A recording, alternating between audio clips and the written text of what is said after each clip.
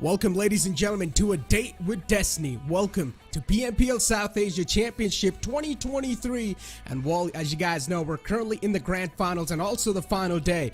I'm Necro, John alongside with me is Johnny. And Johnny, how you feeling? Final day, Stalwart Esports, 3 chicken dinners yesterday. It indeed is a date with Destiny. Exactly. I mean, day number 1 I was here and I did not expect Stalwart Esports to bounce back this nicely, especially on the second last day of the tournament. And it was quite surprising, but it was a welcome surprise from us. We enjoyed it the most. 3 chicken dinners that they got yesterday were very impressive. But now, you and I have both been here before, wherein we have a team leading by 30 plus points on the last day and it can all fade away in just a blink of an eye. So, I mean, I'm super excited to just witness what is about to happen today.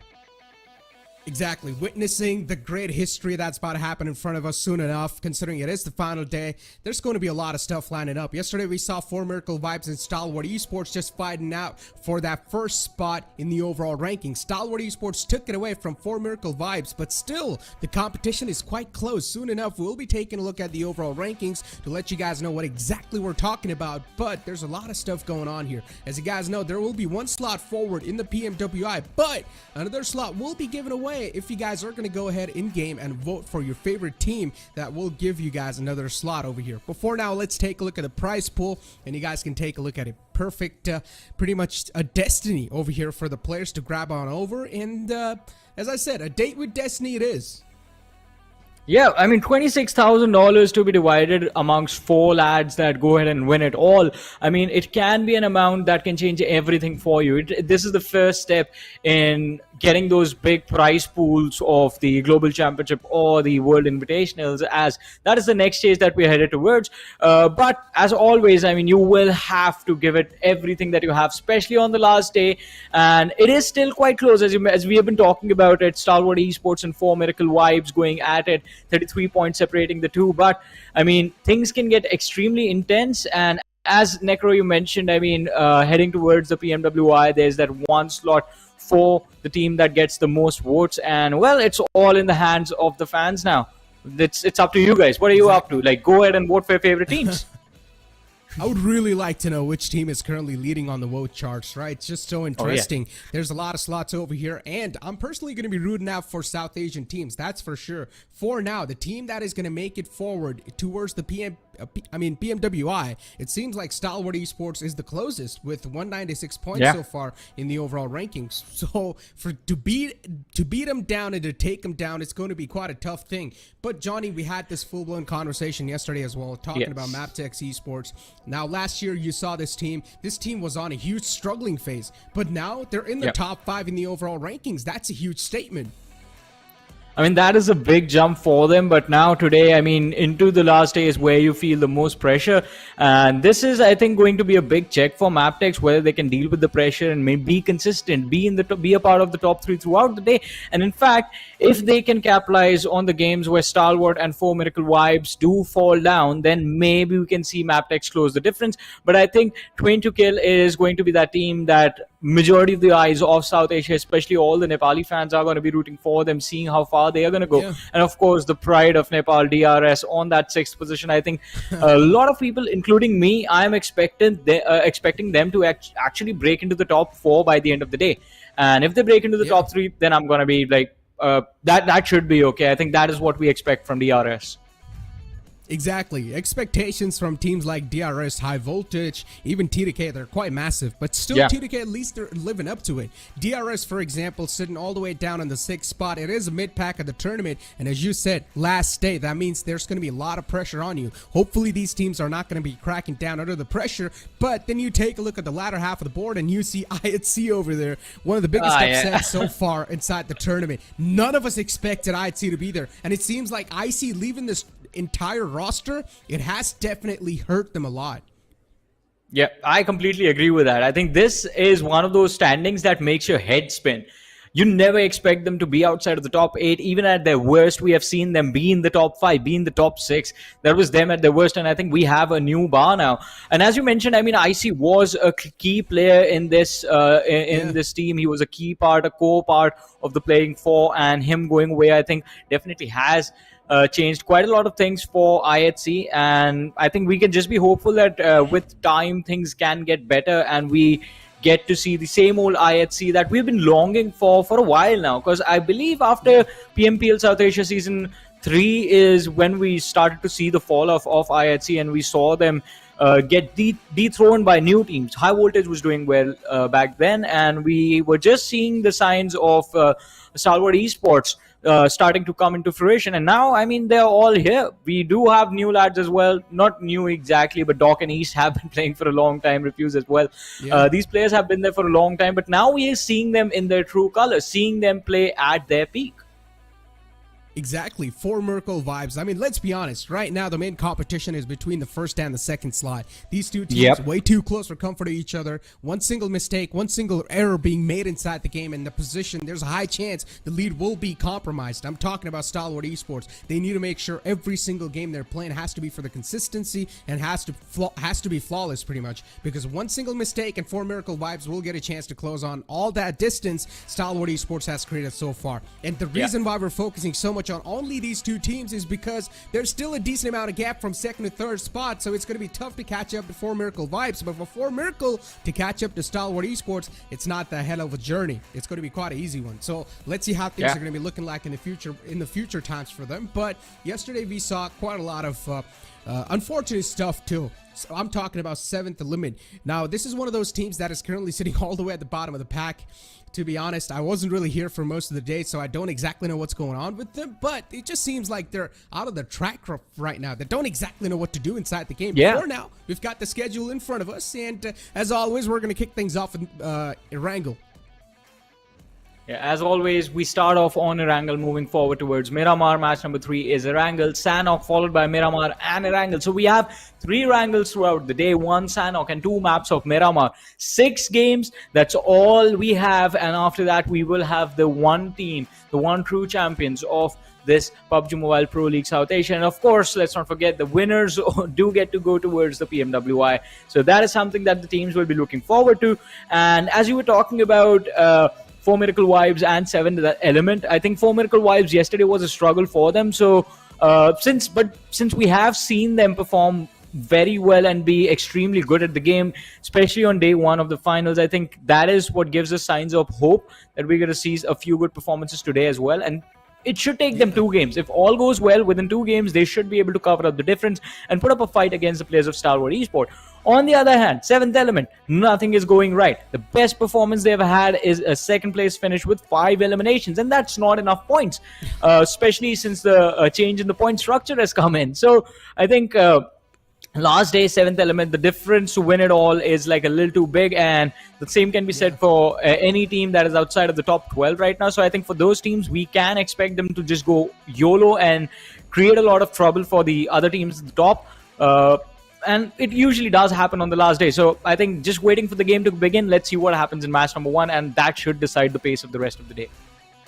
Exactly, and then you shift your conversation on over to Eliminate Crew, a team that has been doing so phenomenal so far inside the PMPL. But then you take a look at the grand finals of the championships, and then you wonder what exactly just happened. That's a massive downfall. You're talking about a rocket going in the sky, and then somehow the rocket just stops working, and then it just straight up comes down to the ground. That's something that's happening with Eliminate Crew so far. But hopefully, I mean, hey, they're able to learn from the mistakes that they have made so far, and maybe in the future they're going to be able to come back even stronger. A lot of teams, definitely, a lot of fans are going to be there that are going to be quite disappointed. But for now, you guys need to switch your focus on the top 2 teams. That's where the main moolah is at. That's where everything is at, because the first slot will go to PMWI, Johnny.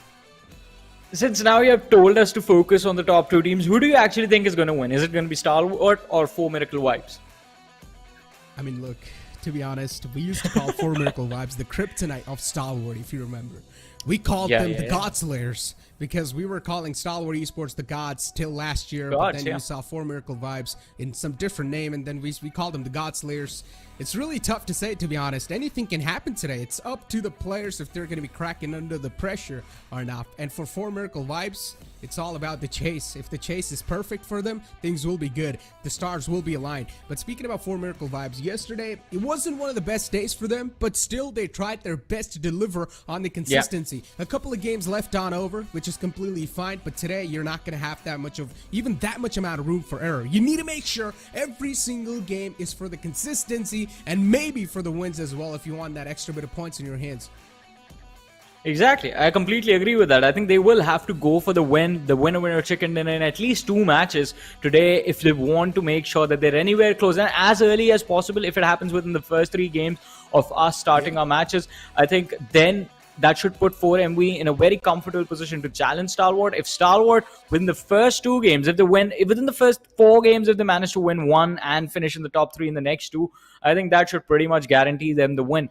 But no matter what happens, no matter who walks away with the trophy, what I truly want is to see a close finish. I want the teams to fight it out till the very last game and the rankings to be extremely close to the last game. I mean, if the element of surprise and the suspense is not there for us, then just watching the games till the very end becomes kind of a well, you know already who is going to win the tournament by the end of it, and that is not fun.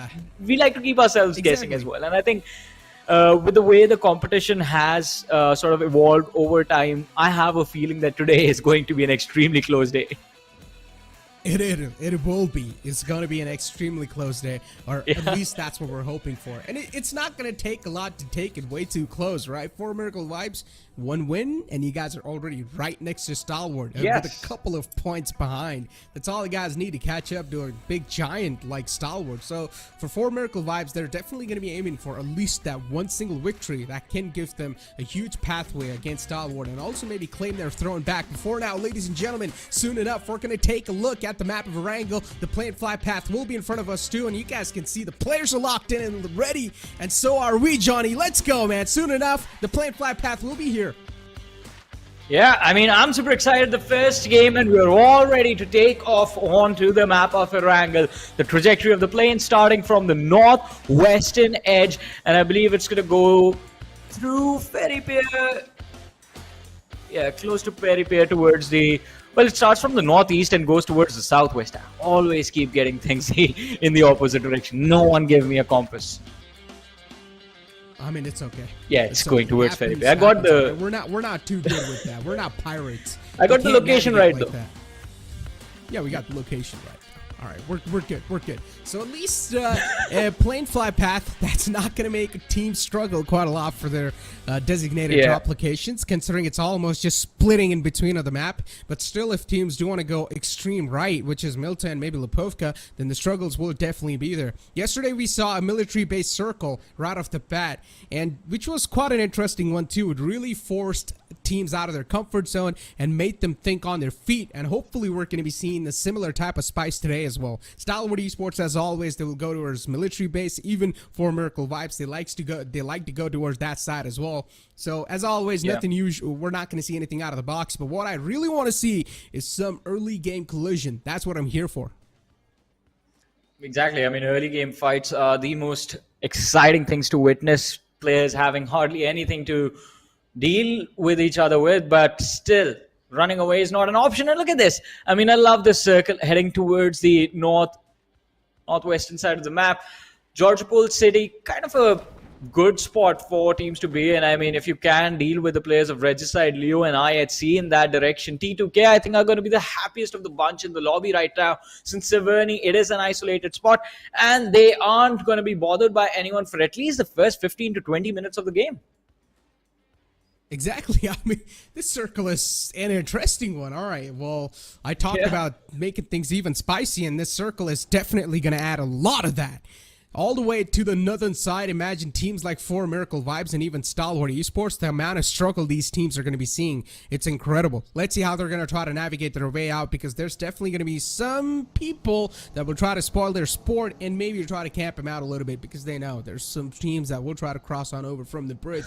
Before now, for especially Regicide and IHC, this is a lucky day for them, They are currently inside Georgia Pool City, which is a +1 for them, and the circle is right on top of them too. Now, speaking about Regicide, one of the main problems for this team has always been that late rotation. I still remember to the old days, back in the years, this team, the main problem for them always has been the late rotation. But now that the circle is right on top of you, you don't need to worry about that. I think the only thing Regicide have to worry about is to deal with the players of IHC. If IHC come knocking on those doors, it is going to be a 4v4 challenge that will be put up on them. And if they can survive that, I think they will be in a very comfortable position throughout the game. As you mentioned, one of the teams that I will be a little bit worried about if they make it to the mid-game stages has to be Quantum Rage, because they are at Yasnaya, right on the eastern edge of the zone. And I think because of being in that position, they might just get a little too greedy to rotate in towards the open hills between Severny and that northern Rozhok city. So, and that is an open hill. They won't have a lot of cover. They will be able to see everyone headed towards them, and if they can hit their shots, they will rack up a lot of points. But they will have to deal with enormous amounts of pressure while doing that, and that is the only point of concern for them. On our screens, though, right now are the lads of 4 Miracle Vibes, the only team in a position right now to put up a fight against their own neighbors, Stalwart Esports, who are all the way towards Nova Repnoi. Speaking about that, I mean, what I really expected on the final day is to at least some team dropping on top of the other team. Drop Flash? Especially the teams that are all the way down in the overall rankings. That they can't try to do that, especially 7th Element. But so far, they haven't really done that, which is definitely not a good news for me, because I'm someone who likes aggression quite a lot. And so far, we're seeing quite a slow start of this map, but this is the calm before the storm, as we all know. Soon enough, it will be a really good game of PUBG Mobile. For now, we've got TUF in front of us. Speaking about this team's journey, once again, filled with a lot of thick and thorns, not able to find their sweet spot inside the PMPL so far, all the way down on the 13th spot. TUF, they've got nothing to lose. A lot of team out there, especially the teams that are all the way in the bottom half of the board, they've got nothing to lose over here. They can fight for the pride and pretty much try to go out with a bang. I mean, I think they're going to save that for the last 3 games. The first 3 games, at least, they will at least try to play things a little bit slow, rack up elimination numbers during the mid-game stages and try the level base, especially a team like TUF. I mean, from where you can actually see there's a possibility of them breaking into the top 10. So I think that is something they might go for. I8, Illuminate might be in a similar position. Leo is going to try and go for the same thing. We do have Magnus on our screens, and Magnus have been quite interesting. I mean, we expected big things from them just because of the caliber of players that they have, but I mean, in the finals, they have failed to deliver. And this entire Magnus conversation leads me to what happened yesterday as well. This team's firepower is there. They've got the firepower. Yeah. But unfortunately, sometimes in that team play, man, they're not really able to shine through like a bright diamond. Which is, once again, as I said, you can take this PMPL as an experience and move on forward. And in the future, you can come back with a formidable force. And that's what Magnus will probably try to do. Not just Magnus, a lot of teams. But the biggest upset for me personally is Illuminate Crew and Zeus. As I'd see, man. Zeus just came out of my mouth because this is what we're known for. But yeah, the biggest upset for me is Illuminate Crew and IHC. Dude, these two teams, I did not expect. Illuminate especially, dude. One of those teams when I was taking a look at the PMPL South Asia Wikipedia page, and I thought, okay, Illuminate Crew is just steamrolling through every single one. Maybe in the championship, we might just have a different champion. But then I look at the grand finals page, I come back and I see, oh, Illuminate Crew is all the way in the bottom of the leaderboards. This is hard to believe. I mean, all right, I do agree with you on that. But, I mean, for me, the biggest letdown was DRS, especially after the run they had during the Global Championship. I expected big things from this team. And, I mean, when the conversation was happening between me and Ansh and a few of the other Nepali talent, I was quite open. I felt DRS was one of those teams that could actually just dominate the entire competition and win it all. But, I mean, in the finals, a team like that, seeing them struggle, I think it's a double-edged sword. One way to look at it would be, all right, the team's underperforming, they're not in their best form. The other way to look at it would be the level of competition has grown so much that even the best teams are struggling. I mean, and I think that is something that Yeah, that is something that you notice quite clearly when you watch these players take those gunfights. I mean, the individual mechanics of every single player in the lobby are so clean and so impressive. Compared to what we saw last year, definitely the competition Yeah. has increased by a mile, by a ton. So it makes a lot of sense that even a team like DRS is on a huge struggling phase for now. Sanhok tried to go for a shot, but unfortunately got return fire. And now he's knocked himself, crawling back to safety, waiting for his teammates to back him up over there in that spot. But Sanhok, the stars were aligned for him. He should have been able to get the knockout, but unfortunately he wasn't really able to do so. And the return fire from the enemy team was just perfect. MABETEX now, they're out for blood against the players of TDK. They know one player's knocked out in the front. Already the enemy team's on a huge man disadvantage. So MABETEX is one of those teams that will definitely try to put a lot of salt on your wounds. Not just a little pinch of salt.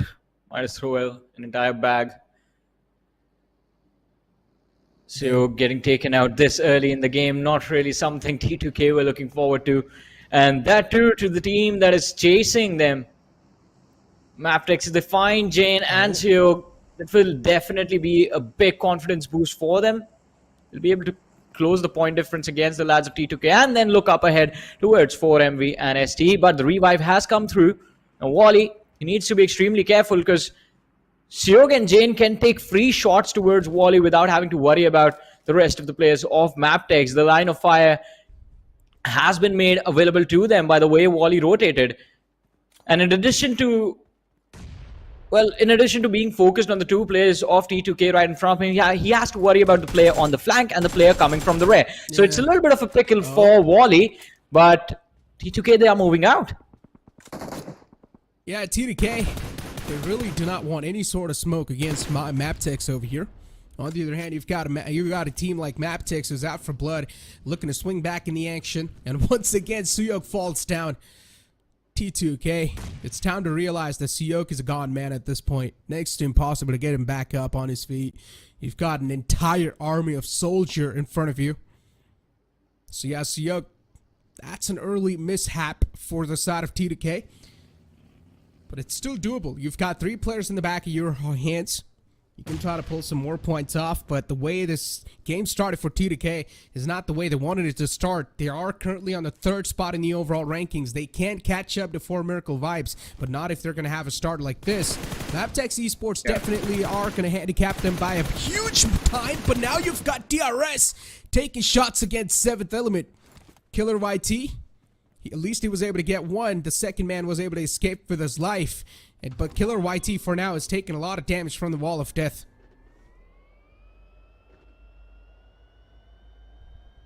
Let's see.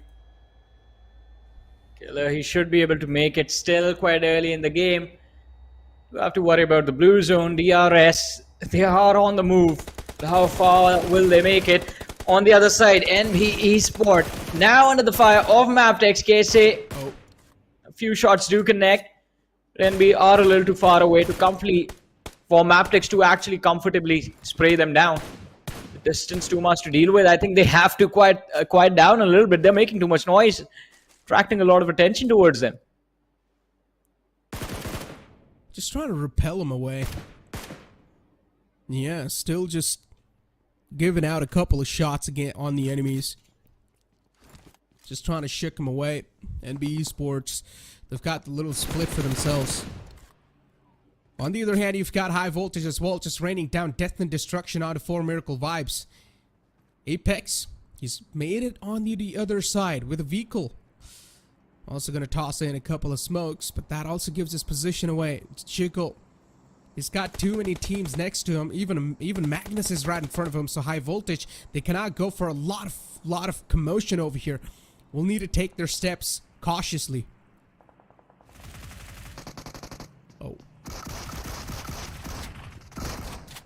Oh, this is chaotic, and Finny is going to be taken out. Oh, MGS, he's going to have to run in. UMP does not have ammo. He's going to have to go for a reload piece. The corner at the wrong time. He's landing a few clean shots. Refuse as well, has taken a lot of damage, but is going to be running behind cover right in the nick of time. And 4 Miracle Vibes, they managed to pick up 2 free eliminations for Well, basically nothing. They took a little bit of chip on their HP bars, but they managed to keep the entire team safe. Yeah, that was a good take from them. Also got a compound in the hand, also a free vehicle. Yeah. Yeah, that's a good one. For Miracle Vibes having a solid spot, at least for now, inside the circle. But they're still on the edge. Up to them how they want to play this one out. High Voltage for now is taking some shots against him. And then you've got Stalwart as well, just choming inside the action. They want a little bit of piece of this cake. As Assassin's going to fall down. He's going to come crashing down. Even Quantum Rage is against the players of High Voltage. As I said, the position they found himself in is quite a vulnerable one. And this is exactly leading for the downfall, at least for now, inside this game of High Voltage. And High Voltage, instantly, they start booking it for a better spot. Stalwart, too, quite exposed from the back lines, but at least they've got a little bit of rich for themselves where they can play around with. This circle has definitely forced teams to think on their feet. A lot of slots already are taken inside the circle. Good spots are taken away. Now you'll need to make something out of nothing. Yeah, and that is definitely a challenge the teams are going to struggle with. Aegon I8 right now. Have to worry about the players of Stalwart Esports. Well, top looks to be moving in the direction of Uzum, but the dip is going to be separating the two teams from each other. Stalwart in a very awkward spot. They have Aegon I8 towards their right, towards their left. They have another squad that is trying to push through towards the center of the zone, and right ahead of them, another team is just waiting for them to expose and overextend. But look at this now. We do have IHC going up against the players of Leo, and well, Leo, they're getting absolutely destroyed. IHC have picked up 3 eliminations for themselves. Leo, I believe, are down to their final 2 players, though. Yeah, Team IHC is like a pack of hungry wolves. Every single player in this team is a known fragger in South Asia. Challenging them with a head-on-head collision like that, with a head-on-head duel, is digging your own grave. And that's what happened with Leo, at least so far. Hattie, he's got himself shrouded inside the smoke. That might just give his position away. Zal. Oh, he left that angle unchecked. This could have been really bad news for IHC, but he turns back in the nick of time, in the perfect timing. It works out in his favor as Zal's going to shut him down. They've still got another player in the front lines, and even he's going to get taken care of just like that. Seconds is all you need, and IHC, you blink it and you miss it type of moment. Demo, even he's in the close quarters. You've got another fight brewing up between 4 Miracle Vibes and Quantum Rage, and this team is not going to struggle at all. They just shook him away like dust, and Quantum Rage, they bite the dust. Yeah, Quantum Rage down to their last 2 players. Senior has to find a way to help his team out of this awkward spot. Goku has been picked off. Helsinki's got on his knees, and well, 4 Miracle Vibes, they never let anyone go. No survivors, no prisoners. All they are out to take is just blood of the opposition. Having destroyed 2 people, I think Quantum Rage have managed to make the great escape, but with just 2 players surviving this late in the game, it's going to be extremely tricky for them to actually secure a lot of points. 3 teams eliminated. We're down to the top 13. Stalwart against the players of Illuminate. This should be an interesting fight. All right. I was about to say it, and I think Stalwart, they are just backing off. This shooting range circle has definitely proven out to be quite an interesting one. Woofies. This man's catching a lot of hurt there. I8 not safe in the position they've found so far. Getting shot at from a lot of different angles. Not having a solid cover to play around with. Right now, they're just trying to make something out of nothing, especially using those vehicles as covers. But as soon as they will try to break through this deadlock, Stalwart Esports has got him in. This is going to be still a tough journey for Illuminate crew. Trying to toss some smokes in the front. Stalwart Esports standing right on top of him. Soon enough, they might just get ripped apart. But the nades are landing exactly on top of the player section. Way too low. Another one should seal the deal, probably. It's going to land right next to him, and yes, it does. Action knocked out. A good opening found. Illuminate crew would now want to just go in there. And that's what they're exactly doing, with the vehicles pushing up against the players of Stalwart Esports, and Stalwart now pushed back in the defensive stance. But Stalwart, they retaliate. Viper, he's extremely low. Novax has been knocked out. Woof is also taking a lot of damage. Although action has been picked up, top is still there. And Illuminate, they're just left to feel the wrath of the remaining players of Stalwart Esports. The vehicle being blown up. Woof, his options are fading, but Viper, he's there. Top shots are gonna hit, and top goes down. Viper with 50% HP does still survive. And look at this. All of an instant, Stalwart, they're down to the last surviving player. Nized is all that remains for the side of Stalwart. A team team who's doing so well in the overall rankings are set to be eliminated on the 11th position. Quantum Rage, if they make the push, they should get those free points. Or Illuminate might just walk away with the eliminations of the top team in the lobby right now. Oh, and there's Ed. Alive still on a sliver of HP. Praying to his gods. Hoping that he's going to stay alive at least for a little bit more to see the sunrise. And there's Ed. Fighting for his life. On the other hand, you've got a team like Quantum Rage who's taking shots all the way from the top. Even Viper's quite low. Both these teams are in such a critical condition. Top trying to back off to his teammate, and he will be wrapped up in that scenario. TDK as well, take an elimination, take a massive fall from this game. At least Stalwart Esports, they've got that one player up and alive. That is carrying a lot of hopes and dreams.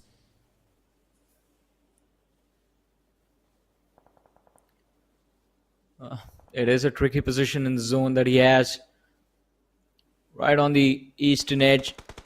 Knows there are players coming in from the rear. Has a hill to climb.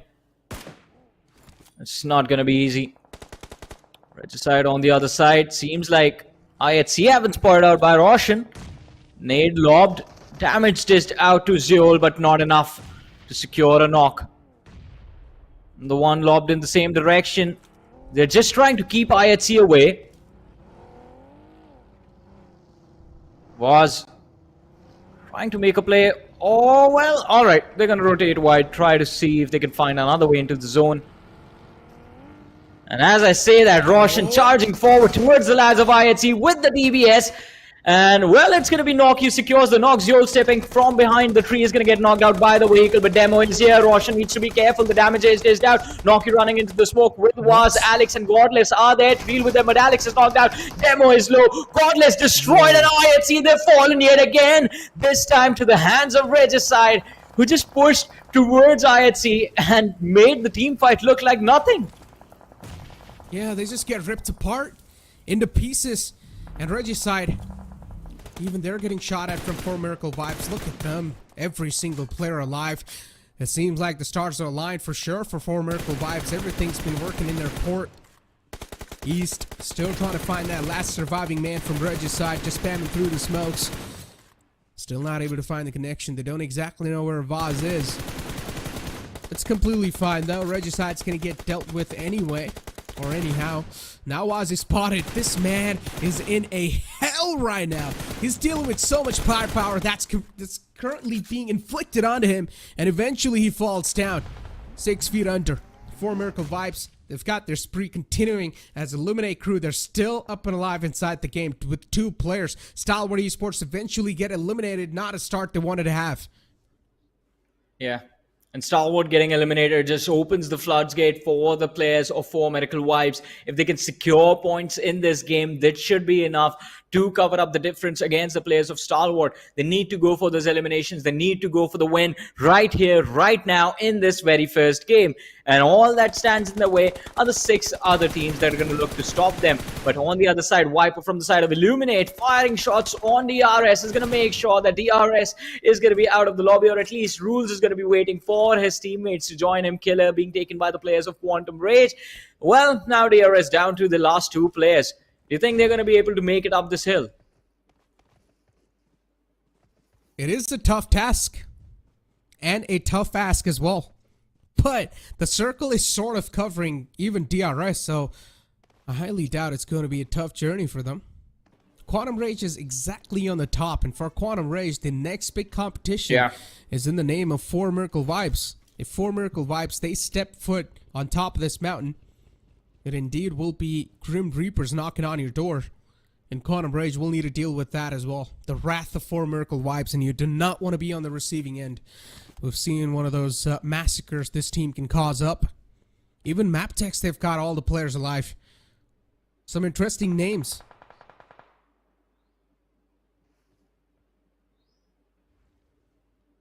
Miracle Vibes, MABETEX, TRS. A lot of big contenders here. NB Esport as well on our screens. Dealing with the players of MABETEX. 2 knocked out by DRS. NB, this is your opportunity to go for the push, secure those points. Leon and Baron 2 players left standing from the side of MABETEX, but utility being lobbed towards them from everywhere is causing them a lot of trouble and a lot of hurt. And look at this, NB, they're going for the push. Leona is going to be the last player standing in the way of NB Esports and MABETEX's early elimination. While the other lad Baron, he's going for a revive, but the nade from Delta is going to make sure Kise is going to be on his knees. And well, NB Esports, few shots of their own are going to make sure that MABETEX is not going anywhere from here. Down to 16 players. Things looking very good for the players of 4 Miracle Vibes. The competition is just fading away. Well, NB Esports, they sweep that one easily under the rug, and now Fistboy is approaching another fight in the front. It's a DBS in the front lines, and you do not want to be on the receiving end. Fistboy, too many guns in the front, and too much damage to deal with, eventually falls down, but at least there's an even trade. Even H2SO4 goes down in that moment. NB Esports, the instant cavalry is there too on the board, and they will be able to get the fallen comrade back on his feet. Fistboy back up. A good news for NB Esports. 3 players still alive in that team. There's soon enough going to be another fight brewing up. Will probably be in between DRS and Illuminate, or maybe Quantum Rage. These teams are right next to each other. And soon enough, the silence will break into a huge chaos. DRS, quite an interesting stance they found themselves with. It's a 2-1 split, while the rest 2 players are all the way in the back. Look at this, Gyante. It looks like he might just get pushed upon. Players of Quantum Rage getting a little too eager, but Fistboy from the side of NB Esports finding an opening. One of the players from the side of DRS biting the dust. Miracle Vibes being extremely cautious as to how they want to control their part of the map, avoid any collision with any of the other teams surviving in the lobby. But let's look at this. We do have Monda on our screens going for the push. Delta being an absolute snake, hiding behind the smoke in the grass. Shots from the Vector fail to hit the marks. He does not have any information where the other player is. This is a very risky move from him, and he is going to pay for it. The DBS is just going to knock him down in an instant, finding the advantage out of nowhere. Massive mistake from NB Esports. Yeah, trying to explore unknown territories, which probably can cost them their life if not played cautiously enough. But then you've got a return knock on the enemy. Sick being able to find that one. Delta goes down. Gyante will probably try to get the fallen man back up as soon as possible. Not a lot of time left. You've got the wall of death as well in the back lines, and the nade's just going to confirm that kill. What a perfect nade. Recently, the accuracy with the nades have been incredible by these teams. Yeah. The utility utilization on the point, and now NB Esports, they're going to make the push on the opponent. Gyante, he was on fire. And even the wall of death is now going to start to close on up. Mondo looking to seal the things, and he does. He takes care of business. NB Esports, they make sure DRS bites the dust, and now they start to move on forward to the hilltop, where Quantum Rage is going to be the next opponent. They have committed quite a lot just taking out DRS. I wonder if they have enough utility to close out the game. 3v4, the fights are still winnable, but you need to make sure that the smokes, the molotovs, the nades are there. You have that utility to, well, create situations, advantages in those final few moments of the game. But we're down to the top 4, 10 players still remaining, and 4 Miracle Vibes, they still hold the numbers advantage in their favor. The probability of their win also looking extremely good, 43.75%, while the numbers for the rest of the lobby just continue to drop. 4 Miracle Vibes, they have control of the zone, and now they will start to take control of their weapons as well, as Doc fires a few shots towards one of the players of NB Esports, but realizing how exposed he was, he's going to back off, join his teammates. 4 Miracle Vibes is the only team currently with a solid compound, and then you've got NB Esports as well trying to spring back to life, back to action.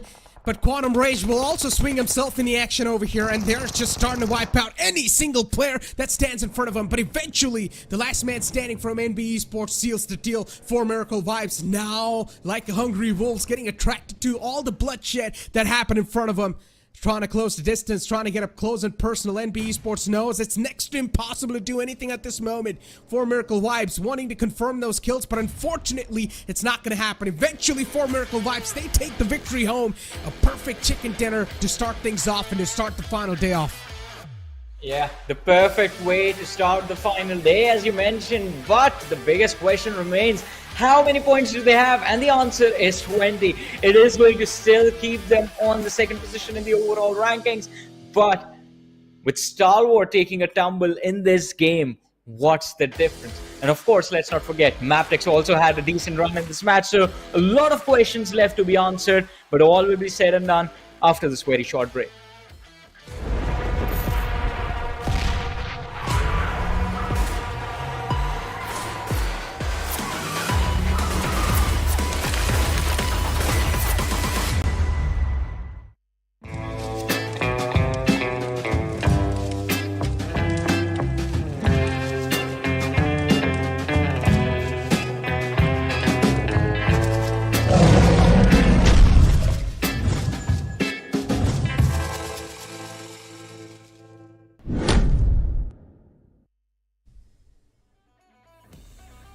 Welcome back, ladies and gentlemen, after that fantastic game of Erangel. And, well, you've got For Miracle Vibes closing on the lead against Stalwart Esports. We talked about the room for error, the room for margin. It's quite slim, and Stalwart Esports, definitely, they tripped over their own shoelaces. And now it's given a huge opportunity for Miracle Vibes to take that throne back in their hands. I mean, we did talk about before we began the first game how 2 games can change everything in the overall ranking and how the competition between the top 2 teams can be shifted. Well, we are halfway there. Now, all I have to see is what the difference between a Stalwart and For Miracle Vibes is going to be, and also what is MABETEX going to do about the other teams that are above them. T2K as well. T2K not really having a fun time in this game. They were the first ones to lose Seog. The first player to go was from their team as well. So, I mean, a lot of challenges for them to deal with, but hopefully in the next few games they do recover, because they also do stand an opportunity. Like, let's not forget, 5 games can definitely be enough. If you play things right, you can go ahead and secure like around 80 to 70 points easily in those 5 matches. And I think that can change everything for T2K as well. So, I mean, now it's just time to look at the stats, I guess. Yeah, exactly. We'll be able to take a look at the stats and see exactly how the previous game was structured and how For Miracle Vibes got that exact win. Considering it was the Northern Circle, we had huge concerns for both these teams, For Miracle Vibes and even Stalwart Esports. And that's what exactly happened. Stalwart Esports not able to navigate the clear pathway, and they just got caught in the rotations as well. They were not having a great time, did not find a solid position for themselves. And then you take a look at the MVP, and it's going to be Doc 922 with 8 eliminations, 549 damage. I mean, it's Doc. What do you expect? If you're going to see For Miracle Vibes win, you're probably going to see Doc on top of the board.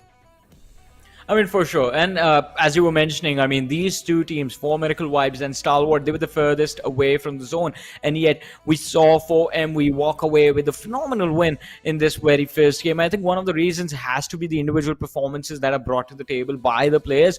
And along with that, the level of patience they displayed in those moments of the game where we knew they were in an awkward spot. A fight at that particular instant would have been detrimental to their result. But they realized that as well. They backed off. They waited for a better opportunity. And when the opportunity presented itself, they did not miss. Exactly. I mean, the player focus, look at this. Yeah, but I think so we really need to talk about Quantum Rage over here, right? I mean, it's one of those teams that is still struggling and having a great performance like that in the first game is definitely going to boost their confidence up, but it's not going to do a lot. It's not going to have a huge impact inside the tournament, but at least they can try to fight for the pride, right? Yep. And man, I'm just waiting for the points. I'll be honest right now. I want to see what the chaos is going to be in the overall leaderboard. We do have the match summary right now on our screens. Doc definitely doing a phenomenal job. 8 eliminations secured. Delta is going to be the man following it with 5. CNA on the 3rd, along with Viper, both the players with 4 eliminations each. On towards the highest damage numbers, I think DRS they could have had a better game had this stuck together. That 1-2 split was a little bit questionable. It was fine when they were it was fine until I think 4 minutes ago when they were dealing with the players of MABETEX and we did have another team charging towards them, but later on when it was just Illuminate Crew and Quantum Rage right up above them, I think that is when they did not expect the other teams to be as aggressive as they were, and I think that is what caught the players of DRS off guard. But we do have the match rankings. 20 points for Miracle Vibes, Quantum Rage with 13. We have MABETEX with 5 points, Stalwart with 5 points. Right. I mean, but these 5 points do benefit Stalwart as well. The difference before the game was 33. All right, I'm going to crunch the numbers and come back. Yeah, not too good. I'm not good at all. Maths, but listen, the only thing I care about over here is the top 2 and the money that's on the line, all right? Let's be honest. And also the bragging rights for the teams and the slot for PMWI. There's so much for grabs over here, Johnny. The amount of money that's on the line, too, it's incredible. By the way, how much money will you take to shave your beard?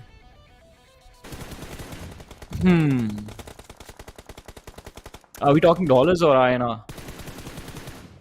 Like it's, right. it's your I'll say answer. I've never seen you 1,000 with a clean face. 1K USD. Non-bearded face. 1K USD.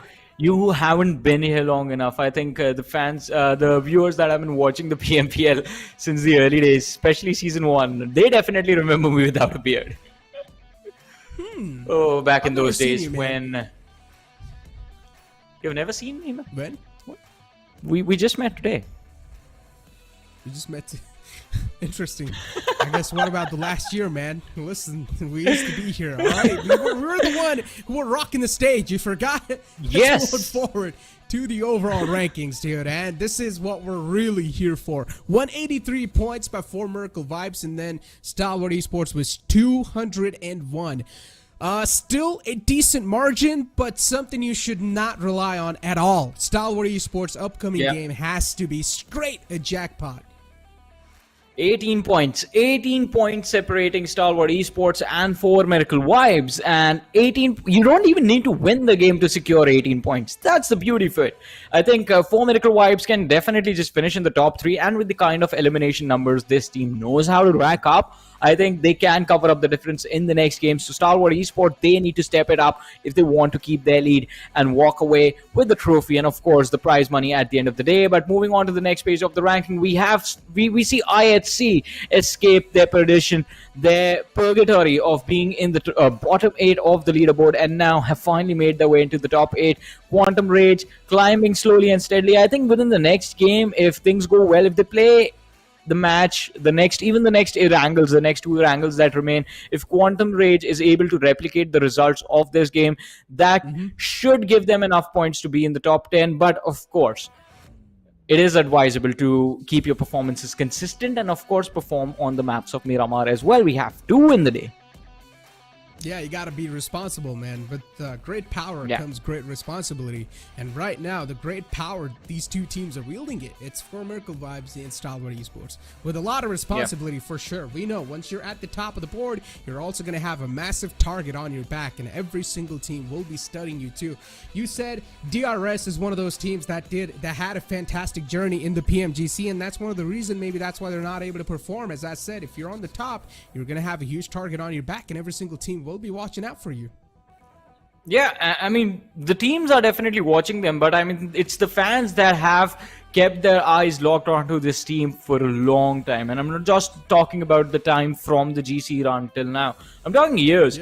DRS is one of the teams that was quite crucial in the entire development of the esports scene in their own country, and I think that holds a big responsibility for the team. But to be very fair, I mean, it's things like these, it's legacies like these that put a lot of pressure on the players that are in the lobby and are actually playing the game. So I think it is just the ability to deal with that pressure in certain moments of time that can change the course of what the result is going to be for the team at the end of the game. Either they're going to just play like absolute gods, be the best, get like 20 eliminations in a single game, or they are going to make like small little mistake just because they're trying to be extremely careful, which is not their playstyle. Because let's not forget, DRS has a lot of firepower. They have a lot of experienced players. This is a team that finished second in the global championship. So I think we have to give them a lot of respect. They have those achievements under the belt.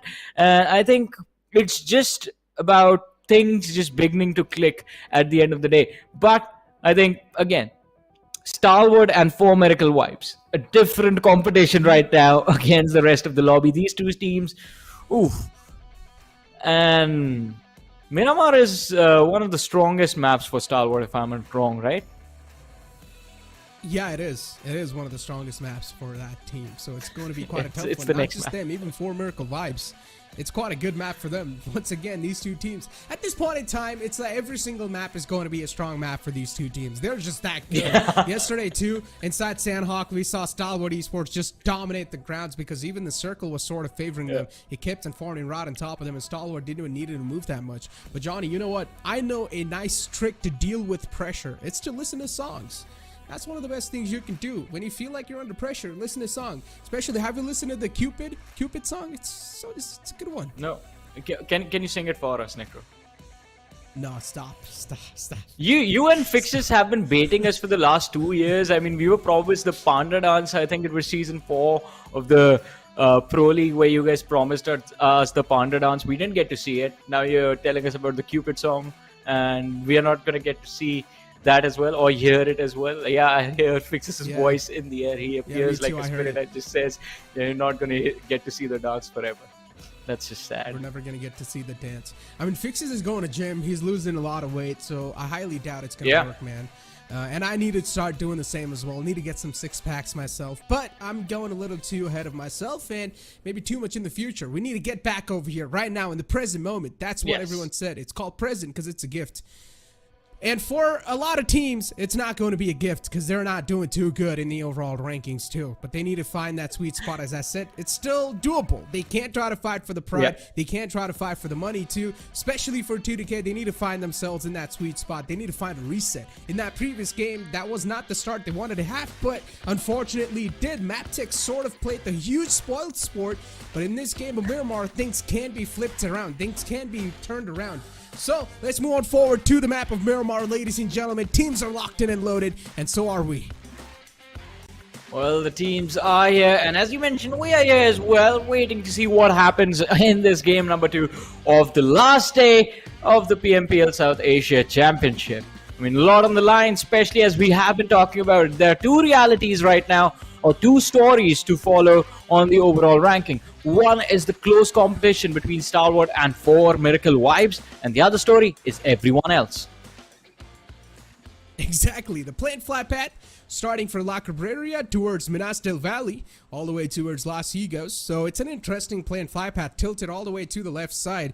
A couple of teams will have a struggle of their lives to make it to their drop location, but let's see what sort of a temporary drop location these teams are going to be opting out for. And right now, the main struggle is definitely the top 3 teams. They will need to make sure that they're dealing with these struggles flawlessly enough. For IHC, I feel like they at least need to be on the first half of the board at the end of this tournament because it would not be a good look for them if they are on the latter half. This is going to be an intense game nonetheless. Regicide, that 2-2 split puts them in a very awkward position. 2 players quite close to the players of NB Esport. Then again, this is the squad that everyone is waiting for. All right, look at that. How quick was that? Was that like 10 seconds, 15 seconds into the game? Aegon I8 getting the first blood. And it is going to be 7th Element who lose one of their players. We have been witnessing this since day one. These 2 teams, drop clash on Erangel, drop clash on Miramar. Oh, The Miramar fights usually going towards the players of Aegon I8. oh no. They're like a wave pushing against 7th Element. Yeah. T24 OP in the close quarters. Not giving away any foot cues. Just trying to keep himself anonymous. I think maybe he's been spotted too. You do see Gravity just looking over that angle. And then you've got another knockout coming in from 7th Element. That's a good one. Goose knocked out. Uzum, though, is still on the front page on the aggressive angle, trying to find any sort of openings that probably will be given away by 7th Esports if they do try to get a little too ahead of himself. but even Uzum, you see, he's sort of like the gatekeeper. He's not going to let anyone trespass over on the other side. And now Aegon I, they're back in full force once again as they make the push happen against the players of 7th Element. The shotguns in the close quarters can definitely be quite deadly, but unfortunately, it's a double barrel. Only 2 bullets in there. Not a lot of them in the magazine, and I guess 7th Element, they crumbled down as T24OP is still trying to fight back for his life, and this is a huge chance where he can try to flip the odds against the players of Aegon I8 as he's quite healthy. In the back, Uzum is way too low, he's quite vulnerable, tosses on him all, he forces out T24OP and out in the open, and now it's a one-on-one scenario. Uzum way too low for comfort, trying to do anything. He's still trying to fight back to his life. Aegon I8 on the verge of getting eliminated. It is one of those teams that is still in the top 5, and if they get eliminated like this in this map, it is definitely not going to be a good look for them. But what a shot! Uzum, he puts the nail in the coffin. Almost on the verge of losing it all, and Uzum stands tall above everyone else, especially above the players of 7th Element. I mean, the 2 lads juking it out was so impressive, but Uzum, with the superhero moment of his own, just jumps around the corner, landing that perfect shot and putting 7th Element in their grave. What an impressive fight. Could have gone either way. I definitely thought Aegon I8 were done for, but this man out of nowhere just saves it all. Look at that. 3 defeats for him, 1 for Ghost, and, well, also 1 team eliminated in the first stage of the game. That was some incredible stuff. The man pulls out an SKS and he's like, all right, I've had enough. And then just jumps out like a hero. And lands his bullets. Oh, the opponents stood no chance, considering the DMRs do a lot of damage. Still the early phase, you're not going to find the maximum amount of utilities for yourself to deal with that type of circumstance, so the SKS worked in its prime and sealed the deal on the opponent. Uzum, well done, but that was way too close to comfort. They dodged a bullet.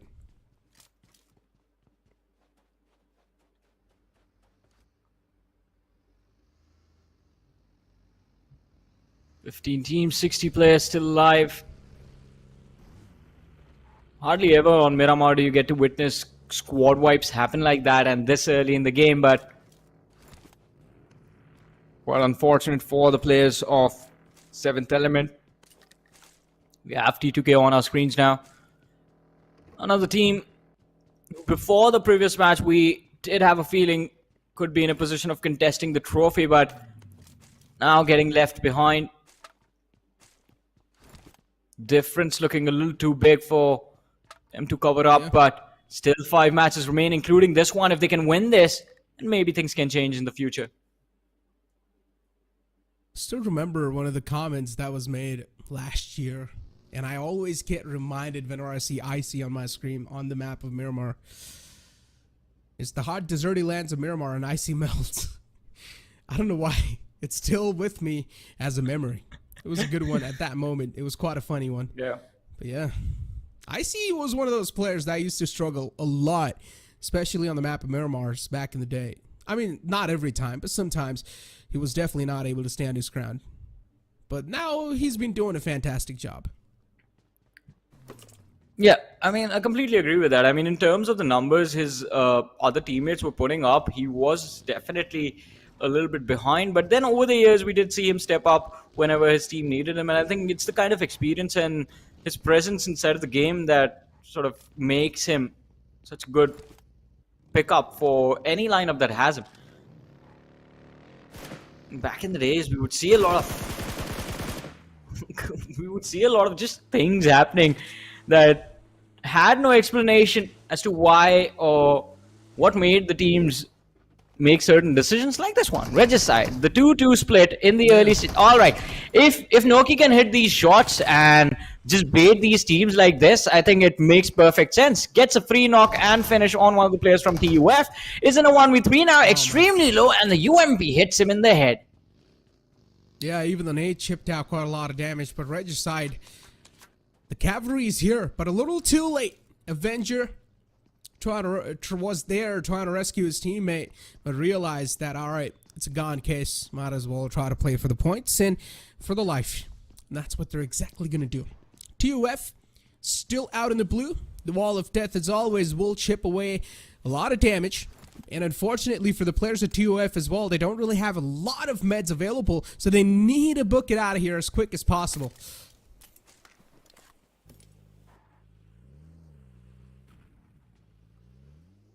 Let's see. It's not going to be an easy exit for them now that no teams are going to be waiting for them. 1800 meters to go. Extremely far away from the zone, but it's still early stage of the game. Just a small amount of chip damage on the HP bar. Not something that is going to trouble a lot of individuals, a lot of players, make them worry about anything. Yeah, and Miramar early stage is extremely slow. Zone closing in the next 15 seconds, but majority of the action is going to wait for us, I think, beyond the third zone. What a nice parking job on that buggy right there. Look at the circle. Interesting formation. Yeah, on the bottom right. Yeah, definitely it's gonna once again force the team to think on their feet quickly enough. Regicide as well, they've got a beautiful rotation for themselves all the way down south, a clear pathway as well. NB Esports, quite a late one. They're the late bloomers trying to get out of that blue zone. You've got a huge wave of enemies just moving up forward from up north, and you are gonna see a huge commotion soon enough as they do cross their eyes against each other. We're not really seeing a lot of gunfights so far.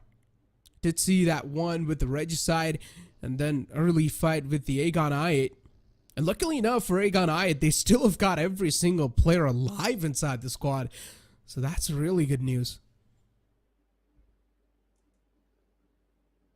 A lot of teams alive towards the northern and, well, specifically the northern part of the zone, the southern side, completely in control of the players of Regicide. And I think they will be enjoying that freedom for a little while more. But it's towards the northern edge where we expect the action to be. Stalwart, we did see one of the players just cross the pathways of the players of Highvoltage. And it looks like Highvoltage might go for a chase, but it is going to be extremely tricky for the Magnus Feeney on our screens. Duke against the players of T2K. In fact, Zen has taken a lot of damage. Needs to heal up T2K. They have a flank coming in from the rear as well. Magnus, they need to be extremely careful and extremely quick about this. Finney is one of the most deadliest mans inside the entire tournament with a shotgun, so you cannot challenge him like that. T2K, oh, a risky move. But at least pays off as he's got a lot of information now to deliver to his teammates. Magnus, their positions exactly compromised. Now T2K know exactly where every single player's there. And Stalwart Esports, on the other hand, against the players of Highvoltage, as Prabeen's trying to make a great escape for his life. Top, trying to follow him with the spray. Was not able to find the knockout onto that one, but at least they have managed to put a little dent onto Highvoltage.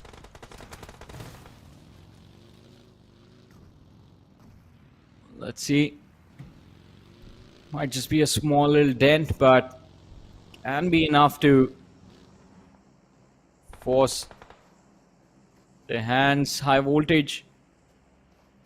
I want to see if they will try to force a fight, try and see if they can find a pick. Magnus on the other side. Still a standstill between them and the players of Train to Kill. It seems like another team has appeared on the top of the hill right behind them. Right, it is the boys from MABETEX. And oh, the zone abandoning that eastern edge of the map. Now moves towards the hills between Puerto Palacio and Los Leones. Oh, Kise gets confirmed. Stalwart Esports, still a solid ground to found himself with. MABETEX is right next to action and needs to realize that he's currently just roaming in quite dangerous lands. Needs to get out of here soon enough if he wants to stay alive, but there is at least the backup of his teammates. And Stalwart Esports, even they themselves are on a move. They want to find a better spot inside the circle. Makes sense. They want to find a reliable spot for the late game scenarios. Wally Could have been a close one. Stalwart Esports not still able to find those connections, but this circle is definitely quite an interesting one. Let's see, Doc knocked out from the side of 4MV. East trying to go for a revive. Well, the players of NB Esports are just going to look to see if they can find a proper way to engage in this fight. And the push is going to fail. Fistboy is going to be knocked out from the rear. Karsk is going to be there. Finds the opening, pushing Refuse inside that shack, but will this be enough? Kind of a difficult position. The DBS should be helpful at this range, but needs to be careful. Apex a little bit more precise with the UMP. Second opening is there. Numbers for NB Esports reduced to 2. 4 Miracle Vibes handling this 4v4 in such a beautiful manner.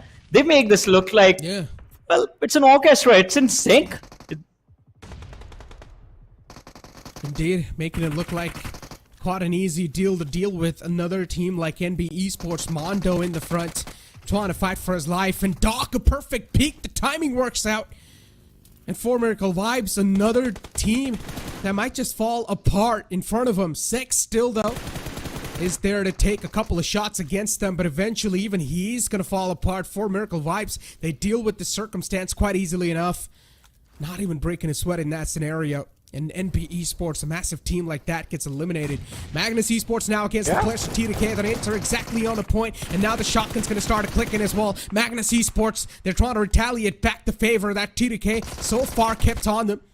And then Zen 2 will be able to find another one. Sandesh goes down. Magnus, they're able to rip apart TDK like it's a piece of cake. Oh boy, these fights, I mean, completely being dominated by one side, the other side having no opportunity to even do anything. T2K right now, Jane is there, but what will he be able to do for his team? Magnus have lost 2 players, Feeny is knocked out as well, Zen he's trying to make his escape, but he's going to have to deal with the last player from the side of Train to Kill. See on our screens right now, taking a fight against the players of TUF. They have secured a knock. Zeol going for a push on towards Joker. He's going to back off as the UMP. He's going to have to reload. Demo has been knocked out. Leo pushing from the rear. IHC in a world of hurt as well. They have lost 2 players now. Alex and Zeol, all that are left standing. They have to fight 2 teams at the same time. The players of Leo and, of course, the players of TUF. IHC, as they've lost out on 2 of their players, Godless and Demo. 2 massive players you cannot afford to lose out on. Alex also caught a bit of hurt while he was trying to get away from this fight. Leo on the top have the height advantage, and that's why they're just able to rain down death and destruction onto IHC. While IHC, they cannot do a lot. And now Leo as well, they're catching a lot of bullets onto themselves. It's all because this circle is such an awkward one that is just causing these awkward fights in general amongst these teams. IHC, one of the players trying to escape away, but gets caught with the spray. The bullets perfectly land. DBS pulled out in the close quarters, and Hadi will eventually shut down Demo. That tried to do something, that tried to make a miraculous play happen. But even that gets extinguished, and Hadi now still looking out for the last man in the name of Alex. But IHC, Alex knows he needs to keep his head tucked under. If he just peeks out like that, that's going to be it for the journey of IHC inside this game. No points as well. Zone this time is going to be quite brutal. A lot of damage for Alex to deal with. I wonder if he has enough heals available to actually sustain his HP throughout this entire scenario, while the players of Leo just wait for him on the other side. But in the smaller perspective, well, now it's full screen. We did see the fight between Quantum Rage and Highvoltage Breakout. Quantum Rage lost a player, gave the revive, and Cine is back on his knees again. Assassin is not letting them stand on their feet, not letting the players of Quantum Rage recover even for a second. Being an Assassin, the deadly duo from the side of Highvoltage. These 2 players alone are enough to take squads down, and Senior yet again after the revive in a second is going to be on his knees, while Praveen, look at him, he is going for the push. He wants to take this fight to the players of Quantum Rage. Goku with the shotgun misses the marker, but still Praveen, he's going to be made to pay for the over-aggression. But all that was just him buying time for his teammates to come through. And well, here they are, Assassin and Jiggle. Can they recover? It's a 3v3 against the remaining players from Quantum Rage. Assassin and Jiggle left the last two on the Lottie list, as they also need to deal with the shotgun of Goku that's currently putting in a lot of lead into their bodies. And Assassin barely alive on a sliver of HP, trying to patch himself up. Goku too to just tossing those nades in the back lines. Quantum Rage, oh, Tuntanaton can just be caught over here on investigation, and almost does as well. Way too low for comfort. Eventually will be shut down on the top. Highvoltage, they're playing this one out quite perfectly. The patience are sort of paying off, but as soon as I said that, Goku once again pumps the lead into Jiggle as he gets knocked out himself. The shotgun is making a lot of work. It's clicking into action, and Goku will get another confirmation yet. Too overeager over there. Jiggle making the mistake of stepping, overextending in fact, while Assassin backed off. I think communication not clear in that moment, and Quantum Rage definitely benefiting quite a lot from that small little mistake from the side of Highvoltage. They are left with two players again, and now it is going to be the other side who are not going to be there with the numbers once these two teams meet again. But now Stalwart on our screens up against DRS. Action, he can't get up. Once he does, he's going to be in the line of fire of the players of Magnus as well, but he goes down the hill instead. His teammates are a little bit farther away from him, so he needs to be careful. He needs to stay alive. Speak about staying alive, and you've got Stalwart Esports on your screens. All the players are alive so far for this team. A good one. Also a solid positioning inside the circle too. That's all you need. We talked about this. Stalwart Esports, they really need this game of Miramar in their hands, considering the previous game was sort of screwed over. And now even Magnus Esports, they start to lose out on a couple of numbers themselves, faster knocked out.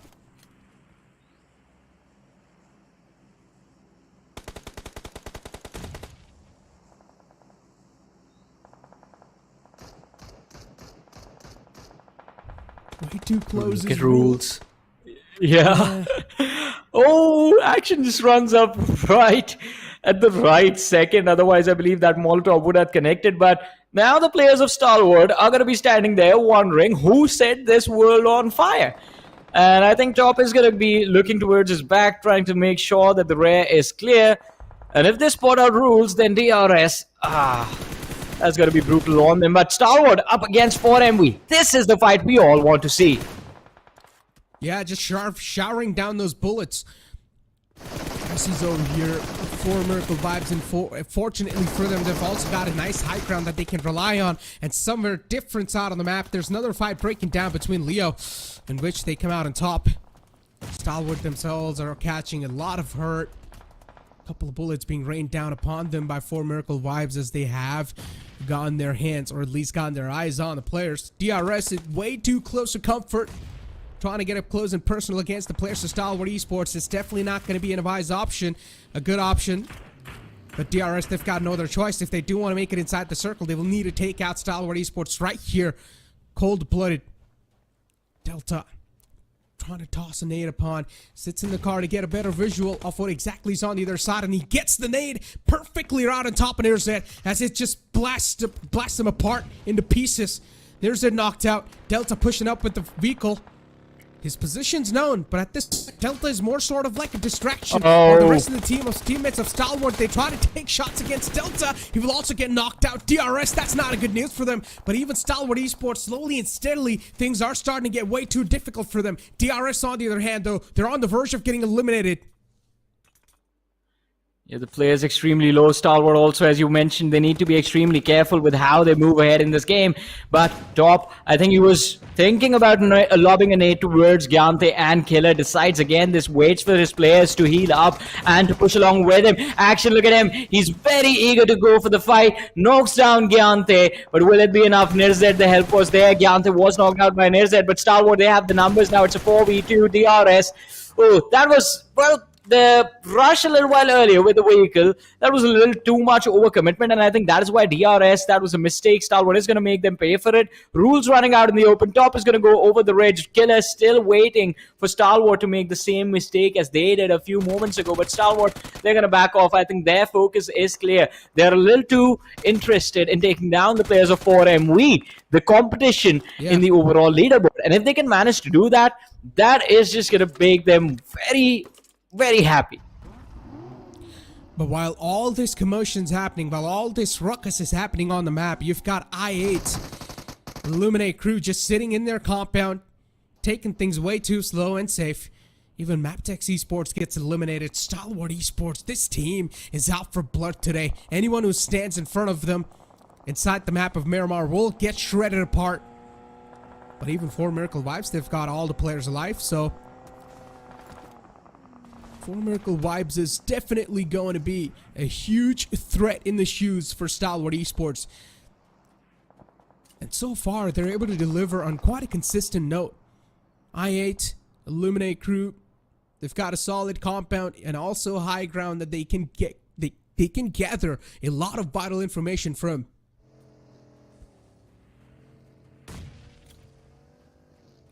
Well, let's see the position 4 now. Looks good, but here come the players for MV.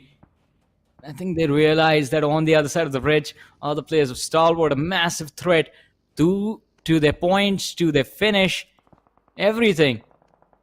Do not want to engage, to fight like this. That might cost them everything this early in the final few moments of the match. It's going to be a 4v4 between these two teams. Well, Top and Action are still there. For MV, the 3-1 split.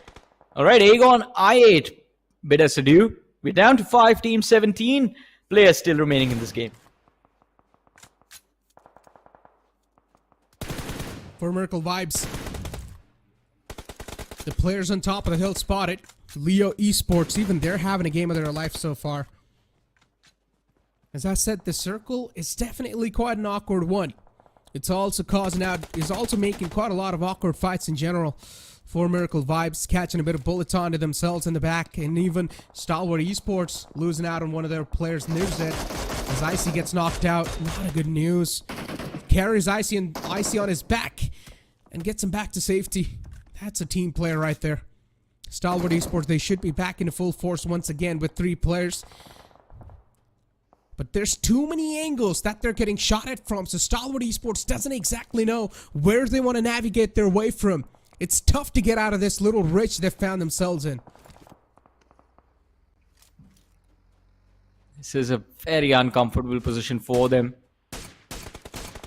On the other side, Leo, sus, making sure that the players of 4MV aren't going to be comfortable either. Doc, taking a lot of damage, is going to be forced to prone down while the other 2 lads just hide behind the smoke, trying to avoid these shots headed in their direction by the players of Leo Esports. Leo Esports looking extremely good, and they have an extremely good position to end the game as well. 8 eliminations secured so far, all 4 players still alive. They are heading towards the high ground, and in fact they have already 1 player towards the high ground. I think this is their game to win, and also this is their game to lose, as one of the players is going to be knocked out. Doc managing to connect a few shots on Sus, but Slipknot with the cover fire right in the nick of time is going to help his team and is going to help his teammate go for the revives. Way too close to comfort for MV. Now even they're getting ripped apart into pieces. At least Stalwart Esports, they've found a little bit of safe site for themselves. But Leo Esports, they're really challenging a lot of fights against the opponents. 2 players are knocked out for them. Not a way they wanted this situation to be in their court. And those 2 players are next to impossible to recover too, because the wall of death is starting to close in, and this time it's going to deal a lot of damage. It's going to pack a punch. Leo Esports getting those kills confirmed in their hands. Even Illuminate crew so far, they've got the stars aligned for them. Oh, the spray's missing. A lot of shots missed away. Liquid gives away a lifeline free to Icy. And once lifeline's given away, you guys know this can definitely be quite a cruel one. But eventually Icy falls down because Doc is also shooting against his opponent from the back lines. Yeah, this can change everything now. 10 eliminations secured for Liquid. For Leo Esports, Liquid, He's going for the push along with Slipknot. Sky backs up before they even go for the climb. 4 teams, 9 players still alive. Illuminate also in a very comfortable position, but Sky has overextended a little too much. This can backfire, preventing Illuminate from securing the win in this game. Should not change much in the overall ranking, but will definitely be confidence booster for the players. Now here come the rest of the team, Viper and Nova. They join Sky, going for the push. Viper needs to be careful. Oh, Sky's going to be the first man to fall, and Nova follows next. The crows are in the hands of Liquid. It's definitely a monster, and this monster is very hungry. Takes 2 before Viper realizes he's the last player there in the front lines. And he's up against 2 from Leo Esports. Oh, this is not a good news. 2v2v1. Indeed, quite an interesting scenario these teams have found themselves in. The Groza just flipped the odds against the opponents. We thought that Leo might just get eliminated this well-collaborated push I had. But then things just turn around. And even now, 4 Miracle Vibes, they get eliminated themselves. I thought it was all good in the hood for Eliminate Crew. But that's not the case. And as soon as I say that, there goes another frag on the board. And Stalwart Esports, they're taking advantage of this fight between these 2 teams. As they decide to strike back for the back lines. A lot of shots are indeed taken away, even on the players of Leo Esports, Illuminate Crew as well. They lose out on Viper. Whoop is way too far away, so it's next to impossible to recover his fallen teammate. Liquid, the only cover that's currently in front of him is that buggy. Stalwart Esports, they want to chime inside the action as well.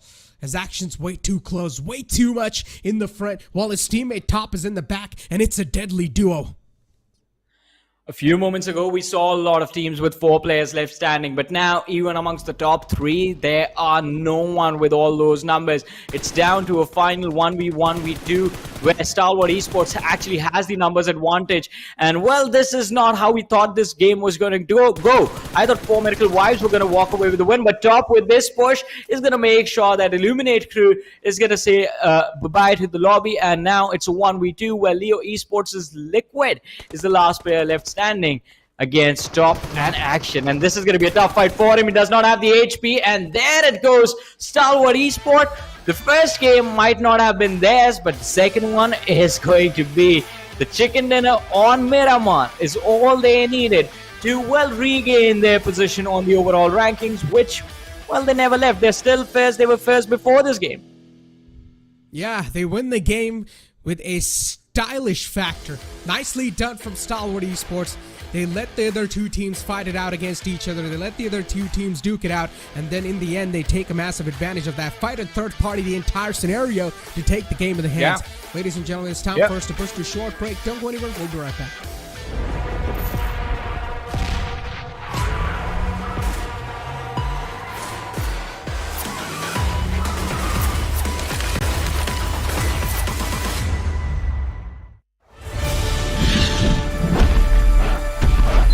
Welcome to Dynaground! Hello, my name is Owen and I'm your professional Dyna rider. Today I'll be teaching you how to ride a dinosaur and win that chicken dinner. Now, let's begin!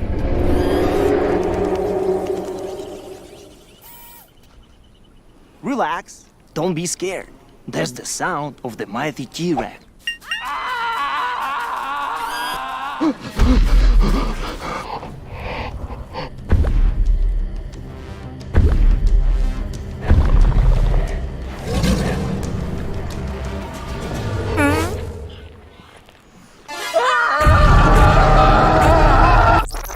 Now, here's the first dinosaur encounter. I want you to meet my girl Vicky, my sweet little raptor. Look how cute she is. Isn't she lovely? Vicky or raptors, they're the most vicious and fastest beasts in the world.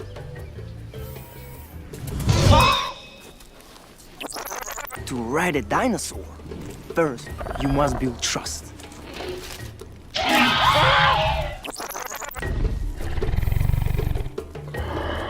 They are carnivores. They eat meat. You have to feed them off. They will think that you are their friend, not food. Once they trust you, they will be a great companion.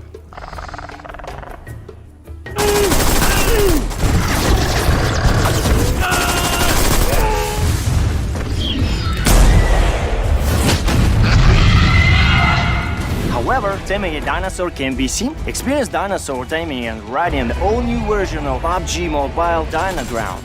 Explore Dino Settlement and Wild Reserve and embark on a prehistoric adventure in the Battle Royale game. Come and play now.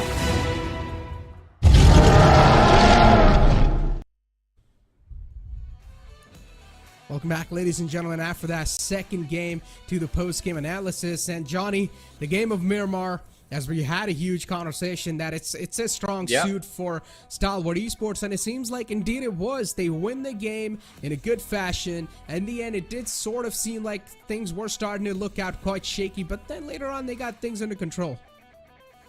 Yeah, I mean, definitely. And it was all thanks to the level of patience the team displayed, because we felt like they were getting a little too overeager, running into fights willy-nilly.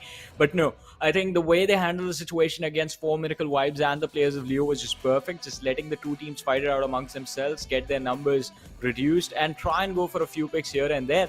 But it was overall a very well-played game for them, and it was good recovery after the way the first match went. But I guess it's time to look at the numbers and see what the individual players were up to as far as the match performances were concerned. Exactly. MVP is going to be Liquid from Leo Esports with 6 eliminations and 998 damage. That's a lot of damage numbers wrapped up with 4 assists and 3 knockouts. Leo is going to be the one to steal the MVP page away from a lot of players in that previous game, especially that Grozo play that Liquid was able to pull off in the final moments. That sort of saved his entire team's life. Oh yeah. I mean, for sure, I agree with you on that. That final few moments, I mean, he looked incredible. But even before that, he was doing quite a lot to create openings for his team. And I believe Leo Esports in this particular match did actually finish the game with quite a lot of elimination. So that is something that might be beneficial to them. But we'll have to see. They were a little too low in the rankings to actually put up a real impact in the overall rankings. So that is something that I want to look forward to. But Stalwart Esports, the way these two players played, top and action, the dynamic duo from the team, just destroying the competition in the final few moments of the game, they looked very impressive. Exactly. Top and action. This deadly duo all the time. We have been looking at this duo since now years at this point, and all the time when you see these two players live, you know it's going to be an absolute chaos, death and destruction all across the board. And then you move on forward towards the match summary. Liquid with the highest elimination points, top with 10, 12 damage. Incredible numbers. You've got Slipknot with highest assists and Apex with the highest healing done. 4 Miracle Vibes. It felt like 4 Miracle Vibes as well had a fair share of chance of winning that game, but something just didn't click too well for them. I completely agree with you on that. I mean, 4 Miracle Vibes looked like they had an incredible position. They had the numbers. They were in an isolated spot. They had decent cover in front of them as well. They were protected from the side by the players of Stalwart Esports, but still the fight's not going their way, not connecting the shots in the final few moments, resulting in the first place finish. I think this might just hurt them as far as the overall rankings are considered, but we'll have a look on that page once we actually eventually get to it. Leo with the 19 points, I think they should be able to break into the top 10.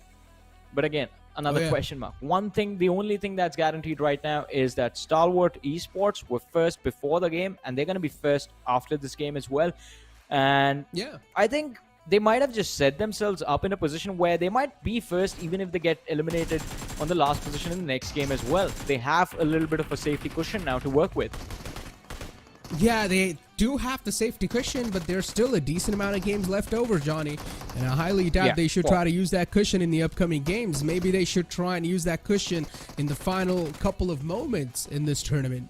But that too, you might as well want to win with a huge margin, right? I mean, if you're a team and you have the maximum bragging rights too, then yeah, you would definitely want to win with a huge margin against your opponents. That can be a massive bragging right for you. This fight between Quantum Rage, Goku was a massive game changer in that fight, while his shotgun was just able to click onto the enemy's chests and rip them apart. And this moment right here, where Liquid turned the tables against Illuminate Crew. It felt like Illuminate Crew, they had a perfect game plan going up till the late game scenario where they decided to take a fight against Liquid or Leo Esports in general, and they just got ripped apart. Well, and talk about ripping things apart. That is what Stalwart Esports are doing to the overall rankings right now. 132 eliminations for just one team. The second best team sitting there with 116.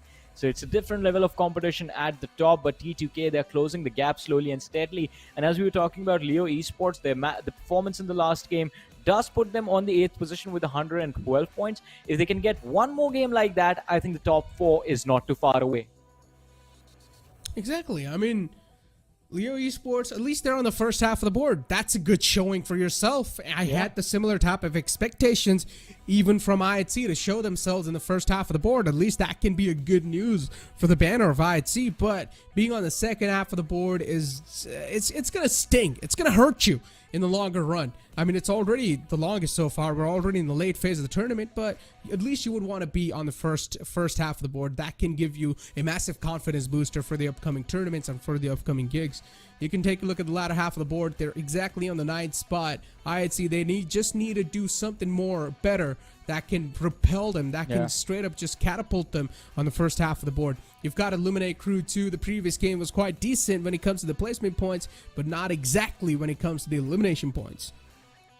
Over the years, Necro, I've come to realize that IHC is one of those teams where momentum is key and momentum is king for them. They need to win one game, and if that one game is the next one, then in the remaining 3 matches after that, you will see them be extremely consistent. Every single game after that, they might just finish in the top 3.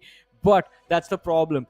Throughout this entirety of the finals, they haven't had that one successful match yet, and that is what they're still looking for. But not a lot of matches remain, and we have seen the difference from the 9th to the 4th position. It's not that much, so maybe they can still be hopeful about a top 4 finish. But still, the next game on Erangel, what are your expectations going to be? Are we seeing another win from 4 Miracle Vibes or Stalwart, or is someone else going to walk away with the chicken dinner on the next map? It really comes down to the circle, Johnny. To be honest, it would really come down to the circle. If it's somewhere down south, or at least close to the southern side, then there's a high chance it would be at least one of those 4 Miracle Vibes, or at least Stalwart Esports. But if you ask me for my genuine prediction and my realistic expectation, I would say Stalwart Esports, back-to-back, they take it. Well, just to make sure things are interesting, I'm going to go with 4 Miracle Vibes. I hope they take this win, and I don't know if I should say this, but this will make the final 3 matches a lot more intense if Stalwart are the first team to go out in the next game, and 4 Miracle Vibes win the next game with at least like 10 eliminations. I think that can put 4 Miracle Vibes in a very, very nice spot to actually put up a challenge to Stalwart Esports in the next 3 games. If Stalwart win this, then I think Stalwart is just going to go cruise in the next 3 matches. They're going to cruise through to the win. I mean, even though 4 Miracle Vibes were not able to win that previous game, but it was still a consistent finish. It was not that bad of a finish for them. So they are quite close. The amount of gap that is there, it is quite recoverable. One single good game and things will be done in itself for them. I think it's like all they need is one good game. Yeah, 27 or 28 points are what separate the 2 teams right now in the overall ranking. And I think you will need at least 2 games to cover those up based on what the new point structure is. So I think because of that, the next 2 matches, the next 2 immediate matches, which are Erangel and Sanhok, become extremely important. And I think it is going to be extremely tricky for Stalwart to actually work with, since we have seen Erangel is somewhere where it's a hit and a miss for them. Miramar is where they're extremely consistent. Sanhok is like a big gamble for basically anyone who ever plays it. That map can go any way and you can never predict it. So I think they definitely need to pull through on this Erangel. If they pull through on Erangel, Miramar, we know they can convert. And Sanhok, if they manage a top 5 finish, Stalwart should be good. But if either one of these 3 games goes towards 4 Miracle Vibes, then I think Stalwart will have to be very cautious, and they can't just go with a willy-nilly over-aggressive playstyle that we usually see them with. They will have to play for points. But let's see what is about to happen as we are getting ready to jump into the next map, ladies and gentlemen, which once again will be the map of Erangel. And I think things will be extremely interesting to see how things are going to go. But it's not just a map that is going to change. It is my partner in crime as well, as Necro seems like has vanished from the map, and I am joined by none other than Mr. Fixes. How are you doing, sir? I mean, really excited, I must say, considering how the first 2 games have been, Johnny. You know, for Miracle Vibes come in and they take a chicken, Stalwart respond back with another. And with just 4 maps to go, I don't think we could ask for anything more better than this. I think what could be even more exciting is that For Miracle Vibes take this one. Come on, go for it. Yeah, I mean, that is exactly what I want as well. That will make the entirety of the rest of the day a lot more intense and a lot more entertaining for us. But let's see what is going to happen on this map. But before that, fixes as we move along with the early stages of the game, we know not a lot will happen. So I can throw a few questions in your direction. What is your take on the performances of a few of the bigger names that we have seen in the past from this South Asia region? I mean, we are seeing DRS. Or DRS, they are still doing quite decent. IHC, outside of the top 8, do you ever expect that? I think lately they've had quite a fall. I guess one of the primary reasons was not having a stable IGL ever since IC has left the team. They haven't really looked organized as they once were, right? Yeah. Of course, they've taken a few more really good prospects, getting Demo in the lineup. I think he's been a wonderful find, but to sort of enable them, because when it comes down to IHC, if you talk about their 4v4 fights or any sort of engagement they take, they still look like the same force they once were. But when you talk about the rotation, or if you take a look at how much position points that they have gathered, that is where I feel like they're kind of falling off a little bit. So yeah, I think we'll have to take it as a learning lesson and move ahead, because right now the competition is so fierce that you've got so many nice talents, new talents coming up. NB Esports being one of them. For Miracle Vibes, clearly, I think this year's revelation for South Asia. Don't get me wrong, Stalwart still stands to be one of the best teams, or rather the best team that SA has ever seen, considering how consistent they have been over the past couple of years. But when you talk about those new teams, I think for Miracle Vibes, they're also definitely making their mark. I think Stalwart is one of those teams that is at the end of its journey, no matter where it is, 10 years, 20 years down the line, will have a legacy. And I think they already do have a legacy as big as Nova Esports as far as the world of PUBG Mobile is considered. And I think that is it. This is the beginning, because this GC was where we started seeing them get used to that level of competition. And I think they will definitely be the torchbearers for the entirety of South Asia moving ahead. But, I mean, I've always wanted a close competition from all the other teams. So just seeing the inconsistencies in the performances, what I find surprising, because the expectations that we have from Stalwart right now, what we had from Highvoltage, what we had from T2K. I still have massive expectations from DRS, T2K, and Highvoltage. Don't get me wrong. Every single time I see these names in the lobby, I just expect an automatic win from these teams. But not everyone can win. Someone has to lose. Someone has to win the game. And it is going to be about that split-second decision-making towards those critical fights that can impact the results of these teams. DRS, I think even right now, there is an opportunity that they might finish in the top 3. And this team definitely has the caliber and the players as well, with the level of experience, that this situation should not be difficult for them to deal with. So I'm going to be hopeful that they can convert this game. But if you want to make things more intense, as far as the overall rankings are considered, I agree with you. I think for Miracle Vibes, if they walk away with this win, Stalwart will be under a lot of pressure towards those final few matches. Although, another question. What's happening to the zones on Erangel? The first game we saw it move towards like the extremely northern shooting range area, and now it's just a western circle. Yeah, I think kind of, suits the finals, right? The last day, the penultimate Erangel. After this, we just have one more. And if we get such circles, it's going to kind of throw all these teams out for a spin, right? And now coming back to the discussion or the points that you were really making about the Nepali teams, and a lot of them we've seen have kind of not produced the results that we sort of expect them to do. And one of those things, I feel that the Nepalis come with some switches, right? They suddenly turn it on, and you see them producing a chicken dinner like T2K did yesterday, right? Taking down Stalwarts in that final game of Erangel.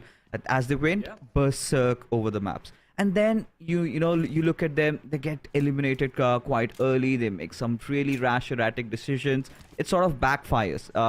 No, same has been with DRS, right? Ever since, they've had that Cinderella run, went into PMGC, came, second, the highest that South Asia has ever went, and being one of the Nepali teams and accomplishing that, that's a big feat. But I felt, after that, the hunger seems to have kind of gone away, right? You don't see the passion anymore. You don't see that figure coming in from their side. That is something that, is missing. The hunger to win. And that has been the so-called case with the majority of the Nepali teams. One of the biggest upsets would be from Skylights Gaming. I mean, look at them. Ooh. Where were they? They were one of the most dominant forces of South Asia. And now suddenly they failed to qualify in the SSE. You just had to bring it up. You just had to bring it up. I think that was the thorn that I was trying to avoid, Skylight Gaming not being here. But I agree with every single word you said. Again, a team that dominated the entirety of the region, a team that was the torchbearer in the early days for driving the entire scene of South Asia forward. And now I think seeing this dip, all we can just be hopeful about is a swift recovery. Like, hopefully by the next tournament rolls around, we see the old Skylight Gaming back. And I want to say the same thing for Aegon i8 as well, because i8 was one of those teams that was like, it was the team to represent Pakistan on the biggest stages of them all. Their lineup used to be like one of the greatest firepower lineups in terms of raw firepower that we have ever seen come out from Pakistan, and they delivered on that aspect every single game. They were there. You talk about elimination numbers in the old era. i8 was the team you were looking towards to take those fights in the early stages or the late game stages. But this time around, I mean, I won't necessarily call it a struggle. It's just the new rendition of i8 that we're witnessing, where they've taken a little bit slow. Aggression is there during the mid-game stages, but the same flavor, the same level of commitment towards those fights, I think that is what is missing. They are on the 6th position in the overall ranking, and the possibility of them climbing up is looking quite good. But still, I think it's that little extra oomph factor that we used to call it, that is there with the players of Stalwart and 4MV, used to be there with the players of Highvoltage as well, has gone missing now. That was there with i8, and I think they can switch it on again. I think the biggest problems with the Pakistanis, not just Aegon i8, barring, if you talk about Aegon i8, lately they've been going through a lot of stuff, right, over the social media, a lot of drama around, and I'm rather surprised they're still on that 6th position, right? But coming back to what's up with the Pakistanis, I feel they kind of second guess themselves a lot, because the way they play in their own region, in their own lobbies, is kind of completely washed off once they come into the South Asian lobbies. They kind of are reluctant in indulging in any sort of fights. The same sort of a freedom that they once had. Maybe it's about having enough information, enough read over the lobby. I always feel that they kind of have been always trying to adapt or adjust inside these South Asian lobbies. I mean, which is understandable, right? When you look at Nepalis and the Mongolians and the Bangladeshis, they've been playing with each other for so long. But Pakistanis usually come during the SA Championship. By the time they kind of tend to adapt or adjust, I think the boat sort of sails away. But now I think it's time, Johnny, we have got to sort of put a pause to our podcast and talk about this game, because a lot of interesting stuff is going to happen, because it looks like an Everest circle. And look at how teams are just swarming inside the circle, with Regicide having quite a commanding position. You know how during the Ice Age, all the living species on the planet just started migrating towards the equator? Well, the equator right now is the Everest and the Georgia Pole containers and the city, and everyone else is just migrating towards their position. Look at the massive wave coming in from the southern side of the map, like from Ferry Pier, Quarry. You see like 6-7 teams moving up north. Then you have 5-4 teams moving from the eastern part towards the western side. Quantum Rage, I think there might just be a little bit of a mid-rotation collision between them and Highvoltage that MABETEX can capitalize upon, since they are the ones right behind those two teams. But it seems like Highvoltage find themselves quite close to the players of Magnus. While Stalwart stopped into the blue right outside the zone? Alright, they're moving again. I was shocked for a second. Now, to be honest, Johnny, it's going to be so much tough for Stalwart and for Medical Vibes over here, because we are at a stage where a lot of teams have realized already, their journey is done. Whatever they're gonna push for is going to be for that extra little prize, right? But for Stalwart and for Yeah. Medical Vibes, it's everything on the line as Leo and Regicide, they collide. Leo just charging in, knocking a whole world of trouble, but still manages to get out with a Uzi. But Haidami manages to secure a trade. It's still a 3v3 situation, maybe with Regicide having lost quite a few more players. But Roshan, I think he's going to be heading off for an escape, but Slipknot does not want to let this happen. Let's see, his intentions might not be of letting the player walk away, but Slipknot, oh, the jump shots, they work out quite nicely, and Regicide are going to be the first team eliminated from this lobby. All right. I mean, that was Against fast. Magnus, yeah, that was a quick elimination. It certainly was. But, you know, again, bringing the narrative down to Stalwart, seem like they are in a whole world of trouble with 2 players already having fallen down and Magnus barely having any pressure at all. You know, this is where the Pakistanis are spreading their wings wide, right? They realize that they have got the situation under control, but just a moment, that grenade could have done a lot more damage than it, you know, was initially destined to do. But regardless, you know, Stalwart, with just 2 players, they will have to scuttle away and get inside the zone ASAP. They've lost one of their key players, Action getting eliminated in that last fiasco. And also the fact that they are going to be stuck in the blue if they don't make it inside the zone right now. Top does manage to get an inside safe position. Oh, wanted to go for the molly, secure the point for his team, but it gets taken away. All right, you know, with how things are really turning out to be, with Stalwart somehow miraculously just saving Nirzed over there, it's good news for them. I think that's the best they can ask for. But at the same time, you know, I just have to quickly gander over where for Medical Vibes are. They're kind of in a good spot, you know, just around the southwestern areas, around Gatka with 7th Element, one of those teams beside them. Now, 7th Element, they're kind of the wild hounds, right, inside the lobby. They just don't care about anything at all. They do not care if they die pretty early or anything. You know, their only objective, their only motto right now is to cause chaos and destruction. I think they've chosen their opponents, which have been always Aegonite, right? They sort of have been their krypton, but Aegonite lately have understood, or rather managed to figure out a lot of ways to deal with them. Every single time 7th Element dashes at their doors, you know, even in the previous game of Erangel, I think it went down to the wire, but Uzum just clutched it out.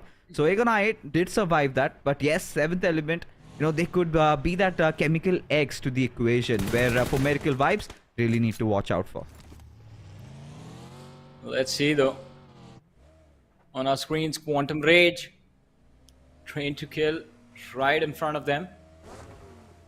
Tanatan needs to be careful. Jane might just have a line of fire, but Jane, a little bit of discipline in the early stages, waiting for the lad from Quantum Rage to be exposed.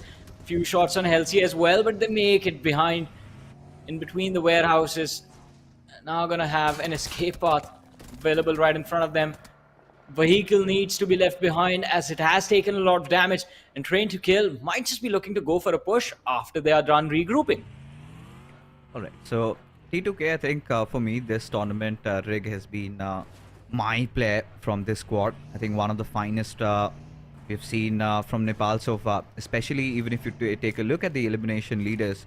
I think he's got quite a lot of kills to his name. But T2K as a team, you know, they had, like I said, you know, they've got those switches. Sometimes they're so aggressive, they get right at your face, punish you. But hold on, as East manages to find one from 7th Element. Somebody just, you know, a little wild, a little astray, and gets the better out of them as Stock. He wants to take down one of the players of Aegonite. In fact, the IGL himself has fallen. Now, very rarely have we seen these swampy circles. It's still one of the uncommon zones that we've come to face or have come to see, where DRS sort of are enjoying that spot in the center, right? But, you know, from what I can assume from, you know, casting this game for so many years, it's gonna go maybe a little west. I think this could be the game that for Medical Vibes were searching for.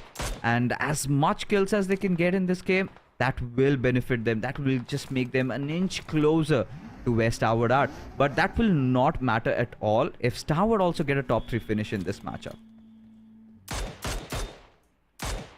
Let's see. 4 Miracle Vibes. Doc still focused on the players of Aegon I8. Zoom was knocked out, but have managed to get him back on his feet. Not a lot to gain for 4 Miracle Vibes from this standoff against Aegon I8. I think a better possibility or better option for them would be to just get inside the zone, which is not too far away, 150 meters for Doc to move. He's going to use that syringe.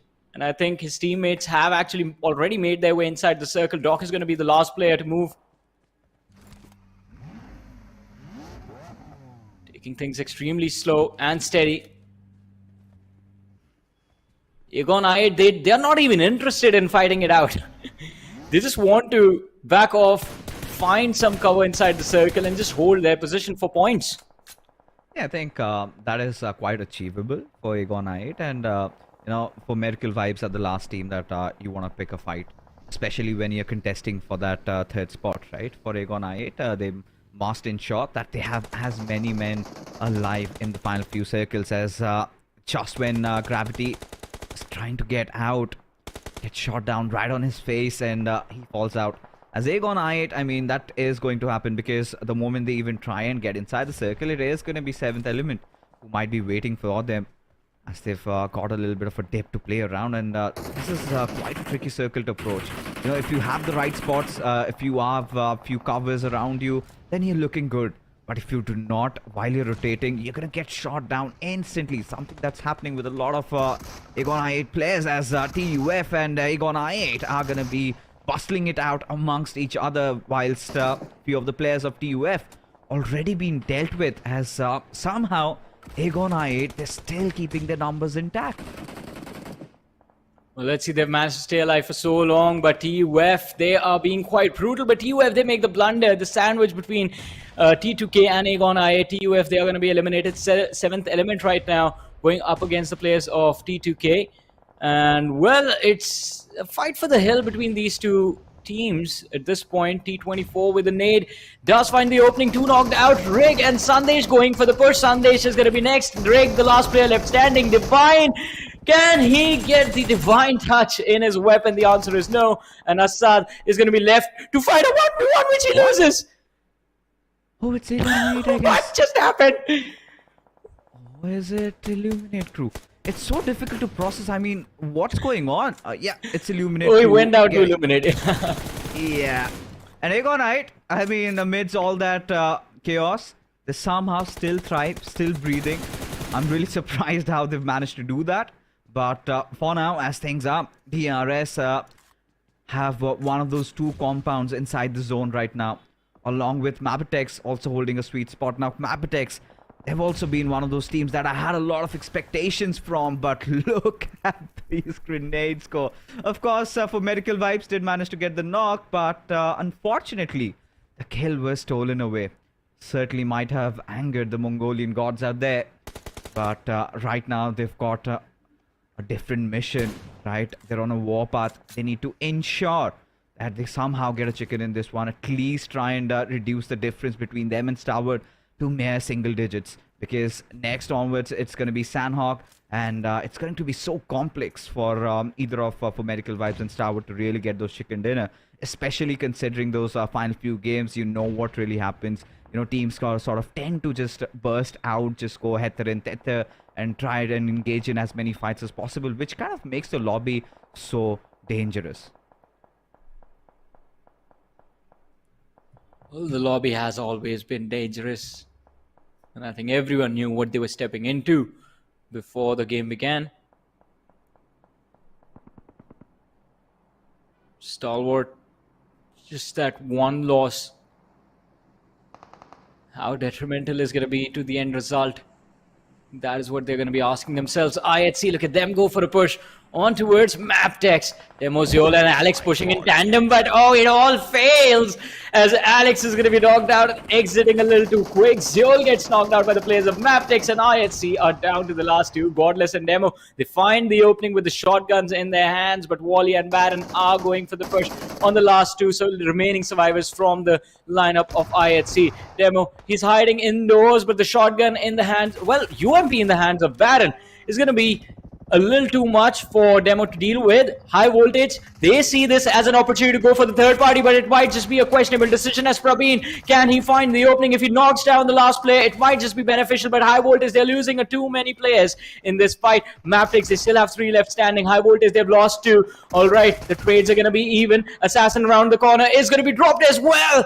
And MABETEX, they recover so nicely from this entire fight. They have took out 2 players from the side of IHC, 3 from the side of Highvoltage, and it's just one individual remaining from the either teams, while MABETEX still have their numbers and they might be going for revives now.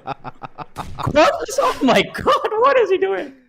He's hiding in plain sight and nobody seems to have observed him, as Highvoltage DC just survived by Jiggle, won't live to tell the tale, as Godless still surviving. But seems like MABETEX aren't paying any attention towards him. Leona just crosses right in front of him. It's the boogity buff, but finally spots him out and puts him down for good. But IHC seem to have that sly smile. I mean, when you look at this fight, a lot of things. IHC, you could see they were so distraught, right? Had no connections with each other. There was the complete lack of communication as Illuminate crew right now. NB Esports being surrounded from 2 different sides have been pinned down and have been taken down. But for now, Johnny, as the dust settles, we've got 6 teams alive, 22 players alive. And it just could be anybody. It could be for Miracle Vibes. It could be DRS. But for Miracle Vibes, need to make the most out of this game, because Stalwart, they seem to be in a whole world of trouble. Well, oh man. Does he make it though? Now that's what I'm wondering. Does Top make it? He doesn't. Yeah.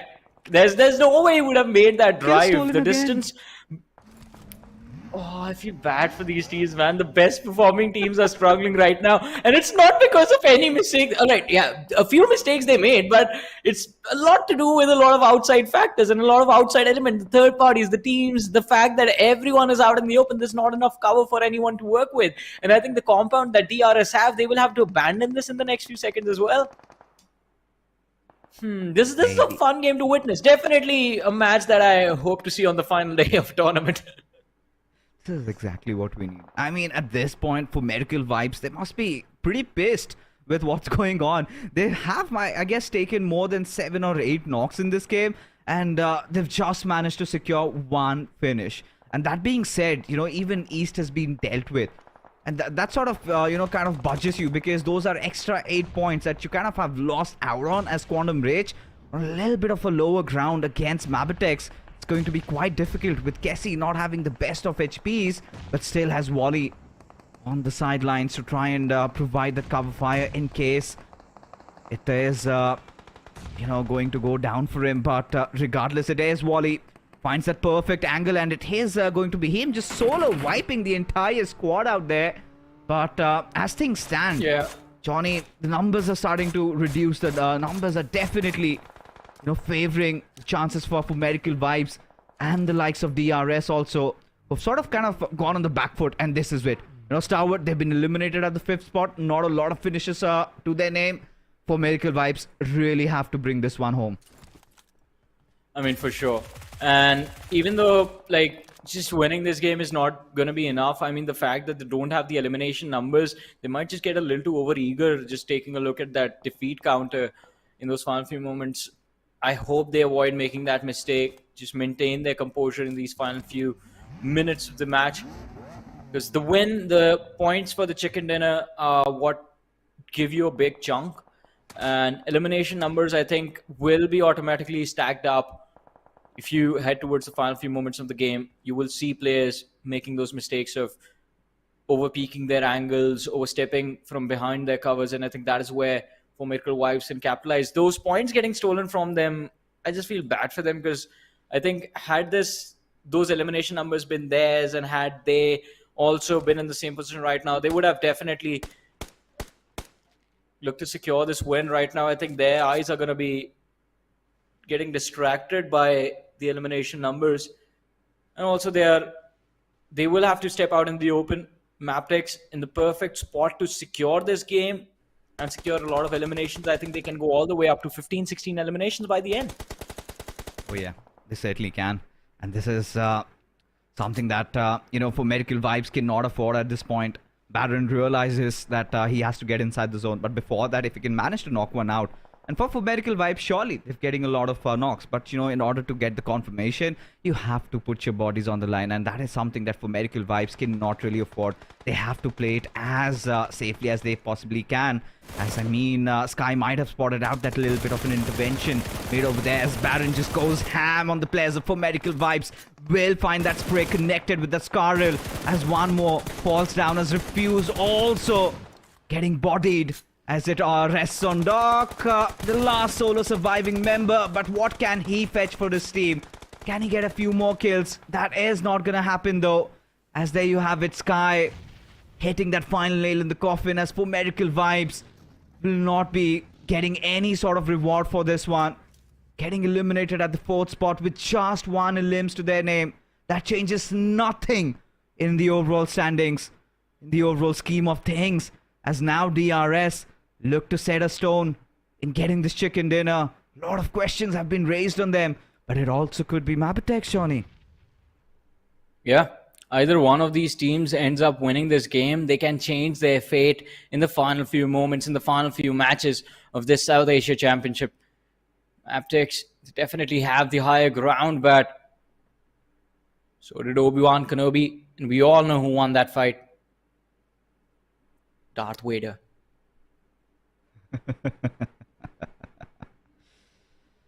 The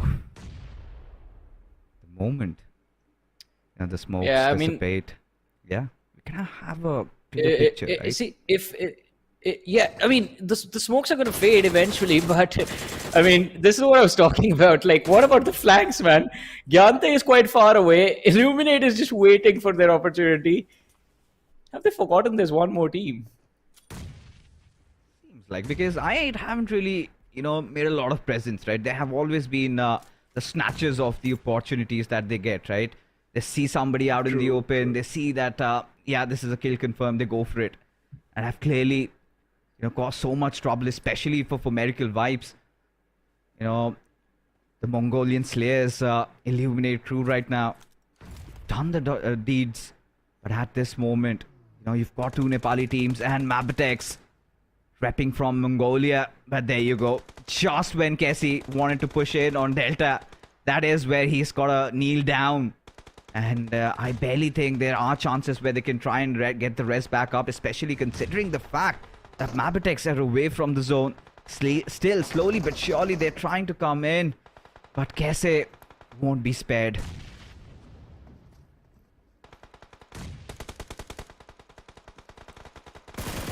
Wally peeks, his head is visible, but the shots, they do not connect. Rules with the nade, though, capitalize on the damage dished out by Delta, and the knock is going to be secured. Baron steps out from behind the cover, but the nades from Rules are going to be enough to deal with the players of MABETEX. Now, down to the final 2 teams, 7 players still alive. DRS, they have their numbers, but I8, seems like they've found Killer completely isolated. Rufus has taken a lot of damage, so he needs to heal up before he charges forward again. It's a 4v3. The zone has completely vanished from the radar. That means the next time the blue starts to move, it's just going to engulf everything inside. Oh, this is where it really boils down to the wire. And yeah, it is one of those chickens written for DRS. You know, with them still trying to eye for that top 3 finish. Certainly going to help their endeavors in trying to achieve and do so. But Illuminate crew, you know, they have also been one of the incarnates of what 7th Element have been trying to do. And yeah, Illuminate Crew, they came up with a lot of promises. And considering it's their first year, they have delivered to some extent. A little bit of that maturity, little bit of polishing. And there could be the next big thing that Nepal has to offer. But right now, enjoying that little bit of a higher ground as DRS seem to be, in real close proximity of each other. Sky could be the one who tries and changes things up. And for DRS, it should be killer as Delta, he goes on a little bit of a soiree, trying to spot someone out, will find Sky in the process. Nova could be up next, almost hitting it directly on towards him. Connects those shots with the S12K as Wolf is also gets revealed. And there you go, the winner chicken dinner coming in for the real soldiers as they keep on marching, keep on fighting, trying to claim their lost glory. And this is the DRS that we have been wanting to witness from the very first day, from the very first game. And here they are finally delivering in the last few moments, but still on the 5th position. This should at least put them in a fighting position for the top 3, but I guess we'll find that out after we come back from the break and look at the stats of what the overall rankings look like.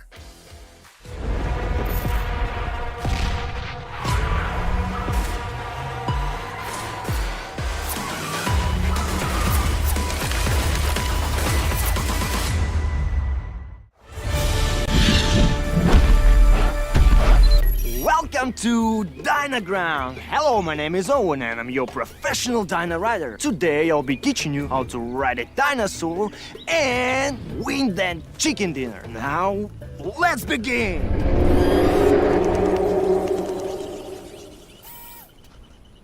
Relax, don't be scared. That's the sound of the mighty T-Rex.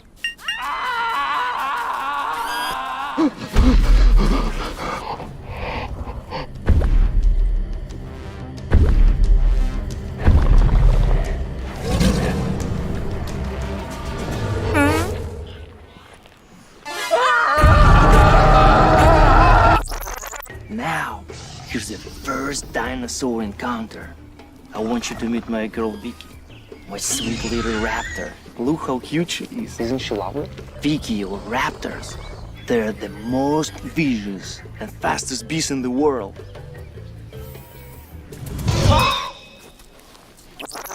To ride a dinosaur, first you must build trust.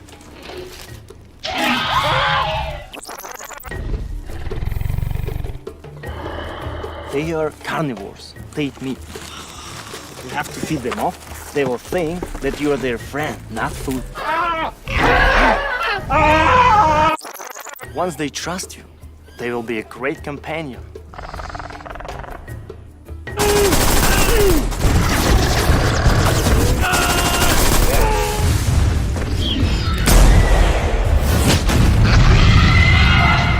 However, taming a dinosaur can be seen. Experience dinosaur taming and riding the all-new version of PUBG Mobile Dynaground.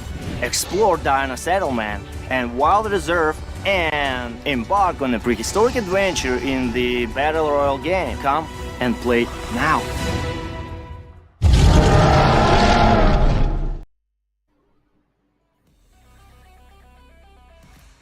Welcome back after the break, ladies and gentlemen, to another exciting day of the PUBG Mobile Pro League South Asia Championship 2023. I mean, last day of the finals, and now the final 3 game remains. This is Super Johnny John by Fixes, the last game Fixes. We saw DRS walk away with a win, but what do you think's happening at the top right now? Stalwart, they failed. 4 Miracle Wipes, they failed as well.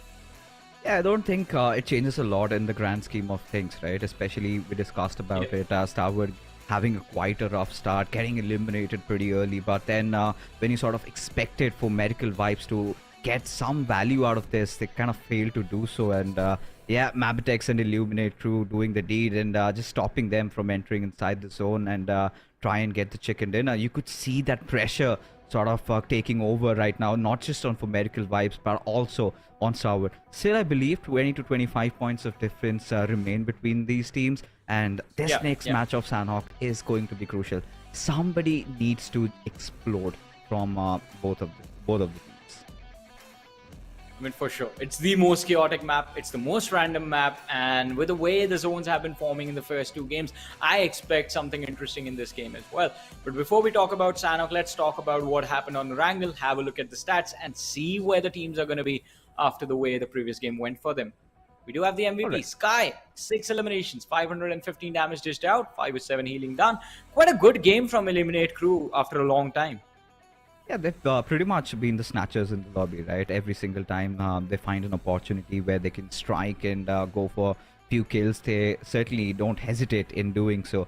And that has been what Illuminate Crew had been all about. When I saw them in SA first time, right? They had been one of the most aggressive teams. Of course, the aggression is notched down a lot, especially considering, yes, the boys are going into the big leagues and coming there. You kind of tend to feel that pressure, but slowly and surely that will sort of ease up, and that is when we get to see the best out of this squad. And yes, he's been Sky has been one of those players who comes with a lot of promises, hoping that he's got brighter tomorrow. Yeah, I mean, definitely there will be a brighter tomorrow for these players. But looking at the player focus, Wally and Baron from the side of MABETEX. Again, MABETEX was also, I felt like they had a winning position for so long in the game, but then a few bad decisions and it just fell apart right in the nick of time. DRS, I think, are the team that played it out perfectly. They were so patient. They just waited and waited for the right fight to present itself. And when it did, they did not miss, securing the win in the game. The chicken dinner is going to be there, plus the 6 elimination points that Delta and Killer were able to secure as well. I think MABETEX, for sure, in the SSC, they've kind of been one of the most improved Mongolian team, nonetheless, because when I saw this team, did not have a lot of expectation from them, considering how their past results had been. But boy, oh boy, they surely have delivered, right? And this is what I was talking about. Look at the damage number on East, and when you kind of take a look at the eliminations they got, it was just, I think, 1.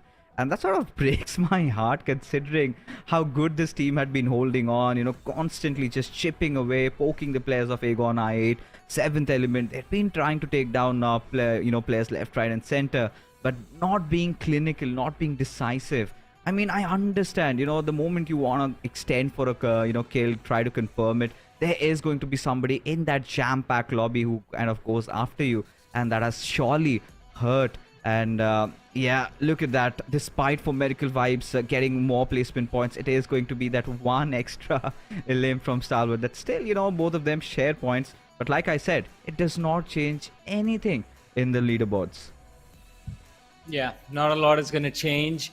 Yeah, at least at the top of the leaderboard during the mid stages, I mean, we might see the gaps just vanish completely and teams get a little bit closer to each other, a little too uncomfortable going into the next 2 matches. But I mean, in this matchup, a lot of expectations from a lot of different teams. I mean, the elimination numbers of Illuminate Crew look extremely well. 13 points secure. DRS just managed to stay in the competition with the chicken dinner win. But now we finally have the overall rankings, and look at that.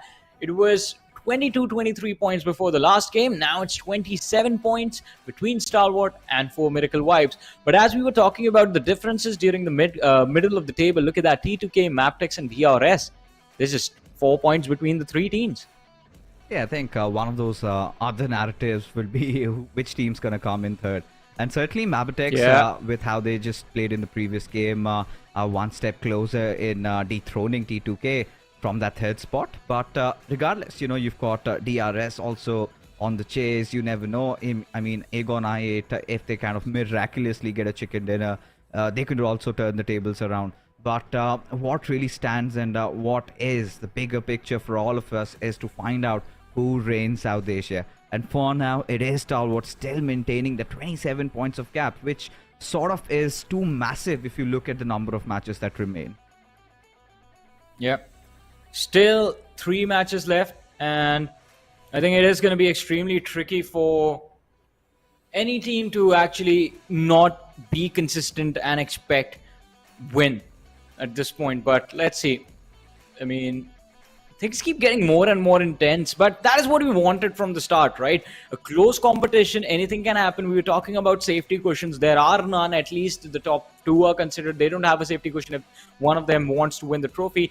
You talk about the other story, as you mentioned, who is going to be third. Well, 4 points, not a lot. Next game, if one of those teams walks away with a win, I think the third position might as well much be theirs. And also they might just, I don't think if 4MV gets eliminated back-to-back in the next 3 matches, anything's going to change. Yeah, they're not going to be third. The win conditions for Miracle Vibes right now is they'll have to ensure that Stalwart get out pretty early on, right? Doesn't make any sense if for Miracle Vibes get a chicken dinner and Stalwart make it to top 3. I have been constantly harping about this one thing because they will have to go all out. Now this sort of also comes with a lot of risk, but at this point, considering that little bit of that huge that huge difference that we have between the second and third, I think for Miracle Vibes can opt to take and go for that risk. But taking a look at the schedule, yes, it is Sanhok up next, the Rainforests, where anything and everything is possible. And it's going to be super exciting to witness X2 what exactly is going to happen in this map. As you mentioned, expect anything and everything. And I just want to see, I mean, based on the weird circles that I've witnessed on those 2 Erangels and that 1 Miramar match, I hope Sanhok we get the zone towards the southwest, anywhere towards the southwest. Would be fun to witness. We've talked about the Camp Alpha Island quite a lot. We have seen a lot of fun games in that position as well. But yeah, no, I'll go for the Ruins Island. That's the best place. I haven't seen a game come to an end there over almost for a year now. More than a year. Yeah, I think, few days ago we had a similar circle like that, but did not exactly end at Ruins. I think it's like 2 years back when things were different. A lot of different teams were here. We used to see a lot of that Ruin circles. We used to see a lot of those fights happening. And for the viewers, I think Elementrix was one of them. Let us know which team rather was their opponent in the chat. I think they won that game. I think the Elementrix won that game. Go this way and that way. Yeah, I mean, Elementrix, another big name, and look where they are. I barely see them around anymore. There've been a few tournaments. I think last time we did see Elementrix, but this time, unfortunately, they failed to qualify. But yeah, coming back to this discussion, in Sanhok lately, we've been witnessing a lot of those Western circles. And off late, in fact, yesterday we had something happening down south. So this time, maybe a little towards that east, maybe a little towards the northeast would really make things even spicier. All right, yeah. Towards the northeast also is going to be a fun position inside of Sanhok. I mean, that is where the Paradise Resort is, right? And if we can get a final zone towards Paradise Resort or maybe towards the isolated position towards Bahan as well, that will make for a very fun game of Sanhok. But see, this is all speculation. This is our wants and demands from the gods of PUBG Mobile. But we know whatever we want from the game to deliver exactly at that moment, that is never going to happen. That is how the RNG functions inside of the game. But what are your expectations from the 2 teams at the top? I mean, we keep talking about them having alright, they need to win. But do you think on Sanhok, a map with so much RNG, Stalwart or 4MV will go for an aggressive approach either in the early or the mid game, or do you think they're just going to play a hardcore late game approach, just stay hidden as long as possible and then just step out in the last 5 minutes of the match? What I think right now is somebody's going to drop in bootcamp along with Stalwart. That is going to happen, but yeah, I might be wrong also, but the viewers, they want that masala. They want fights going on from minute 1. And we've seen in the past also that there have been a few teams that have come to contest bootcamp against Stalwart, and a lot of them have come, but most of them have pretty much failed. Oh boy, I don't know if anyone has ever consistently managed to win fights against Stalwarts in bootcamp. I think teams might have beaten them once or twice, but no one has dared to contest them 2 times in a row. Yeah, there were few people with a lot of inflated egos did try and do so, but I think Stalwart just too strong of a unit. But right now, landing outside of bootcamp, now this is something that I did not expect, and could do some heavy damage on Slipknot, who's all by his lonesome. Considering Icy had that shotgun, Slipknot still manages to get a pick on him, and now things might go running and falling down, but Tops is here to save the day. Yep, somehow, Stalwart, they managed to recover. Otherwise, they would have lost Icy in the very first few moments of the game. They were landing towards bootcamp. They just landed on the outside. I think they wanted to contest that fight against Leo, realizing had that man stayed alive, he would have given a lot of information to his team, which they could have utilized to pick off the players of Stalwart Esports individually, because that is how they like to loot in bootcamp as well. Just stay isolated, designated areas for each member, and they just pick up loot from there and then progress. But towards Paradise Resort, another drop clash fixes. But I don't think this one is going to result in a fight. NB Esports versus Illuminate. I think we've seen this happen for quite a long time, and somehow they've got that olive branch raised up high. You know, they kind of don't meddle in each other's business, especially in a circle like this. You cannot really afford to take a fight. You need to go in, you need to get over that Western Island. We've seen there have been moments where sometimes I kind of tend to poke NB Sports, but lately, you know, the way NB Sports have been playing, they kind of look unprepared to engage against them. And right now, out in the open, look at how much surrounded they are. You've got the players of Magnus on one side, even T2K is not far behind, with I8 closing in. NB sort of realized that they're under constant threat if they do not cross over the bridge right here, right now. It is definitely going to be a challenge, be it in the late game stages or be it now. NB Esports. You see your cars on our screens. Headed towards the place of Magnus. I believe there's a little bit of distance between these two teams, so not a lot to worry about. Plus Magnus, they've gone for a 4-man wide split, which can give them a lot of trouble if the players of T2K start moving towards Cow or Tatmok. You know, one of those reasons why I was wondering why did Stalwart sort of make that eastern drop where they could have directly dropped on towards Leo is, you know, the one fallacy with dropping at bootcamp is trying to get out of it, right? And they needed to ensure that Leo are on the back foot right from minute 1. So getting that number advantage also, Johnny, kind of enables them that they could have a little bit more space, a little bit more freedom. And yes, you know, coming back to this discussion, this is quite a hybrid circle that we are witnessing. But, you know, history's been a testament, especially we've seen a lot of these zones in this tournament, one of which kind of went to that small little island that you see in that thin stream of river there. So, you know, that could also be one of those possibilities. And Stalwart, I think what they'll have to do over here is maybe resort for a 2-2 split or hold over on those cliffy shorelines, right? Especially this zone could possibly go anywhere, and now you could see that commotion, right? And just what I was saying, right? You know, the players of I8, NB, Magnus, everybody around the similar areas, fights had to break out. Yeah, fights had to break out, and they have indeed. But I think in these fights, Magnus is at a massive disadvantage since they are the only team who are split up right now and not grouped up in one place. NB Esports, the players can provide ample cover fire to each other if needed and go for support, go for those revives. But on the other side of the map, I believe another fight has broken out, and it is Regicide who are in the thick and thin of things against another team. But Illuminate crew want to pick off MGS. Leo on the other side losing players. MGS though, is he going to go down as well? No, jiggling in and out from corner, takes damage from the ray, and Viper definitely the snake of Sanhok strikes and, well, takes the first casualty of the game. Not the first casualty of the game, the first casualty from the side of Magnus. The first team to be wiped out, surprise, surprise, is Leo Esports. I mean, that ought to happen, right? Especially once you kind of hold on the hottest spot inside the circle, you will have to be prepared for pushes coming in at your direction. And not really the right approach with just 3 men on your team, as NB Esports trying to pour in all that lead did not quite connect.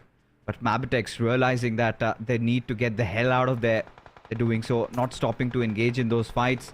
They feel it's kind of futile for them over here, as this one, however, serves some purpose. As S2SO4 has been dealt with. TUF did not have a lot to win in this tournament, to be honest. Kind of very much at the rock bottom, as MABETEX surely contesting for that third. Cannot lose out on Kessie like that, as Joker does get that much wanted revenge. Now TUF, they have that risk-taking abilities right now, and they can go all out, but MABETEX surely cannot afford to lose more bodies.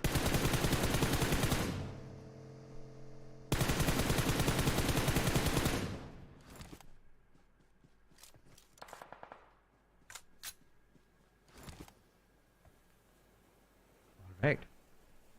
Somehow, H2SO4 is going to live. I'm really surprised because he's just being revived in broad daylight with nobody trying to even take them down. M7 does have that little bit of a high ground position for himself over here.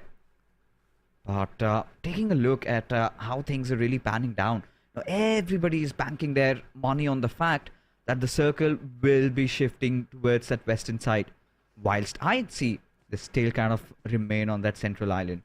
And at this point, you know, TUF, they're kind of just running around all over the place in the open, which ideally I would not recommend, but considering, you know, where they are in the overall standings, well, they can afford to do that and much more.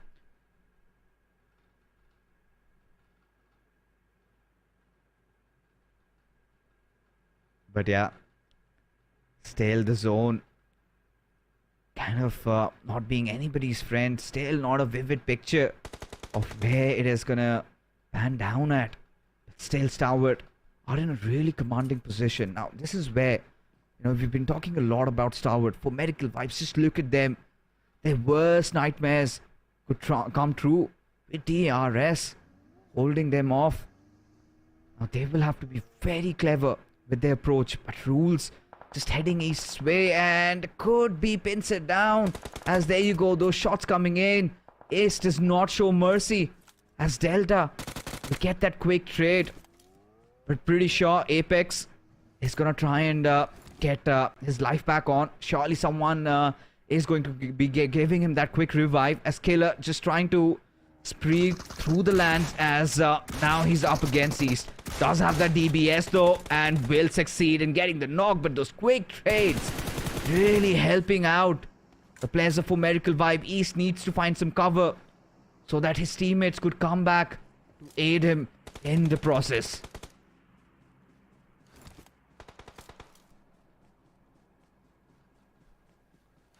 Yes, 15 teams still there. What are you forsaken? I don't think DRS are gonna. Yeah.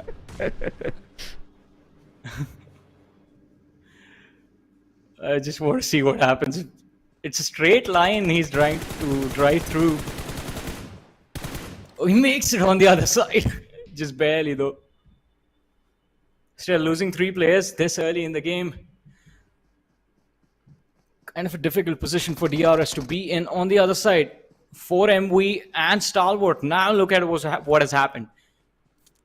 Numbers equally matched in terms of the elimination points the teams have. Both of them, I believe, hold quite decent position inside the zone. I mean, for Stalwart, surely they do. And this is what I was expecting them, you know, have that insurance policy secured to stay around those cliffs, because their circle could potentially go anywhere. Look at this fight, quite an orthodox one happening around bootcamp. Not the two teams that you would expect to see more often, but Ghost has no idea of what's waiting for him. It is going to be Godless, the demon himself, who just sprays open and could find Blade next.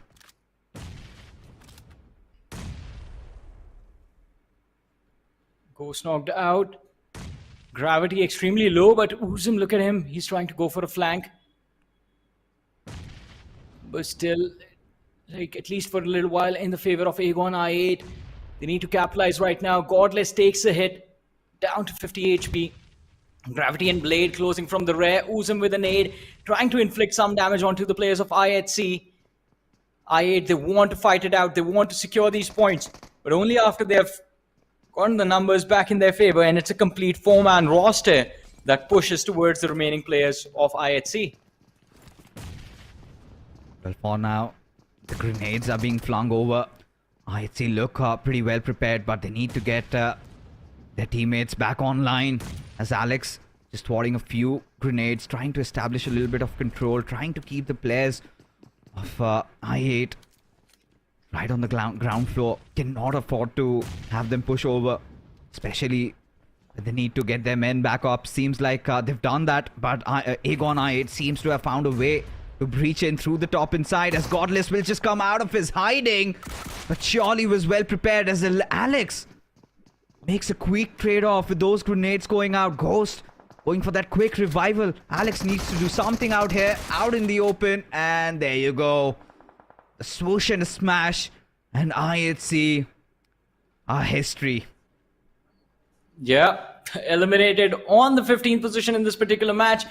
They were able to secure 3 knocks. Alex in the end stuck in a 1v2, found an extra knock for his team, but Gravity with the DBS at basically a point blank range. Even the small little pellets just rip through the body of that last player from the side of IHC. But look at this, 7th element against MABETEX, and it's a 4v3. Alright, and you know, 7th element, the moment this name comes up, you know, they're in for some mischief. Surely have some shenanigans planned up. But Baron, Leone and Wally, they understand the gravitas. They realize that one wrong move could just kind of take their chances from getting that top 3 position. So we'll have to exercise extreme caution in this situation. For sure. Especially against a team like MABETEX. Do you see on the radar? I believe that's T2K and Highvoltage in the distance, but 7th element, the push comes in. Baron finds a knock, goes down instantly. But look at this. Leona has managed to turn the situation around for his team. The shotgun at this range will definitely help him secure the knocks extremely easily. Ignores the man to the red, but turns around a 180 shot. And it connects as well. 7th element, they get destroyed in what was basically a 2v4. I mean, if you go on head-on like that, surely you should be in for some beating. Cost MABETEX live to fight another day. Will get their players back up. With just 3. And these 4 crucial points might just push them a little ahead. T2K right beside them. Their arch nemesis at this point, and look at how the circle has panned out. Surely this does not end in the central island, Johnny. Surely? Or do you think we're in for some cruel Hey man, surprises? I hope it does. I hope it goes to the center island. Can't be more sinister than this, can you? It's gonna be a fun game though, Fixes, if it goes there. I mean, imagine people just going for swims, and we have other people standing on the shorelines doing what I believe is not allowed, which is basically fishing with dynamites. But instead of dynamites, they're gonna have like HE grenades. Who knows? In the next few updates, we might get to see that happen also. Early on, it was not possible to sort of revive your teammate in the waters. That has been turned true. Surely could be what the next gen of PUBG Mobile could spark for us. But for now, as things stand, Regicide trying to not let for Miracle Vibes pass, as Gyante finds a sweet revenge. This time Doc has been down for good, as the kill has been secured. And with every passing moment for Miracle Vibes, you can see that first spot just slowly vanishing. The dream looks quite bleak over here, as Regicide still trying to keep them at bay.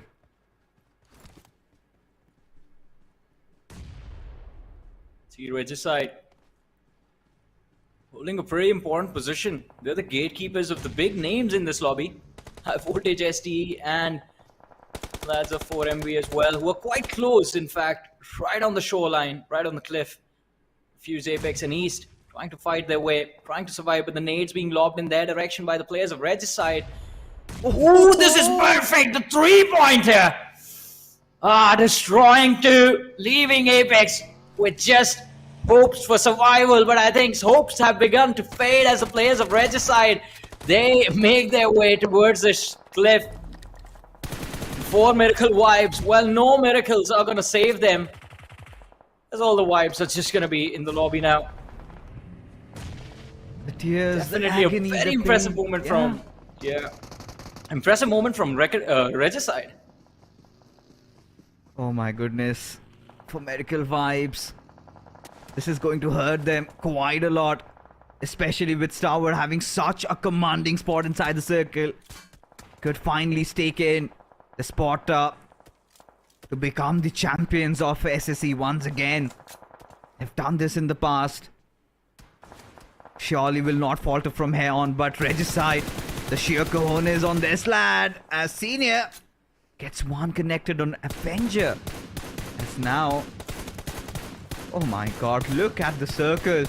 It has Stalwarts written all over it, John. Yeah, I mean, for now, at least it is their game, but let's hope they are able to secure this as well. And if they do, we have been discussing this for the last 3 hours almost as to how big of an advantage they will have in the overall ranking. They are the only team inside the zone. They have a 3-1 split. Top from across the shoreline should provide enough cover fire for Stalwart to deal with any push coming from far away distances, and the other 3 players can deal with the threats up close and personal. But look at this, inside the water is where Viper is, and that is where he will go down. Icy and Nirzet finding the opening in tandem, and Illuminate crew, well, I think they're going to meet their demise in the water itself. Oh. That was a little case. But maybe it was not the players of Stalwart. I think it was someone from Magnus. But Sam, Magnus, yeah. I think, yeah, Top is surely not going to let him pass, but has revealed his position for NB. But does not matter. You know, Top is pretty much, you know, going to secure as many bonus points as he can. I thought he's going to be the sacrificial lamb, but instantly just dives inside the water as his teammates are just eyeing out to protect him, ensure that one of their finest players makes it out of harm's way. Top 6 teams remaining. 20 players still alive. Stalwart are one of those teams. And well, they have all 4 players left. MABETEX on the other side. Leona knocked out, but Baron does not care right now. Sees Roshan crawling out in the open. Goes on to secure that point for his team. And MABETEX are there amongst the top 6 with 5 eliminations to their name. Wally going for a revive on Leona. MABETEX again with 4 players. Snade isn't going to do anything. Top, I think priority for him to just cross over. Join his teammates on the other side of this water body. While the players of NB Esports close in from the rear. Interesting.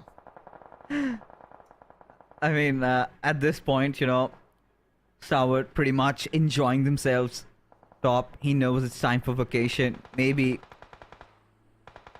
because, yeah, surely Stalwart should not be losing out from having such a nice position as NB Esports. Also join Quantum Rage. It's Top's for a swim. Not with the best of HPs though. Surely Top is going to relay all that crucial information to his teammates. But hold on. Fistboy finds an impossible angle. But this is where he gets traded off. As Mondo Sec will be trying to cross over, get onto the firm grounds. As Stalwart wait with those etchy grenades right on their hands. Trying to obliterate them as Mondo barely surviving with a sliver of HP. They're trying to close in on him, but still Mondo manages to find one with DBS. And NB Esports, I don't know, this is an impossible breach, but they somehow are making it happen. Oh, only if this nade connects, it can end everything for NB Esports, and I think it just did. The players have vanished. from the map. We're down to the top 5 teams, 11 players still alive, and while Stalwart have lost 2 of their most important players, IC and Nirzed are still there, and all they're going to go for are those elimination points. Just rack up those elimination points so that the other teams are just going to fall behind in terms of the competition, because Regicide are a little too far away from causing any real trouble for Stalwart in the overall ranking. MABETEX, I think, are going to lose numbers to Regicide while they try and rotate. So if Stalwart can pick up at least 2 to 3 extra eliminations, I think they should be good to go. All right, Baron's out, Leona is out, Regicide and MABETEX both are out. Wow. In the blink of an eye, we're reduced down to our final 3. Oh, it's TUF. Yeah, Regicide still having the numbers though. Look at the last player surviving from Quantum Rage. Could be the poison that Regicide never wanted to gulp. They said, however, all by his lonesome, will receive some assistance from IC, as IC has ensured that he's cleared the majority of the land. He's ensured that no one on the backlines is alive. The fight is going to be quite frontal. Vaz prepping up that grenade. Nirzed has been spotted out, but Vaz instantly repositioned himself as Stalwart getting really impatient. They want to bring it home. Just put that final hammer.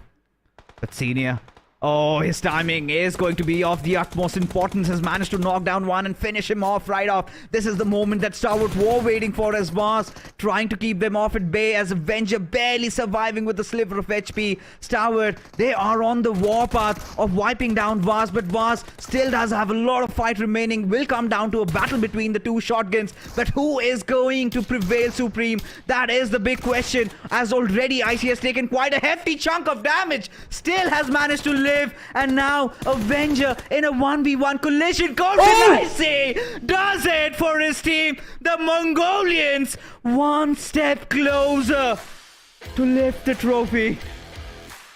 Oh boy, in that last fight, I did not think, there was no way I thought Stalwart was going to win it.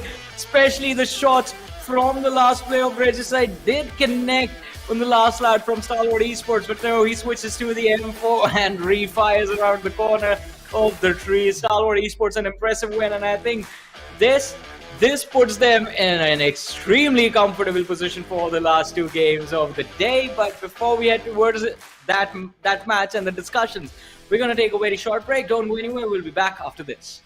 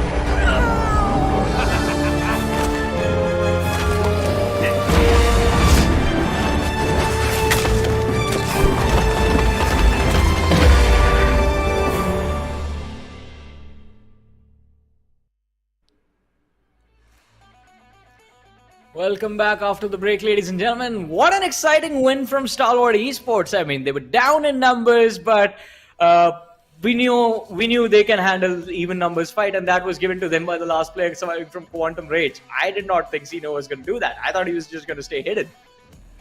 I can't believe what IC just pulled off, man. You know, an S12K, you've got a suppressor on that, and goes against the DBS. He's a man that shows no fears. IC cold and gets that LM and that win. And we know how valuable this is going to be. A big chicken dinner, and this is going to skyrocket them. I think they might have pulled this one off. This is absolutely going to shatter the players of For Miracle Vibes. Now, they have to resort to every sort of worst tactics that For Miracle Vibes can pull off. I mean, for them, pretty much in the next 2 games, they will have to drop Clash against Tower, finish them off, and get the chicken dinner, which sort of sounds like an impossible task right now. I think they need to basically win the next 2 games if they want to be, if they want to win the trophy. Just win the next 2 games with like 10 eliminations minimum per game, and that should be, that hopefully might be enough to get them the trophy. Because Stalwart, I think it is a very difficult team to beat, especially if you try to match their elimination counter. That is where you dig yourselves in a grave, because this team is like, they know how to take those fights. We've been seeing them just be all about aggression and raw aggression since day one. And I think that is what they have mastered throughout those years. But let's have a look at the MVP of the game, because I have a feeling that the MVP, all right, I was just going to say I have a feeling the MVP might not be from Stalwart, but how could I forget this man? 7 eliminations, 827 damage dished out, and only 159 healing done. Yeah, did not need to, heal himself much. Had some good cover to play around, and quite a clinical game from IC. And it's very difficult, especially considering the pressure on you at this point, when you know how much this victory matters to you, and when it was everything on the line. And this is when you can rely on the veterans, right? IC, of course, rather new addition to Stalwart, but he has been in the scene for quite a long time, and quite understandably why. And for the viewers out there, during the SA finals, it was Nirzed that took them through the finish line, and this time seems like IC has done exactly the same. I mean, you could see history repeating itself in Stalwart. I think their stars are aligned. Yeah, I mean, the stars have aligned indeed. The team is coming together, the players are coming together, and I think everything is just falling in place. But oof, what an intense game that was, and I believe the next few that we have lined up are going to be even more intense. I mean, talk about how this game started, right? For Stalwart themselves, the first contestations against the players of Leo, and that was a risky decision as well. They had the numbers in that particular fight, but the other 3 players of Leo were up the hill. Had those players found the weapons and the smokes, they could have easily shot down the players of Stalwart before they even entered boot camp. Then they escaped boot camp, or let's just not call it escape. They moved out of boot camp right before IHC came knocking, and IHC weren't alone, and Aegon IHC were with them. So they avoided 2 teams just by pure luck, and were able to cross over to the Camp Alpha Island side a little bit sooner than everyone else. So everything just fell in place perfectly, and I think things are looking extremely good. But Leo, let's talk about them, because like from what I've observed and from the history of the players of that lineup, that is the most aggressive team in the lobby. That is the team that can match the raw firepower of teams like STE and even 4 Miracle Vibes. But these finals are not going their way at all. I think Leo hasn't really made their presence felt. One good thing, I guess I have a different opinion to what you just said. I feel Leo always tend to get into really good positions, but it is their firepower where they really lack at. Of course, the trade potentials are there, but if you're looking at the creme de la creme, I think they still have a long way to go. But coming back to this discussion about Stalwart's intention of dropping outside of bootcamp, I think there could be 2 reasons behind that. One of them being that maybe they were kind of anticipating somebody to just kind of crazy drop on them and wipe them out early on, so that they have a really good picture. They could just push in, funnel their way through from the warehouses and then kind of surround them and take them down. The other one was that Leo has always been a constant hindrance whenever Stalwarts have tried to get outside of bootcamp. So one of those 2 reasons, which seems fair, but in that last moment, I think it all came down, if Avenger could have just closed in on that distance a little bit, because I see he barely had any HP left, but still did not deter him from showing himself up over there and pulling it home. And Stalwart, I still remember during the SA finals, Johnny, the last Sanhok, they managed to secure the win in a very beautiful fashion. And this time also, when it was required, one of their players pulled off, and a team effort though, but still heroics for IC towards the end. Enough, I think, to stake the claim for the championship. Although this was what you were describing about that final moment of Sanhok, right? Let's not forget it is Stalwart, and anytime someone gets too close to them in the overall ranking, this is that one team who does not care if they are at the top or the bottom. They will go for a drop clash. So given that we are headed towards Miramar and then Erangel next, do you think, based on the amount of lead that Stalwart Esports have now, they might just drop clash on 2 maps back to back, and 4 Miracle Vibes are in for an unpleasant surprise. Do you think that's going to happen? You know, ideally, in a dream world, I would want that to happen. You know, something of that goes kaboom, and you know, we are up for extreme mayhem. But you know, this time I'm gonna be siding with my panda brother Necro, because I feel like the distance that has been created by Stalwart, courtesy to this one chicken dinner, is quite massive enough to shatter the morale for Miracle Vibes. I mean, how do they do this, Johnny? They have to just go all out, but surely they have another chance if you vote for them in the world, for the World Invitational. Of course, from South Asia, they could be your representatives, but for the Nepalis, you know who you have to. But Pakistan, they're going to be enjoying that one sweet spot for themselves separately located. Yep. All you have to do is vote for your favorite teams, and that's it. I mean, as you mentioned, Pakistan, yeah, the region votings are there, but who goes from that particular region, that decision is in your hand. So go right now. The voting is happening in game, so all you have to do is just pick up your devices, launch your game, and vote for your favorite teams.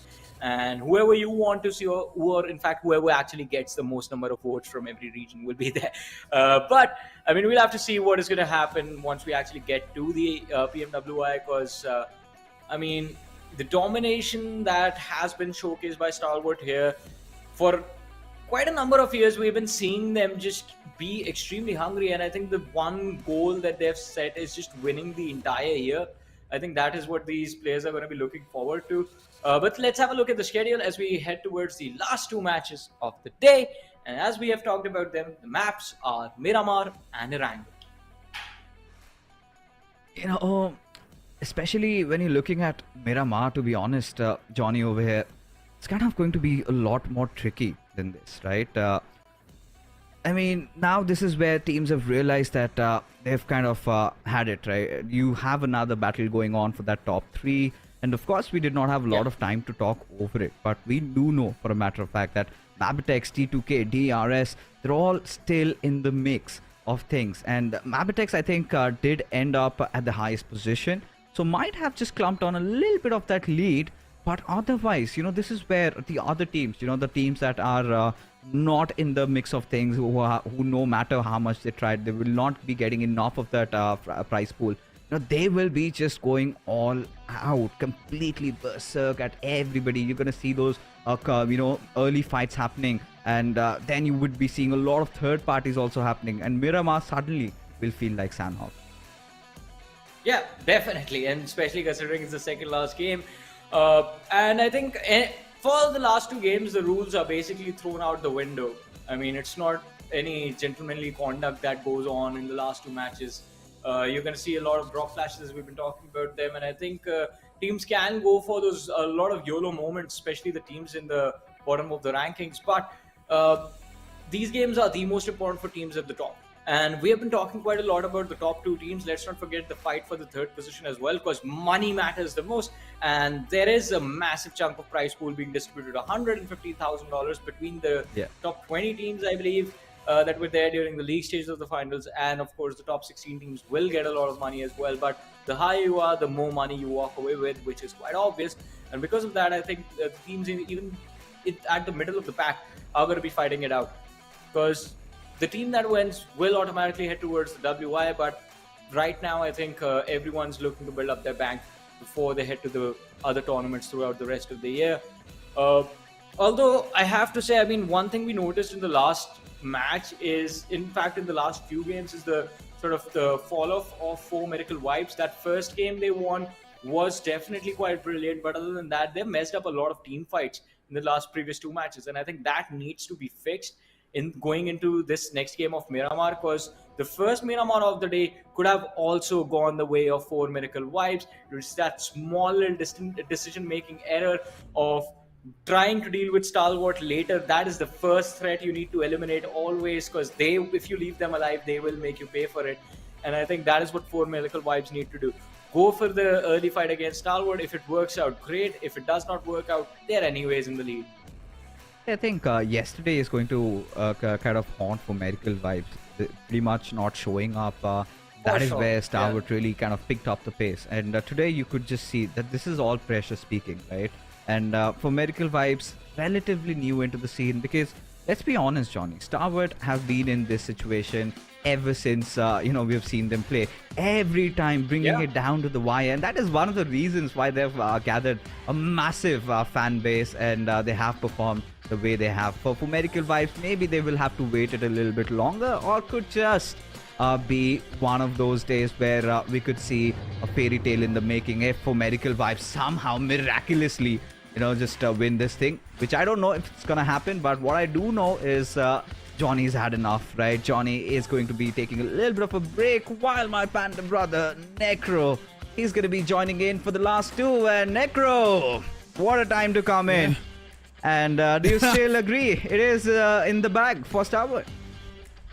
It is 100%. Stalwart Esports, they're having a fantastic journey so far, but I'm not gonna lie, feels good to be back on the mic over here, Fixes. Considering Stalwart Esports, that clutch from Icy in that previous map, it just stole our hearts away. My heart was beating in the maximum amount of BPM in that previous clutch that Icy was trying to pull off, so I can already imagine what kind of nerves that man was feeling. He was definitely trying to hold his gun with the nerves. Before now, as we've got the plant fly path in front of us from Campo Militar all the way towards Ladriela. So this is going to be quite an interesting one, considering the plant flat path is sort of to the northern side. Going all the way down south is going to be a huge hassle, especially towards Los Leones. So let's see what teams are going to try to opt out for. If anyone's is going to drop towards that spot. For Stalwart Esports, it's not going to be that massive struggle. It is going to be like a daily ride. So let's see how things are going to look like. A quick stroll in the summer for them. NB Esports as well, going towards their designated drop spots. But definitely, if you talk about that previous clutch that Icy pulled off, oh man, hats off. That clutch should not have been pulled off in a way that Icy did. He didn't even have a lot of HP, but he still came out on top somehow. We did see a lot of upsets too. IATC losing out a fight against Dagon Ayat inside boot camp. Another one of those huge upset moment for IATC fans. Those type of circumstances will need to be controlled as soon as possible if IATC do want to get control back inside the game in the future. In fact, this is one of those standard circles, right, which every team is going to enjoy. And yeah, for Medical Vibes, Reading, just placed right at the center of it, we haven't seen them faring off really well. And just when we thought that maybe for Medical Vibes will try and just drop clash on Stalwart, because let's be honest, right, what's the difference between second and the 30? I think around 30-40 points plus. And there's no chance on earth that, for Medical Vibes end at 0.3, right? For sure, what could they have done is maybe tried something risky or may have made it work. And this is where I think, for Medical Vibes, I really feel they just need to channel their inner demons, right? And look at this. Wolfies will be the one who gets out of the buggy quicker. And Prabeen, oh, poor child. Oh, no. Not a good news. Highvoltage losing out on that player early off inside the game. But yeah, this is what happens in the final two games of the grand finals, ladies and gentlemen. You expect an absolute chaos right off the bat and also some drop clashes, and that's what exactly is happening right now in front of our screens. Highvoltage against Illuminate Crew so far. Illuminate Crew, they've got a man advantage in their hands. Jiggle try to peek out, try to get something done with himself, but that's not going to be the case. He tried to take care of business, but Illuminate Crew, they strike back even stronger once again. But there's another knockout even onto themselves as Viper goes down. Highvoltage, they're trying their best to hold their nerves with the gun and trying to fight back. The AK strikes way too low. Is another player of Highvoltage going for the resurrection instantly. Woofies.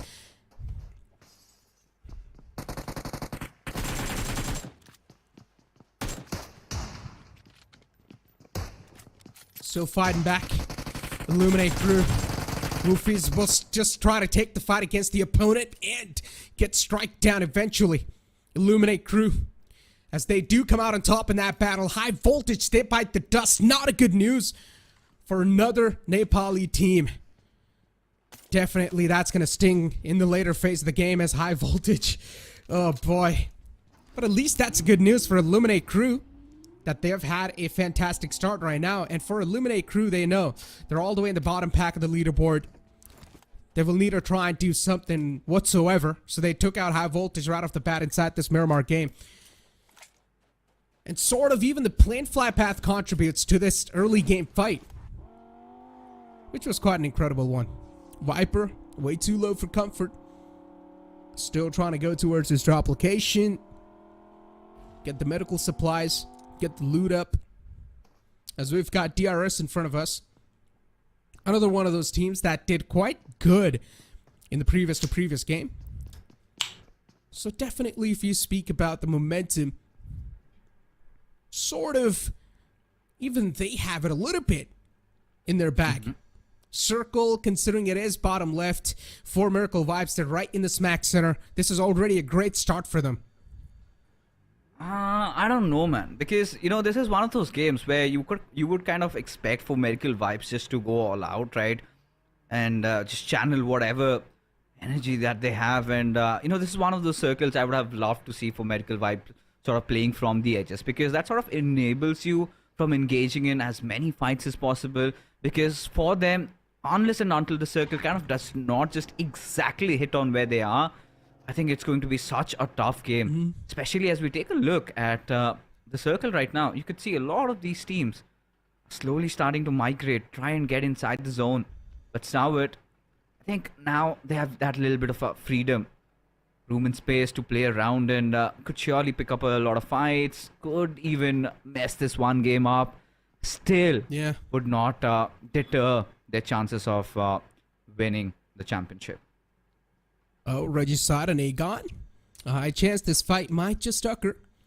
Aegon and I probably do have their eyes on the rotation currently. Regicide are trying to make. They're right next to each other. But yeah, seems like the pathways are going to be quite clear. No one wants to challenge any sort of fights this early on inside the game. MABETEX as well, making a late move inside the circle. You can't even blame him, considering the circle is way too far away. It is going to take a while, but as you said, teams have already started to make it inside the circle. The good slots are already going to be taken away. If you want to contest for those, it has to be a straight-up ramming inside the compound.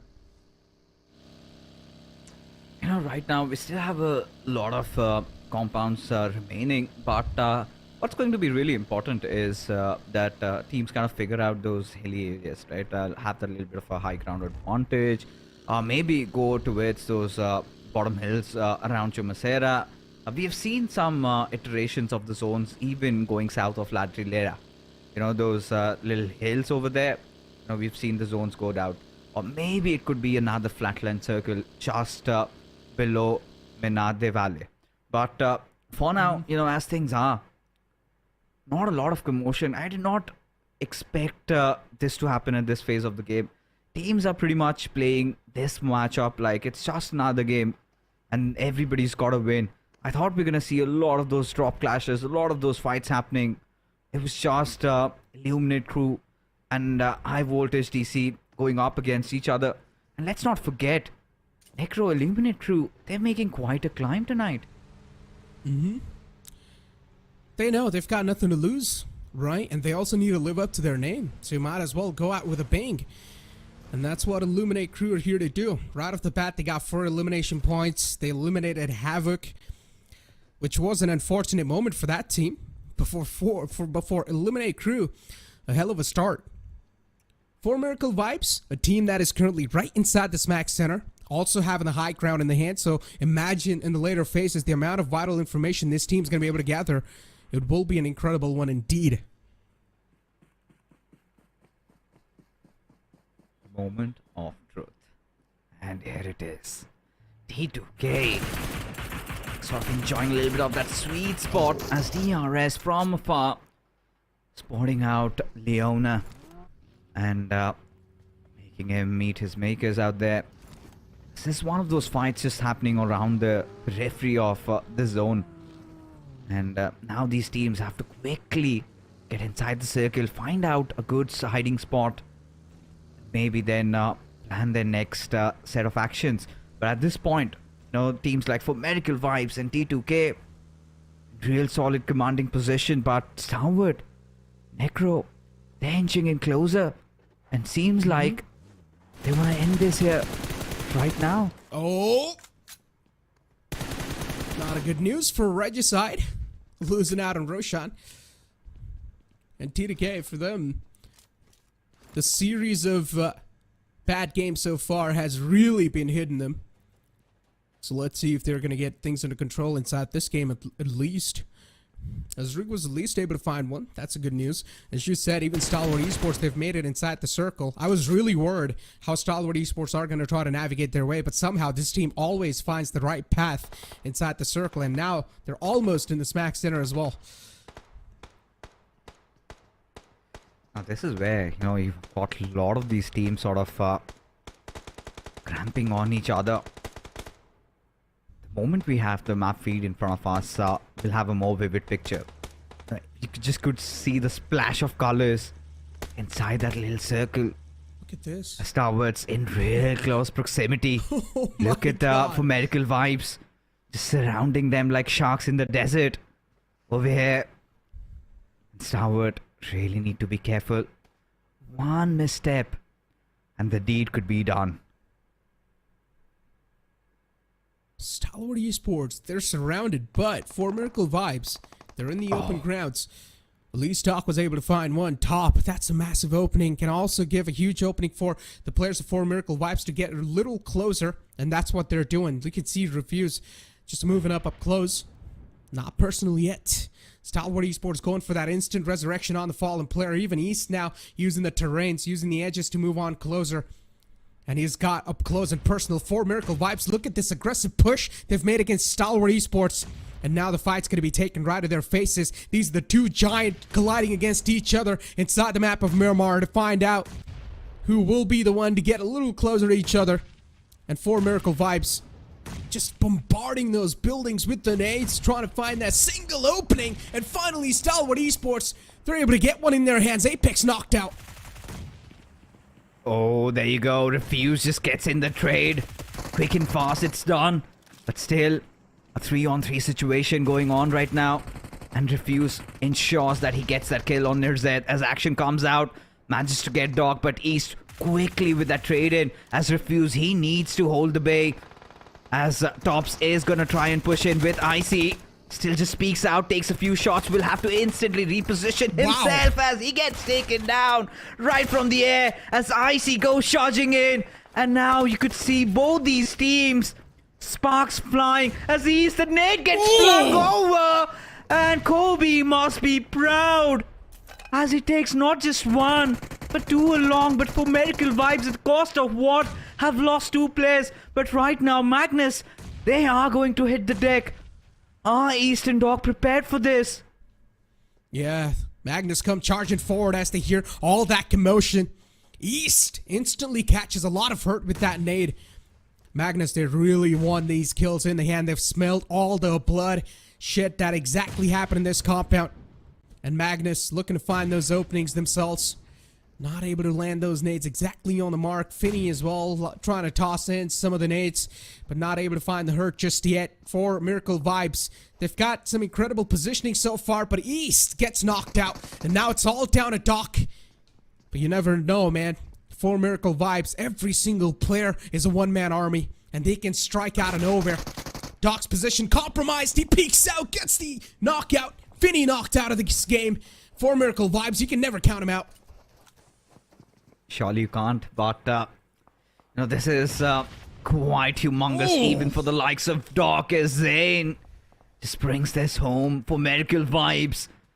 Surely they did take down Stalwart, but in the grand scheme of things, seems like this is one of those stark realities that is going to be quite difficult for them to digest as NB Esports decide to infiltrate into Avengers hidings, as now Mondo along with Sek pushing in tandem with each other. Avenger knows what's coming for him, but is he prepared? That's the big question. He's just hiding inside the bushes. The moment Sek goes out, there you go, gets that quick knock. They'll try to instantly reposition himself as he can get Mondo, but he's getting shot from elsewhere as he decides to get inside the compound, gets the finish, confirmation on Sek. Baby, just hold on as cavalry does arrive. Avenger, he is burning, needs to drop and roll, but cannot as NB Esports. They have come into, but Noki is taking damage from elsewhere. Not a good news. Regicide losing out on the player that was in the close quarters. NB Esports.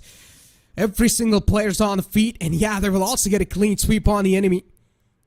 But in that circumstance, in that situation, it felt like it was a little too close for comfort. But later on, they had the situation under control. NB Esports, nicely done. Teamwork to perfection. Even 7th Element, now they're starting to show themselves in the kill feed. Getting a couple of eliminations in the hand. And NB Esports, MABETEX, they lost out on Leona early off inside the game. And now they've only got 3 men to try and pull something incredible off. And they are just moving in between a lot of teams, catching a lot of fire upon themselves. Yeah. You know, as things are, T2K still at the center of the circle now. This is going to really help them out if they can pull off something like they did yesterday in Erangel. You know, get a high fragging chicken dinner. Surely will put them back again, right at the top for the race. In fact, for the 3rd spot. Illuminate crew still having all 4 of the players alive, 4 kills to their name, as MABETEX kind of decide to just hide around the dunes.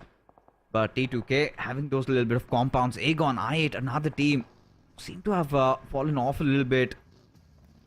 Did manage to recover yesterday and the day before, but today we haven't really seen a lot out of them. The 2 big teams being taken out of the game. This can be a huge sigh of relief for the others. I'd see. Just spraying the bullets on the enemies. That's Quantum Rage on the receiving end. And every single player falls apart. Quantum Rage. Not a good news indeed. One last man alive from that one. A burning torch of hope for them. And that's in the name of Senior. Let's see what he's able to pull off. And he will probably try to keep his identity anonymous for as long as possible just to get those points. That's usually what happens when you're the last man alive. So far, the position that MABETEX have found themselves in, I'm not a huge fan of that. They're quite exposed in that one, but also they don't have a lot of choices. Not a lot of places are up for grabs anyways. That easily. They'll need to take fights if they do want some good spots inside the game. IHC still trying to search for that last man alive. They know there is someone in the close vicinity, but not able to exactly get the visual on that player. Yeah, and this is where I think IHC need to kind of get inside a good spot inside the circle. I think one of the reasons why they are out for a hunt, because they fear that Senior, just when the moment strikes right, could hurt them. As rules, this is a long grenade cooked up for finisher. Does it make its marks? Seems unlikely though. The second one, nah, does not connect, as Zen, he's got other intentions, you know, picking up a fight against the likes of 7th Element. Yeah. As Gravity finds one on Slipknot on the sidelines. Look at Faster's position though. This is perfectly set up for Magnus. Now this is where they can decide and go for the push. But T24 could act as a thorn.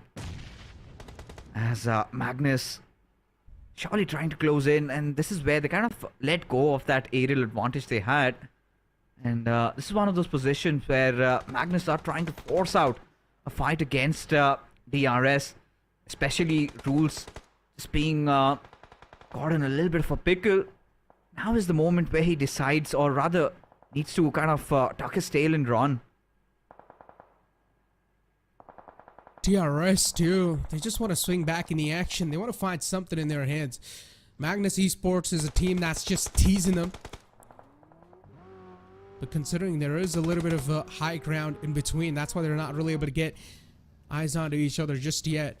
Before Magnus, they're in a huge world of trouble. They need to make it inside the circle, and DRS, they're sort of like the guardian angels of the edge lines, not letting them cross on over.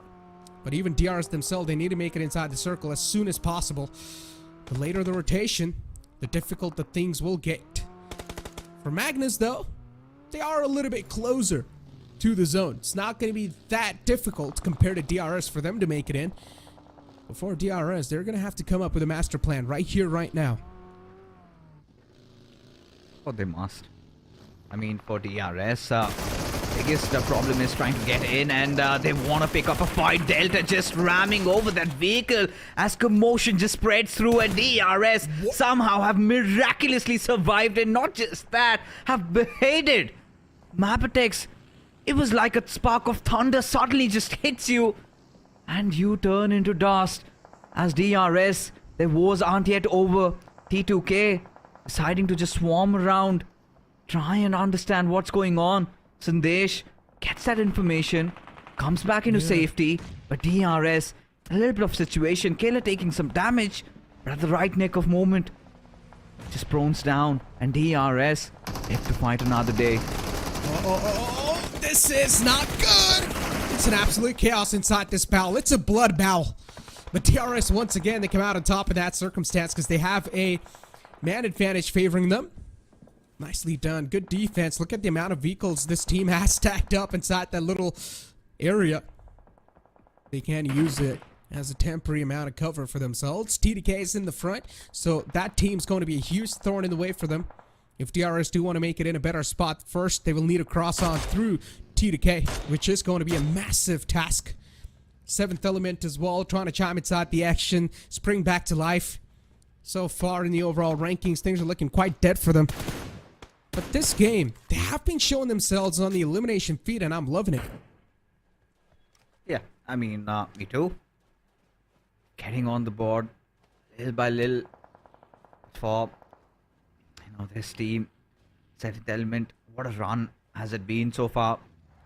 First time playing in, qualifiers come in, PMPL Pakistan make it through. Even in the SSE where big alliance like Skylines couldn't make it, they've managed to cement their spot. And for now, as things are, IHC, they're on the prowl. They're hungry for blood as Mondo has been found out. This boy surely trying to provide some resistance, try and buy enough time so that Mondo comes into safety. But IHC, the way they're pressing in, seems like it's going to be such a tough task to get the rest back up and reset and get into a fight once again. But IHC seem to have other thoughts in their mind. They're kind of retreating from that position and could knock on the doors of Aegon Knight. They don't really need to take this fight against NB Esports. They can straight up just make inside the circle. True. And then stay right in between of NB Esports and Aegon I8. And try to play a safe game. And that's what they're trying to do here. But still, they've got Seol on the watch in the back. Making sure that NB Esports aren't going to overstep their limits. 7th Esports, high ground advantage. Having a decent amount of information. Magnus Esports, they tried to make a 2-2 split before. But they didn't really think it through. And 7th Element got the best of him. Magnus Esports now being trapped behind the little ridge. They don't even have the vehicles to try and pull anything off. Good shots, though. A shot taken down a bit low. But still, 7th Element, they have the man advantage. And on the other hand, Magnus, they can't do anything. They need to move out in the open. They're also catching a lot of hurt. They should be sealed soon enough. But as I say that, it's T2K, a team that had a strong compound in their hands. They get eliminated out of nowhere. How does that happen? DRS. This is the third squad wipe they've pulled off. Of course, the final kill did go to one of those players of, I think, a different team. But, yeah. I can't believe my eyes. Did T2K go in for the push or was it DRS? Regardless. It's DRS. Oh, yeah, of course. And, T2K, this was one of those games where, their conditions were as such that a win over here could have solidified the spot for that top 3. Seems like DRS surely want to fight for it. As now I see an NB Esports look at Seol's position. Has that flank, but NB Esports have sniffed him out. And at some point, Godless getting taken down. This is going to further intensify the troubles as smokes are being laid over, but the grenades are going to follow through. And Alex barely breathing in as Seol looks to be taking a fight against Fistboy. Trying to thread the needle, trying to find that angle. Once he can get it, IHC surely would have to press in. Oh, it's quite interesting. Too many fights happening at the same time. 7th Element as well. they found themselves engaging in a fight against TUF, and that's quite an interesting one. It's quite a chaotic one too, just causing so much ruckus on that side of the map. And then you've got also Aegon Aya trying to chime inside the action against IHC. IHC, the move that they try to pull off here was a good one, but unfortunately NP Esports, they really started to get a little bit of piece of the cake against IHC, and IHC not able to defend that successfully enough. They're losing out on a couple of numbers, but there is the return fire from them. They're trying their best to fight back, they're trying their best to defend this entire area, but NP Esports, they're just having better numbers, and now IHC, they get shot at in the back. A good off angle created by Mondo, a nicely done IHC, a clean wipe on them. NP Esports, they're going to move on forward. Now they've got another challenge approaching them. It's in the name of Aegon I8. No, I for a moment really thought that Aegon I8 also going to be partaking in that fight, but Yeah. Seems like that wasn't the case, as NB Esports just wiping the floor solo, just taking down IHC. And this is where, you know, IHC's biggest fears just came alive, right? Just staying pinset right in the middle. They had to clear their backlines, and surprisingly NB Esports was better cut to wipe them out. But as things stand, Leo Esports again being in a very good spot over there, just having control over that southwestern territory, as DRS look to make a move inside the zone, with NB Esports and Aegon I8 just being beside each other. The fight surely has to break out at some point. Somebody's gonna benefit from that. But for Aegon I8, they have to be very careful with their approach, Necro. One small mistake and NB Esports will go in for a stampede. True that. They're barely on the edge of the circle too. Look at DRS. They sent two of their players in the front lines in the smack center of the circle. And then you've got a team like NB Esports trying to take some fights or some shots against Leo. Leo, one of the players, quite hurt in the name of Hadi. Fistboy still not able to find those crucial connections on that player, so he's going to get back to safety. NB Esports, at least they've got a decent positioning so far. Even they themselves are on the edge. DRS, though, the rest of the two players that are in the back, they need to make it inside the circle, especially Gante. He's still in the back, and look at this push. A full set coming in from Aegon I8. Now they don't care. Pushing up with the vehicles. They know there's a high chance they might as well get shot at from the back lines, and that's what exactly is happening. Now DRS too, they chime inside the action as they spring back to life. And NB Esports, things are starting to get a little bit too heated. But it's also getting quite easy considering DRS as well are shooting Aegon I8 in the back. Not a good move from Aegon I8. Yeah, I mean, it was so mistimed, right? Uzan, the entire idea was to kind of draw that attention while his teammates kind of push in. But everything just went astray for them the moment IQ got knocked, and Blade following suit soon after. Ghost has nothing else but just to try and get a few position points, because Aegon I8, they're also one of those teams in the race for that top 3. Still have the chances, as Gravity, the final player surviving over there, as now DRS kind of out in the open lands, have a few ridges just to play around. NB Esports at the mercy of that high ground advantage they have. So much information just relayed onto these players. As Leo Esports, now they will have to make the move. So will NB and Gravity along with that.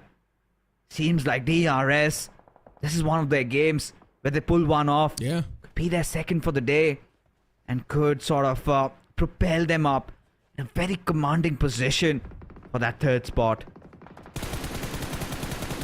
Shots taken, and Leo once again on the receiving end, but NB Esports, they themselves are getting ripped apart. Pasek is trying his best to return back the favor, and he's also way too low. We'll need to get back inside the safe zone, which he already has. Also, we'll need to get the fallen man back up, which he is trying to do. NB Esports, they need to push up against the players of Leo Esports right here, right now. Any more time wasted away, and Leo Esports will get another opportunity to spoil the game, to spoil the sport of NB Esports. But now, Mondo is also getting shot at in the back lines by DRS. These third parties are really a huge pain for all these teams inside the arena so far. Fistboy back up on his feet. Mondo as well trying to crawl back to safety. NB Esports should be back in full force once again. Surely have to be. especially with the circle sort of starting to close in. It's the 9th zone. Oh no. You know, there's nothing stopping them.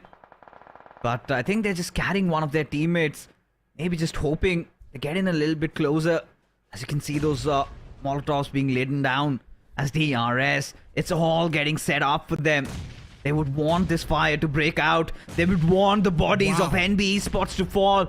And then they could salvage of whatever remains. And on the spoils of the war, they seize that chicken dinner. So is the idea of DRS as Fistboy leading the charge over here. Somehow still alive. It's maybe Leo Esports, they're out of grenades.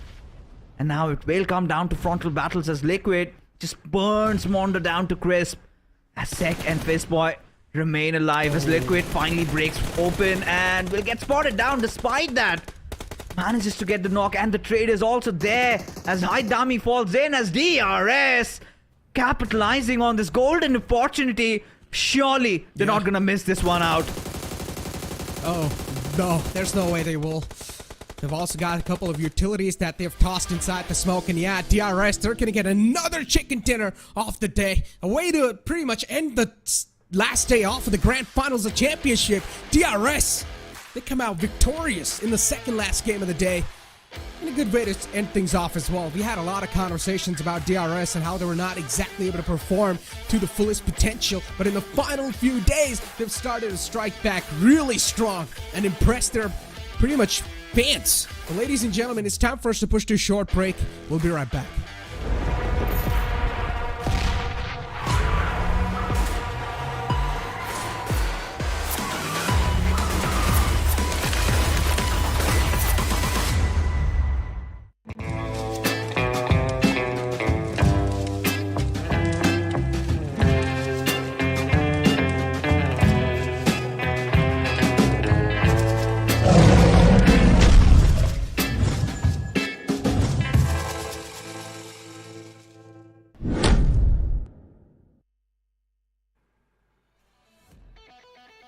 Welcome back, ladies and gentlemen, after that short break. And what a second last game of the day. But still, as I said, it's second last. There's one more game to go, which is going to be deciding who's going to come through victorious and also be the champion of the PMPL South Asia Championship Grand Finals. But DRS, as I said, we had a huge conversation about DRS. We had a lot of question marks too. But I guess at the last day, they decided to strike back stronger than ever before and impress every single person that's currently watching the entire tournament.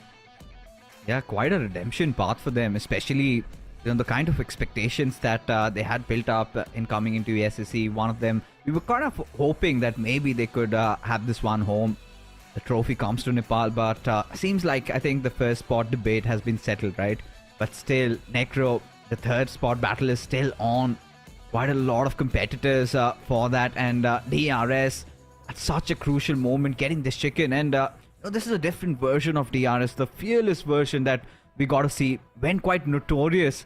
You talk about complete action. They gave it us. They gave all of it to us today. The way they pushed over MABETEX, the way they dealt with T2K, a lot of squads coming in their way, and they were prepared for everything. And the best part, most of the players alive. And towards the end, the way they took the circle, I think this has to be one of the genius call-outs coming out from rules. And this is why PMGC performance of DRS was so good. But this is one of those factors. Had they done more of this during the grand finals, maybe they would have been here competing for the first part. What's done is done. DRS's Delta gets to be the MVP in this one with 6 eliminations and 1,000+ points of damage. Surely was the tip of the spear of the attack for this team. Exactly. He was adding on a ton of firepower for DRS right there. But still, speaking about the call out that was being made upon MABETEX, it felt like the push on MABETEX was a desperate one. I mean, you're not going to blame them for doing that call out as well, because they didn't really have a lot of options to grab in their hands. But that push, as soon as it worked out, DRS had a lot of opportunities that was open in front of them. But still, TDK was a huge thorn in their way. But somehow we weren't able to see that. But TDK got eliminated outside the game too. So DRS, right right then and there, they had one of the strongest positions in their hands, and pretty much the front grounds were quite open, considering even i8 and NB Esports were too busy fighting it out. That's the moment where DRS realized, all right, it's time for us to push on up and get a better spot for ourselves, and they got the prime spot inside the circle. I think, but the fight of this match has to be for Medical Vibes taking on Stalwart, right? When they knew they had their backs against the wall, just commit in for that push, and did manage to take down Stalwart. Did have 2 casualties in the process though, but Magnus ensured that their happiness did not last longer, just wiping the floor there. And for Medical Vibes, dream shattered. But taking a look at the match summary, I mean, you have the usual suspects, right? It is going to be the players of DRS. 7th Element, they had been causing a lot of chaos in this game. And, as we expected, right? Nothing really surprising me. But NB Esports, boy oh boy, did they bring in the heat. Because if you talk about those late game fights, honestly, Necro, they were the ones to fare. The way they dealt with IHC kept Aegon I8 at bay. Even towards the end against Leo Esports, resilience shown in by the players, but too much for them to handle against DRS. I mean, even Aegon I8 could have had a fantastic game if that one single desperate call would have been made a little bit better. I understand the thinking behind that call as well. They just didn't want to get backstabbed in the later phase of the game, and they wanted to eliminate the team that was in the back of them as quickly as possible. But they did not realize the fact that there's DRS in front of them, which will probably third party them, and that's what happened. So they did not think that through completely, and things just sort of didn't work out for them. They did throw the smokes though to provide them a little bit of cover, but that's not going to be enough. It's just going to give you visual distortion. It's not going to block the bullets. As we did see the match summary in front of us, and it's a DRS mayhem. They pretty much dominated that previous game, so you're going to have Delta on top of the board all the time in the eliminations too. But as you do take a look at the highlights, hopefully we're able to see how TDK got eliminated here. Hopefully, that's the word I would want to linger upon. But coming back to that discussion, right? About Aegon I8 forcing that fight. I feel, NB Esports had a strategical advantage, right? Being at the altitude, they realize if, things are the way they are, they're eventually just gonna get hammered down. But them deciding to go for the push was the wise choice, was the right option. But the way it was executed, that's where it all went wrong, right? 2 of their players falling down right from the very start. Now, this is the moment where, Uzum just goes in selflessly trying to, draw that attention for the players of NB and hoping that his players would just kind of capitalize on that situation and get over the hills. But unfortunately, there was no one to fight on the backlines, and as a result of which, Aegon I8 just perished in the sands. And NB Esports had a really good game in this one, but I don't think that's going to change a lot in terms of the overall rankings, because NB Esports, the way we expected, because, I was casting the SF finals, and NB Esports, to my utter surprise, Necro, they were fighting for the top spot. And I must say, coming into the SSC, they haven't been that good as they once were. I think it was the pressure. I guess, yeah. Sometimes teams really do tend to crack under that pressure, or sometimes it's just that the opponent has raised up their bars a little bit too much to the point where you're not able to catch up to what sort of updates they've brought inside their playing, and it really does get into those nitty-gritties of those mechanics of the game. And if you're able to capitalize upon it, if you're able to read exactly where your opponents are trying to bring inside the table or not, considering these teams have played with each other for such a long time, PMPL finals, I mean, overall, everything these guys have played, they have been with each other. There has been a lot of research going on probably onto each other, so makes a lot of sense that these teams are now able to tackle each other quite easily compared to what happened before. But I forgot to ask you this question, right? Considering you were here pretty much for a lot of the PMPL, I wanted to ask you, have you seen like any of the changes in some of the top teams so far compared to like back in the PMPL and now? Changes in what aspect are you talking about? The way they're playing, or the way they're just approaching the game. Yeah, I mean, a lot. I mean, for Medical Vibes, right? That raw aggression sort of has diluted a lot, and now they're playing a lot conservatively. They've been quite careful with the pushes, and that was the one drastic change that we did get to see. The next one would be DRS, when pretty much they were kind of under heavy fire, when a lot of fingers were being pointed. We kind of got to see them quite desperate, right? Getting quite aggressive. There have been moments where DRS have been forcing the fights, because for DRS they had one secret sauce, right? That is all about, just playing around the circles, just be patient. But this time we have seen them forcing the fights. We have seen them bring the heat to their enemies, and they've done that. Stalwart, I think, it's just been doing Stalwart things, to be honest, right? They give you those first day hiccups. They make you feel like they're not in the competition. And come at second day, in those final games, they kind of climb back. In the third, they completely turn it over. And the fourth day is where they dominate and take the championship. Oh, yeah. And I'm pretty sure we're not going to be able to see the overall rankings too to find out how much difference is going to be there, because the production crew always likes to keep a suspense. So we all are going to be here sitting with a huge suspense. We don't know how much difference is there to go for the first spot or not. But I highly doubt that NB Esports is going to be too close. They probably need to go all out in the final game to even have a chance to take that first spot in the hand. Before Stalwart Esports, all they need is a consistent finish. A decent finish is all they're going to be asking for. If it is going to happen inside the final game, then you guys pretty much know who's going to be the champion of the South Asia, right? For sure. I mean, I think the viewers do have that picture built up for them, and I'm not gonna lie, we're not gonna mislead them, right? And we all know that Stalwart has got a rocketing lead, and it's going to be very difficult for Miracle Vibes. I mean, they will have to get, let's say, around 50 plus points in this game to kind of try and surpass them, which pretty much means they have to wipe out the entire lobby. And I really haven't seen that happen ever in my casting this game for almost around 4 or 5 years.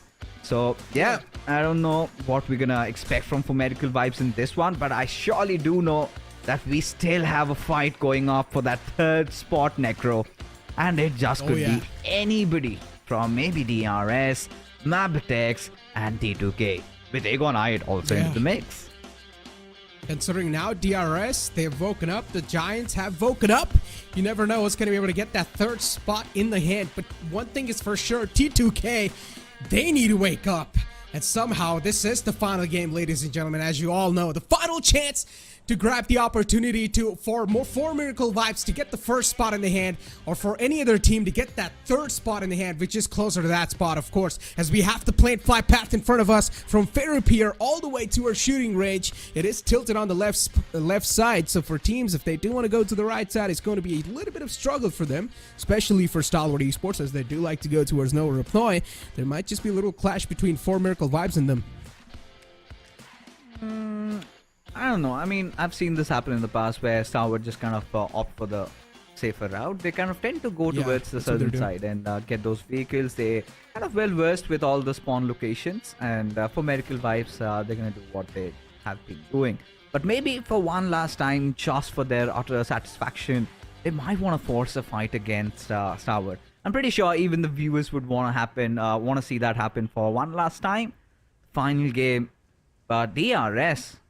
All right, dropping down on the southern island, and understandably so, because once you're looking at the 12-pack compounds, you get a lot of these teams kind of competing for those vehicle spawns, and it sort of is futile to go in and engage over there. But this is one of the circles, I guess we did see in the first game of Erangel, but action just whizzing past Gante, but no killer. He's on the chase, Negro. I mean, I just watched Fast and Furious a couple of days ago, and I guess this is another part of it. A good one. DRS able to shut down the man in the front. Not a stall. This is not a start they wanted to have, but for DRS, I guess the stars are aligned once again. They've got the blood on their hands right off the bat. A good start indeed. They need a heavy elimination game. It is the last game, just to let you guys know once again. So a lot is going to be based off of this one. DRS, so far, the momentum is, the wind is in their sails. All they need to do is keep sailing with the wind where the wind is taking them.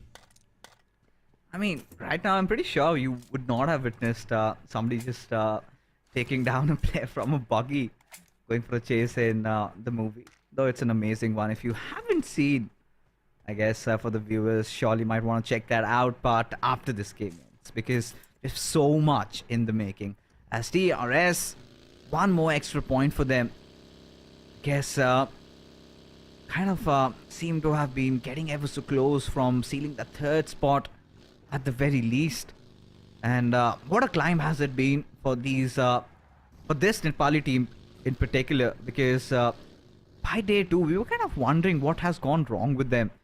They kind of had lost their groove and seemed like they had just too much to handle the pressure, expectations building up. Because when you kind of talk about the two biggest teams from Nepal, you know, DRS Gaming, and then you've got DRS. Yes, we have T2K. Yes, we have Highvoltage DC, but pretty much these two teams have been successfully just been qualifying for the GCs, and it was DRS that did them.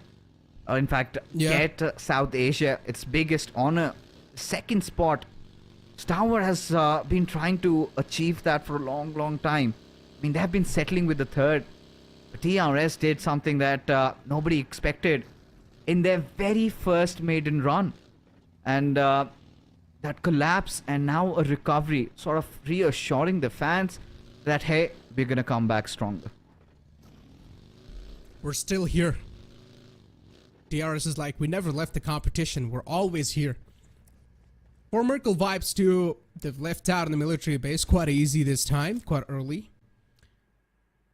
Because they heard a couple of bullets being shot away, so they would probably want to scout the areas out.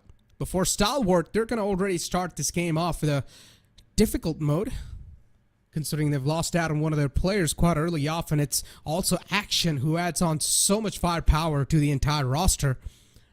So yeah, indeed, it's going to be a hard mode for that team. DRS, they're making their way towards the bridge. Now they will need to try and make it on the other side of the bridge as quick as possible. This circle is tilted to the northern side, and you would never want to be one of those teams that makes a late rotation to the circle.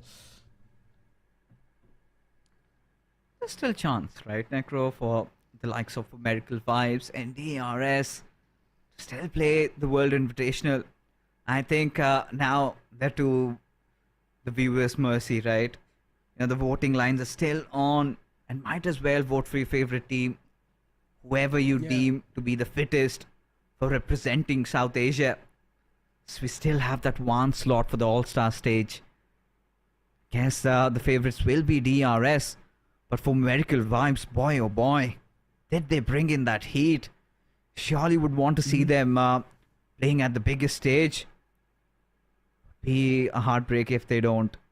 Surely who do they have to blame but themselves?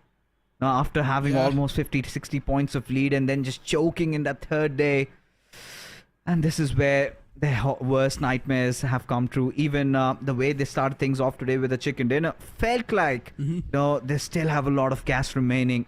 But Stalwart coming in, getting a really good finish. Second and third game, chicken dinner, kind of just, you know, kind of solidified the stake their claim on the throne.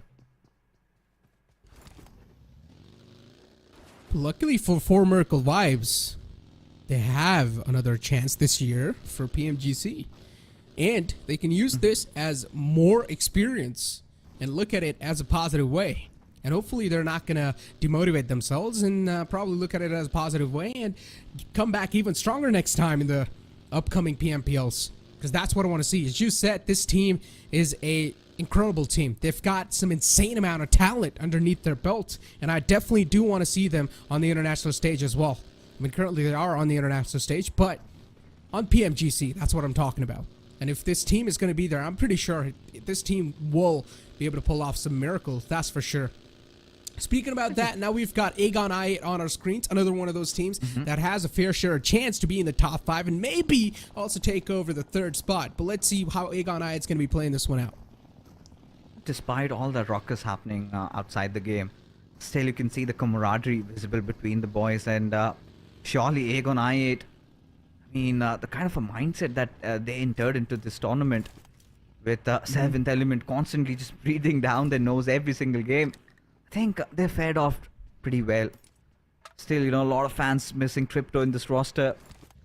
But seems like IQ and Gravity are the perfect additions that they could have made. But, you know, sort of Achilles heels for, you know, the entire Pakistani region is they kind of second guess themselves every single time. Now, the way they play in the Pakistani lobbies, you would not even see them playing close to that when they come to the SA. And that is my cause of concern. I kind of feel like there's no need from kind of trying to play a different style of PUBG Mobile. Just get into your own groove. Try to dictate the pace of the game. This is something that Pakistanis have been failing to do so for so long. And really haven't seen that spark. Aegon I8, whatever name they represent in the past, they've been ever so close. The flag bearers of this region. But when time has come, still haven't conquered the South Asian region. Oh, speak of that, in the circle, I'm going to be shifting down south, but tilted a little bit to the left side for Miracle Vibes. Shouldn't be a struggle for them to get a decent spot inside the circle, considering all the lands in the front seems quite open and empty. Look at DRS and Stalwart Esports. These two teams are going to make it to the circle so late. Opting out for that late rotation, I really want to see what Stalwart Esports or what sort of a game plan this team's going to be able to come up with. The rotation has to be a perfect one. They cannot lose out on any more bodies anymore. And as I said, this game needs to be ended on a consistent note. For Miracle Vibes, on the other hand, they're true enemies. They found themselves a comfortable spot. But as you said, considering it is the final game of the day, every single team should try to play with their comfort zone. They should not try to pull something out of the box. They should play their natural game. Considering I was kind of expecting madmen to come into the server and just wreak havoc, I've been wrong, Necro. And this is where, teams are playing like their lives depend on this matchup. Surely, Yeah. Extra few prize money could change lives. When you've got a lot of dollars involved, convert it into your region's currency, surely does amount to much. But yeah, haven't really seen this game come alive yet. Everybody just coiling up, getting into their position, not really going all out with the fights. Especially thought the bottom 8 teams would kind of want to go all out. Especially not a lot of difference in the prize pool there.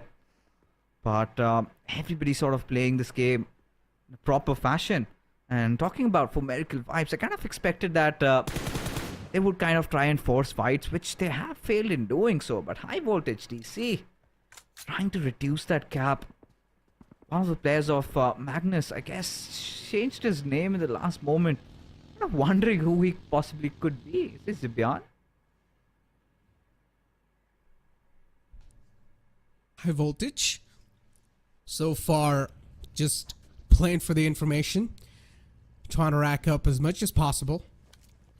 But speaking of the late breachers inside the circle, there's actually quite a lot of them. Even NB Esports is one of those. At least good enough for Stalwart Esports. They've found themselves a little footing and a little piece of area that they can play around with. Quantum Rage way too low for T2K. And speaking of T2K, they've been having a rough time inside the final day so far. So they need to pick up the pace, amp up the pace. On the other hand, you've got NB Esports still navigating their way inside the circle. They are taking a lot of damage from the Wall of Death. And also one of the players knocked out.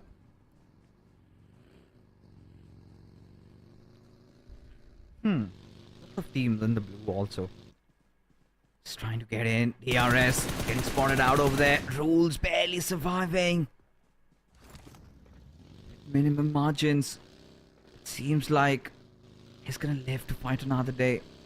As NB Esports try and get inside the circle with Icy just running over east. Oh, that for sure is brutal as Sek gets spotted from 2 different directions. Just might have escaped one situation, could land into another. As for Miracle Vibes and Stalwart decide to settle it right here, right now, with Nirzek breaking open on Refuse, as they have been reduced to just a 2-man squad in a 2v3 situation. Stalwart Esports in a very promising position with Doc in the middle of nowhere.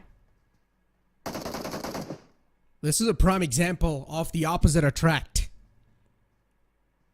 Even in the previous game, these two teams duked it out. And even now inside this game too, they're fighting it out for better spots. Considering Stalwart Esports now, they've at least managed to even the playing field. It's a 3-on-3.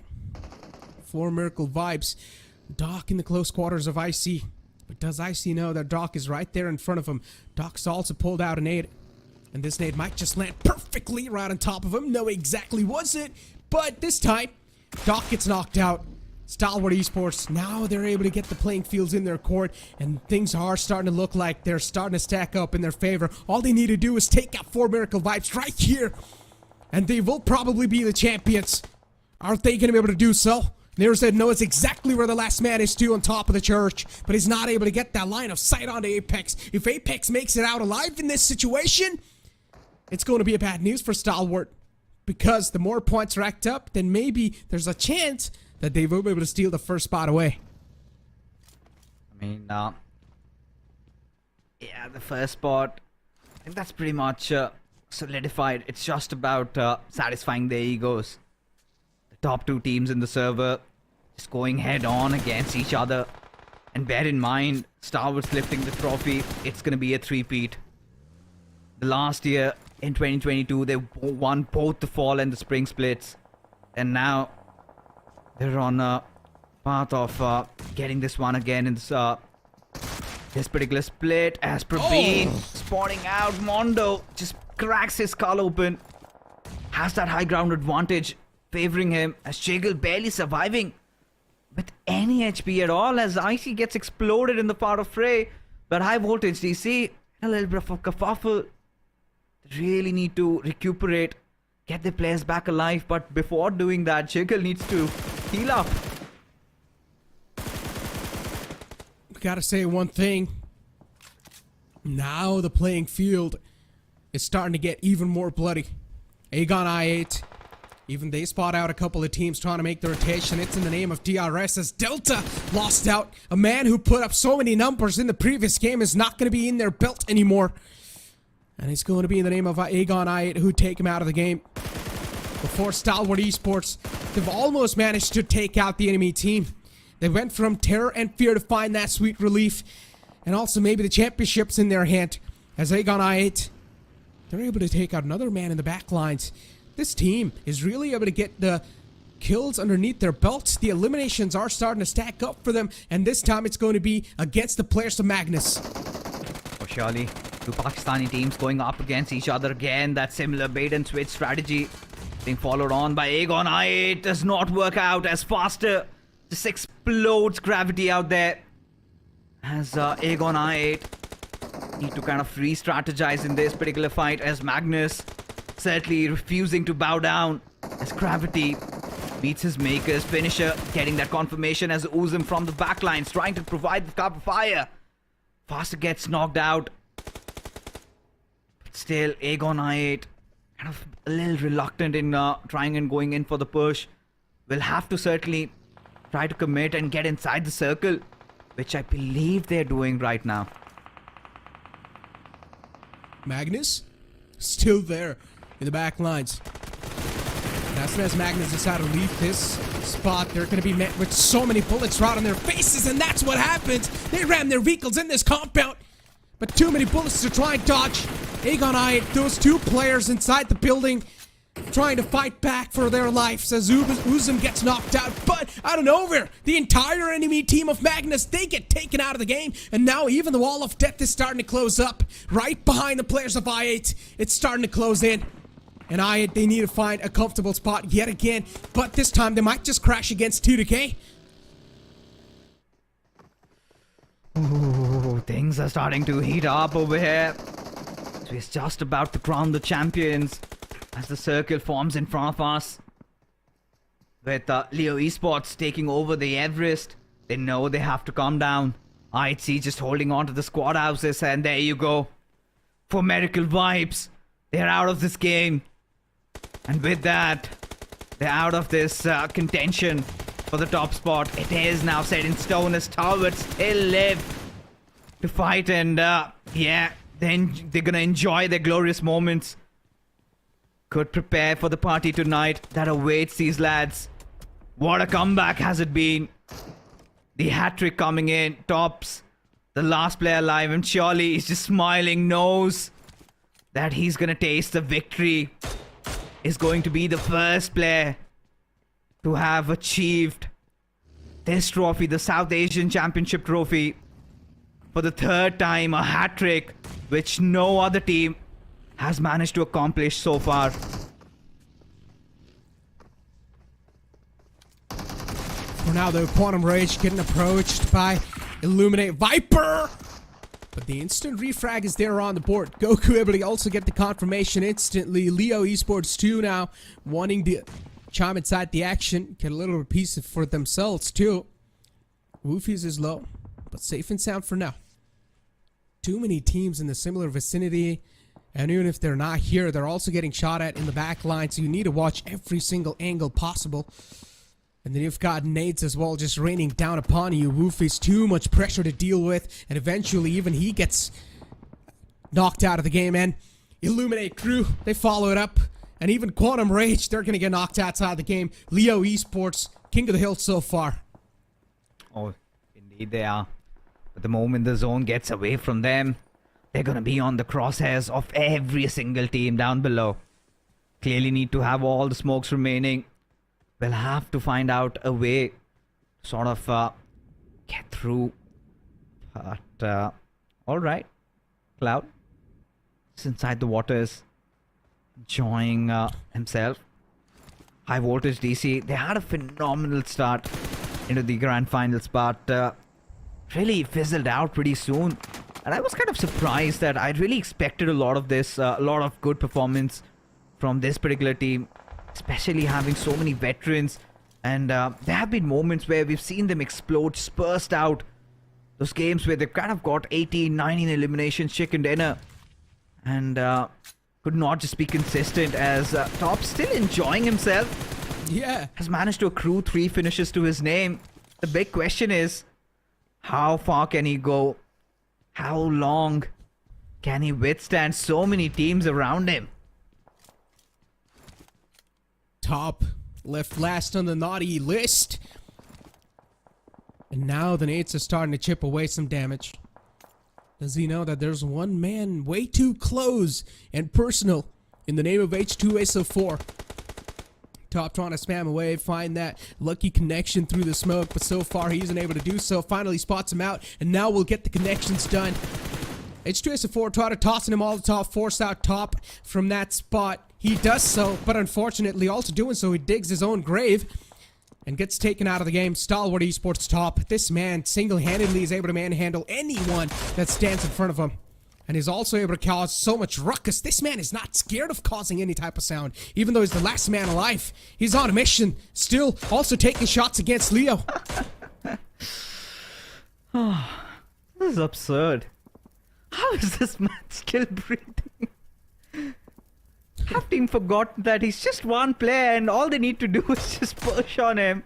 And he just refuses to give up.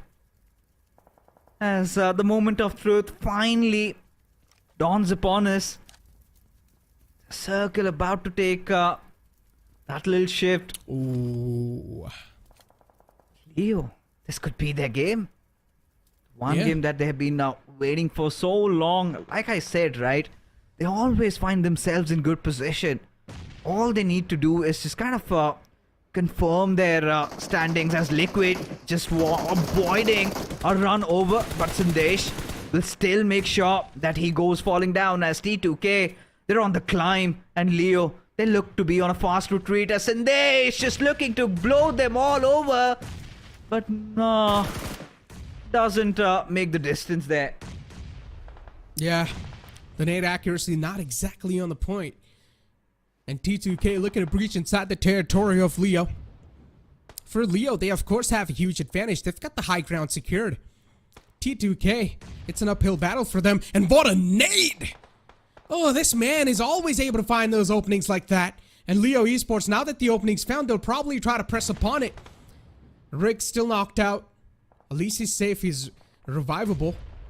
And T2K will probably get the resurrection up. They're tossing in some smokes, trying to get the man back to safety, but Slipknot's not going to let that happen. He's not going to let him slip away like that. Leo, they've got things under control once again. And for T2K, they will need to probably evacuate this area as quick as possible. Surely they will have to, but I kind of like what T2K did. The sheer daring on the players. It's now DRS Esports. I think, this is what I was talking about, right? When it comes to those frontal battles, you could see that little bit of reluctance from their side. When, clearly Necro, they had the upper advantage, right? They could have controlled the situation. They could have kept them at bay. Such a massive advantage, and that seems to have been thrown off by them. Yeah. But the amount of information Leo is able to gather from this initial area is incredible. They know 3 players are posted right next to him. The rest of the players' position as well, sort of, they roughly know exactly where every single person is. And for the late game scenario, for them it's going to be a date with destiny, considering they have all the information available in this world. But still, IHC and T2K are probably going to be a massive thorn. They will need to take him down, or pretty much mechanically diff him. For T2K though, they're still taking things quite cautiously, quite safely. They don't just want to force anything right now. They want to take their time. They want to get to know each other. Yeah, the other news is that Tops has been dealt with, right? And he could just pretty much prepare his winning speech. What a player has he been. This time did not get to see him on the MVP leaderboards, but surely one amongst the Stalwartians, right? Could be... It's okay. Sacrifice. Yeah, it feels good to see Action and Icy back in the list, right? There's been a selfless player at top, one of the finest supports in the game we've ever seen, but Haidami spotting out Joker and putting him down to the ground, as Demo could be next on his hit list. As Yol and Demo, they're kind of creating quite a wide distance over there. Still banking upon the fact that the circle might take a shift down below the mountain. And that is where IHC at least look to walk off with their heads held high. But for now, T2K is still alive. And Leo Esports is giving them that space. And T2K, slowly but surely, they're just creeping up, climbing the hills, step after step. Haidami being all the way on the peak, all the way on the top, but soon enough they will need to gather up or group up on Slipknot, because Slipknot's position is pretty close to the circle, and that's the only safer route they can take. For IHC though, all they're doing is reposition themselves, find a better spot, find better covers, preparing for the late game scenario. And they are doing so successfully so far. Look at the amount of spread IHC has. A classic IHC moment. And it's really good. It feels really good to see IHC this late inside the game. And as soon as I say that, they lose out on one of the players. Godless, knocked out in the back. A big casualty for them. I'm sorry, I didn't mean to curse you guys. Just when we were hoping, right? Things could go down well. And of course, you enjoy themselves. Still that sweet spot up top. Suyog will manage to administer that first aid. And they're still up with him. As Alex looking for anybody who's just peeking over with his heads out wide. As IHC still inside the circle though. Where do they go from here? The tree is protecting them from the King of the Hills.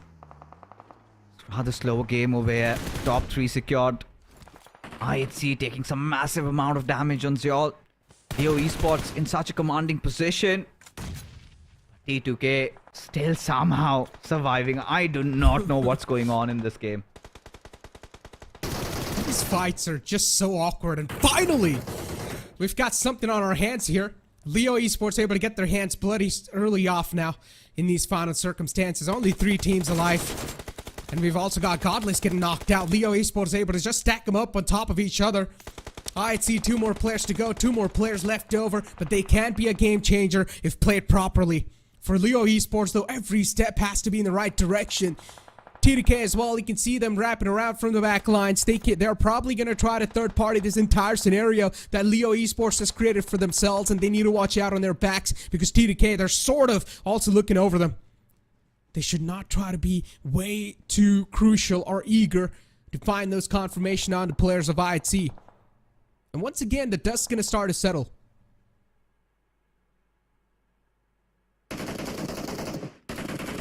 Yeah, I mean, at this point, teams are just fighting after each other, but so much space to hover around.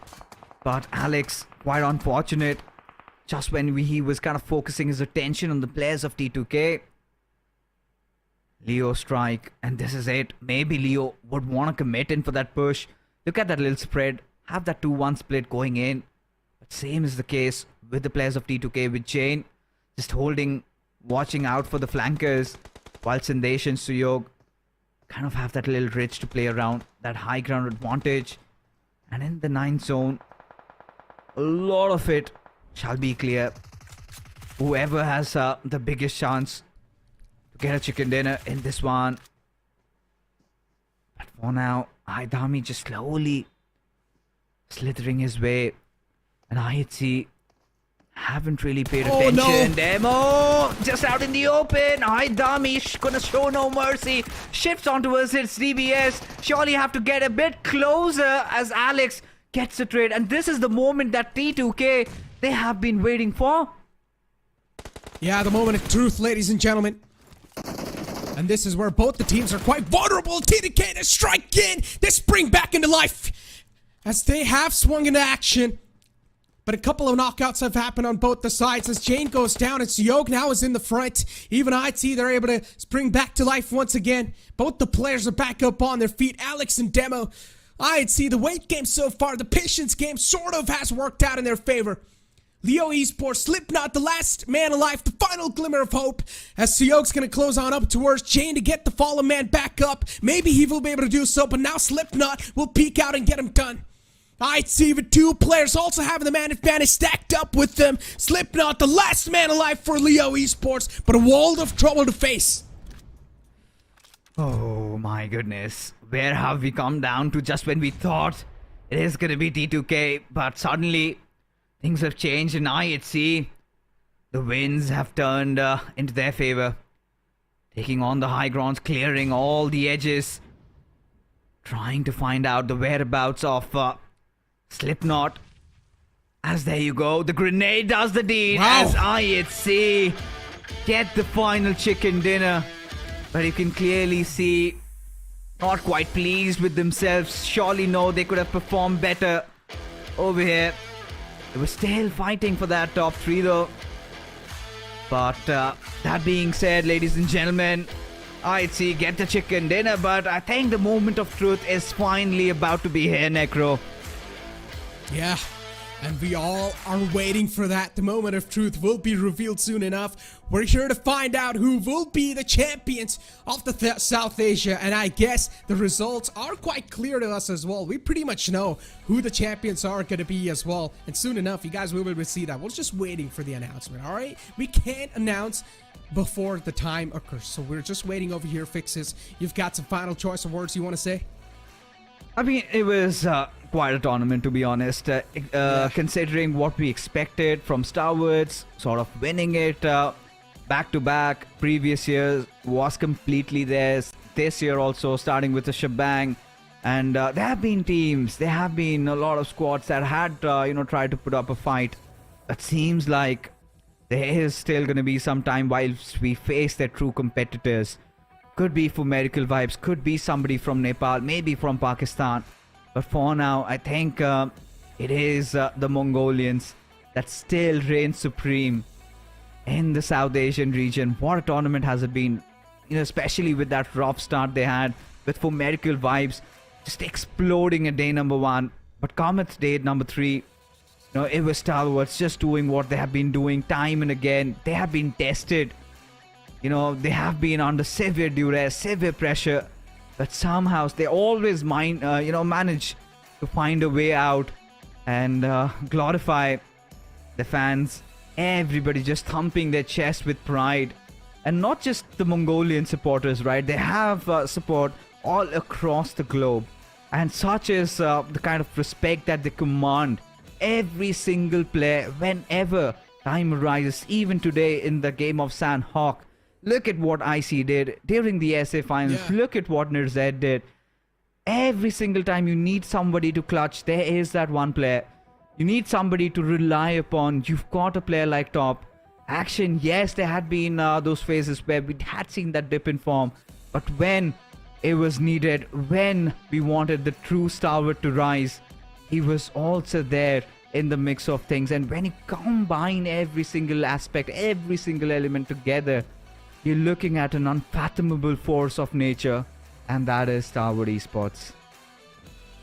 Stalwart Esports indeed. The Kings rule over their kingdom once again. And then you talk about IATC. At least they have ended things on a good note. Maybe they will have some smirks on their faces at the end of this tournament. But as I said, the teams that were not really able to get that first spot in their hands, hopefully we're going to be seeing them come back even stronger in the future, because every single team in this stage that we saw today, in the grand finals that we saw so far, was deserving. They had it in them. They had every single mechanics down to the earth. They were doing such a great job so far, but unfortunately sometimes it's about the click, and if things are not able to click well enough, you are going to be pretty much losing out on the entire stuff.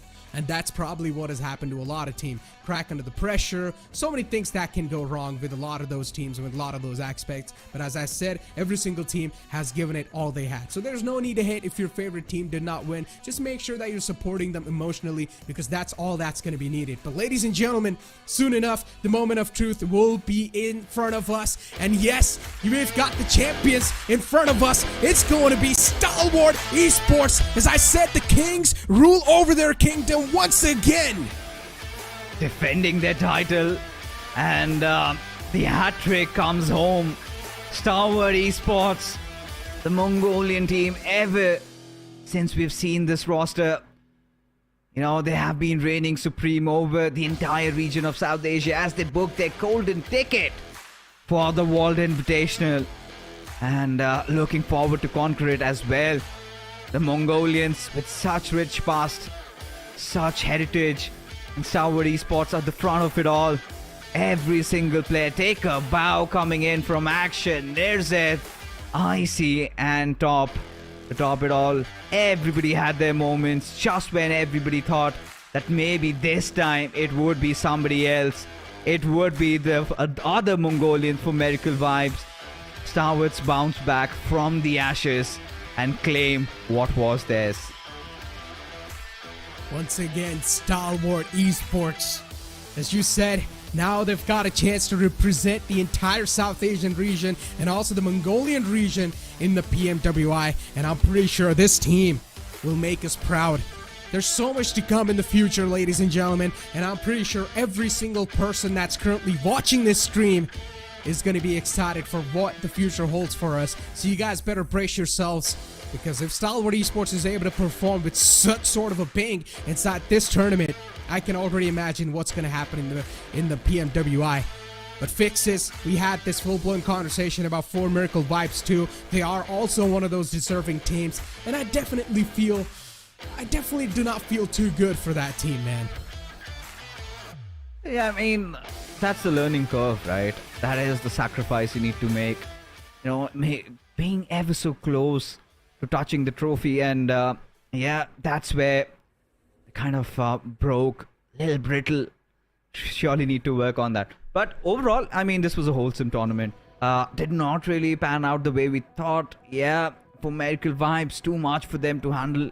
But still, you know, that battle for that top 3 was pretty much there. DRS got a chicken dinner at such a crucial moment. Seems like they might have done it. But yeah, we'll find that out in just a little while. But again, you know, for all the teams that did make it this far and were unable to claim the spot that they had thought of, nothing much to, you know, kind of cuss yourself about. It's a time where you kind of introspect. You've got a little bit of a break before we kind of come back into action. You've got the local tournaments also coming up in their respective region. Quite some time before the next PMPL kicks off. Now, this is where, of course, a lot of these will be having those invited slots. This is where you sort of, instead of just, breaking off with each other, rather just sit down together as a team, talk about the mistakes that you've made, work out on how you can, figure things out and get even better, not just individually, but as a team. As we finally take a look at the overall rankings, it's going to be DRS on that 3rd spot. But for Miracle Vibes, like we anticipated, will sit on the 2nd. But for the 4th and 5th, it's going to be hurting a little bit. MABETEX will have to take it with a pinch of salt, just missing that 4th spot by 2 points next. Yeah, and you can see in the final few moments too of this entire grand finals, in the couple of games, you saw Leo Esports trying their best. They were almost all the time there on the last day in the final moments in every single game, it felt like. Leo Esports, they definitely gave it all on this last day, but unfortunately still not able to make it up in the top 5. MABETEX, though, definitely ended things in the top 5. For TDK, they were on the 3rd spot. They've lost that because they were not able to find that groove. They were not able to find that sweet spot for themselves in the final couple of moments. DRS, though, on the last day, this guy, or this team in general, was able to swing perfectly, and they got the 3rd spot. Let's move on over to the 2nd half of the board, and IHC, they're still going to be found on the 2nd half of the board. I said, for IHC, they should at least be on the 1st half, but that's not going to be the case. Unfortunately for them, they're still going to be on the 2nd half. Yeah, and for a moment, I thought they might be one of the competitors trying to just clinch that 3rd. The way they had been playing today, especially. But seems like that consistency has been clearly lacking. You can see those 37 placement points in 24 games goes on to show that IHC, they've got a lot of working to do. But yeah, few more disappointments. Highvoltage DC, especially the way they pick things up. By the first day, they were kind of head to head with for Miracle Vibes in terms of their kill points. And look at them, they just got cast out so early. And clearly kind of something that they need to introspect and work around. Yeah. As the other teams, I mean, 7th Element, the first time, yeah, nothing much to complain. But Magnus Esports, they should have done better than this. Being one of the top 3 teams in the Pakistan region this time around, and surely hurts, but Tops is the MVP. Out of nowhere, just comes in the final day. And look at those damage numbers. Immense. Yeah. 12,487 damage dealt with 43 elimination and 58 knocks, and with the survival time of 2012. Top, as always, he is the MVP of the South Asia in general, and once again this man claims the throne. We thought that it's going to be a tough journey for Top, at least this year, for him to get that MVP in the hand, but no, I guess Top is going to stay the MVP in general of South Asia all the time. If Stalwart Esports is going to be claiming the throne, you will usually see Top on the top all the time. That's why his name is Top. Yeah, even during the SA finals, he was the MVP. This time around, nothing really changes. It's just another day in the office for him as we take a look at the MVP ranking. 2nd up will be Rick. Surely has been my pick for this tournament. I mean, of course, don't get me wrong, Tops is just doing Tops things, but Rick, this player has shown how much of an interesting prospect he can be.